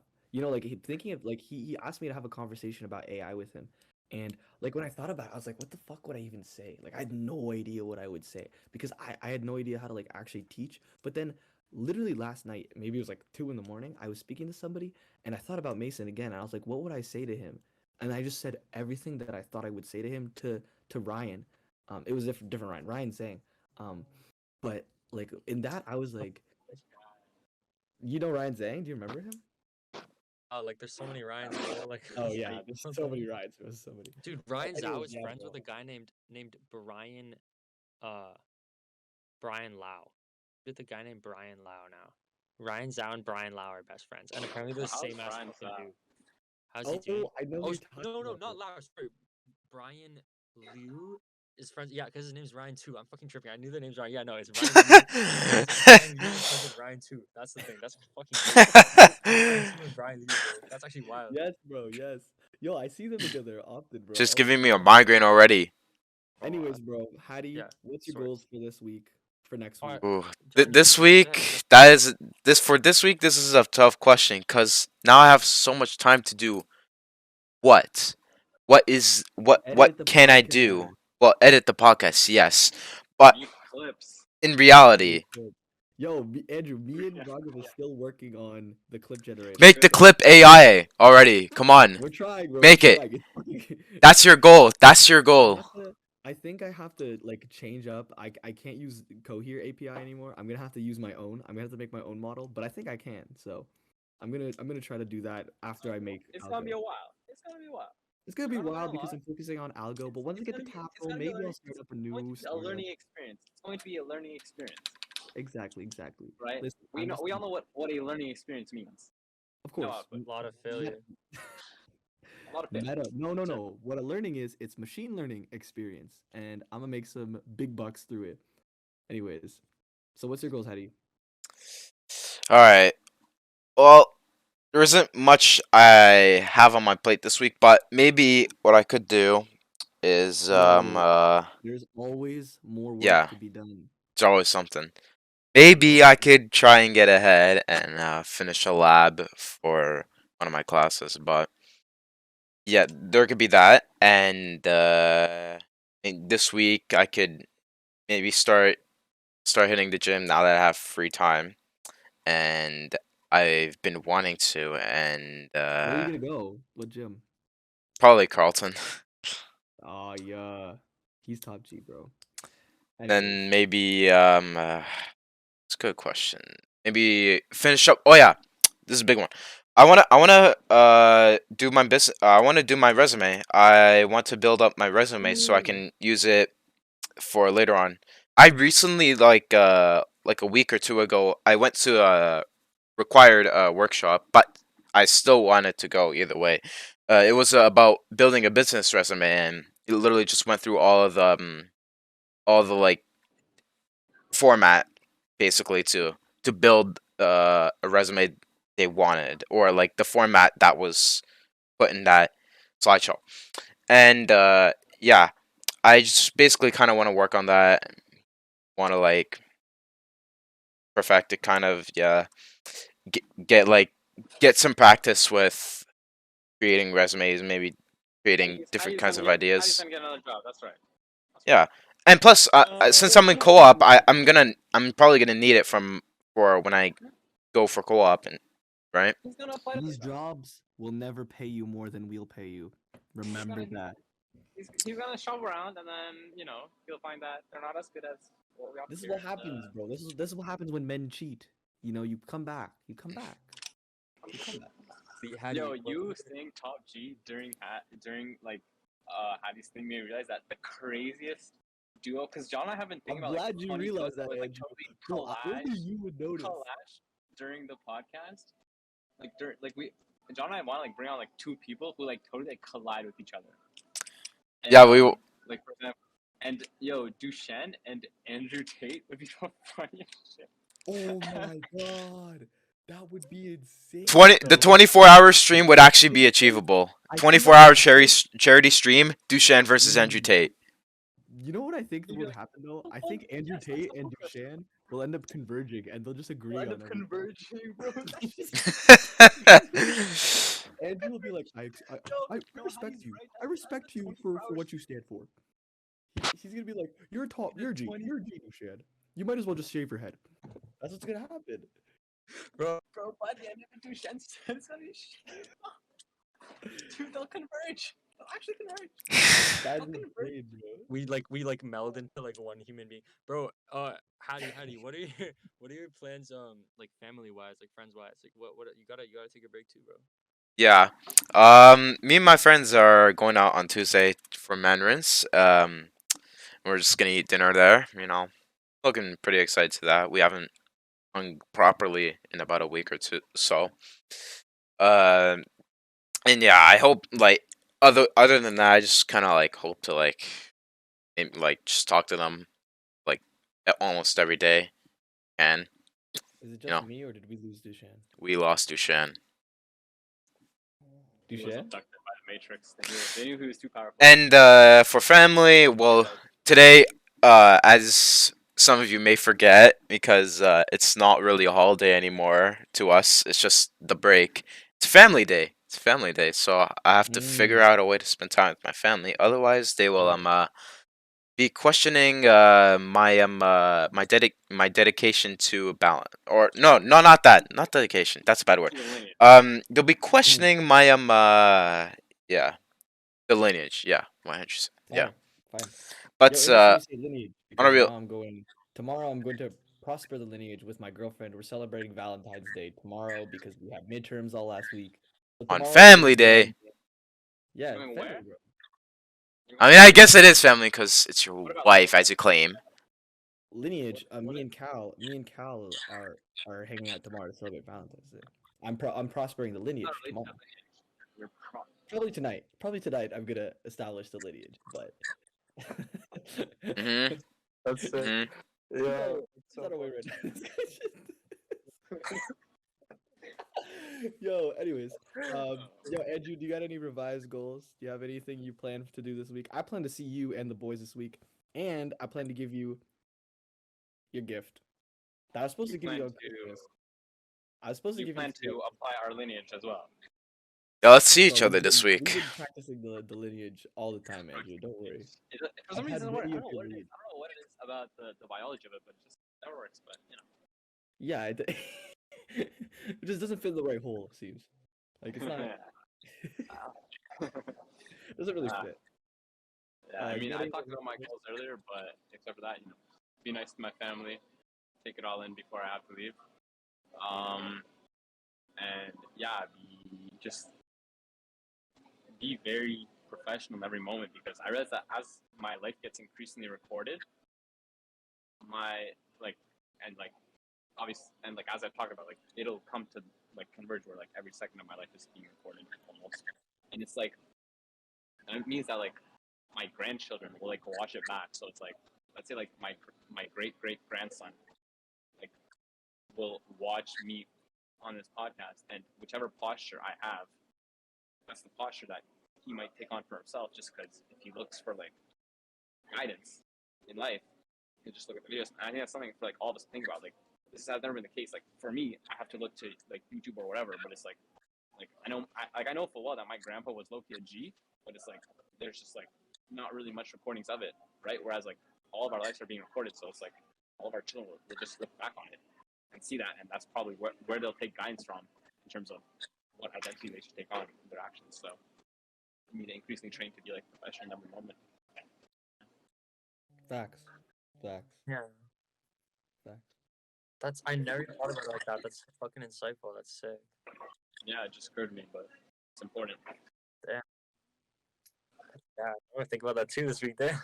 What the? Yo, me, I'm just always professional. Me, I'm just a businessman. Me, I just make money. Ooh, you're wearing a tie with a polo.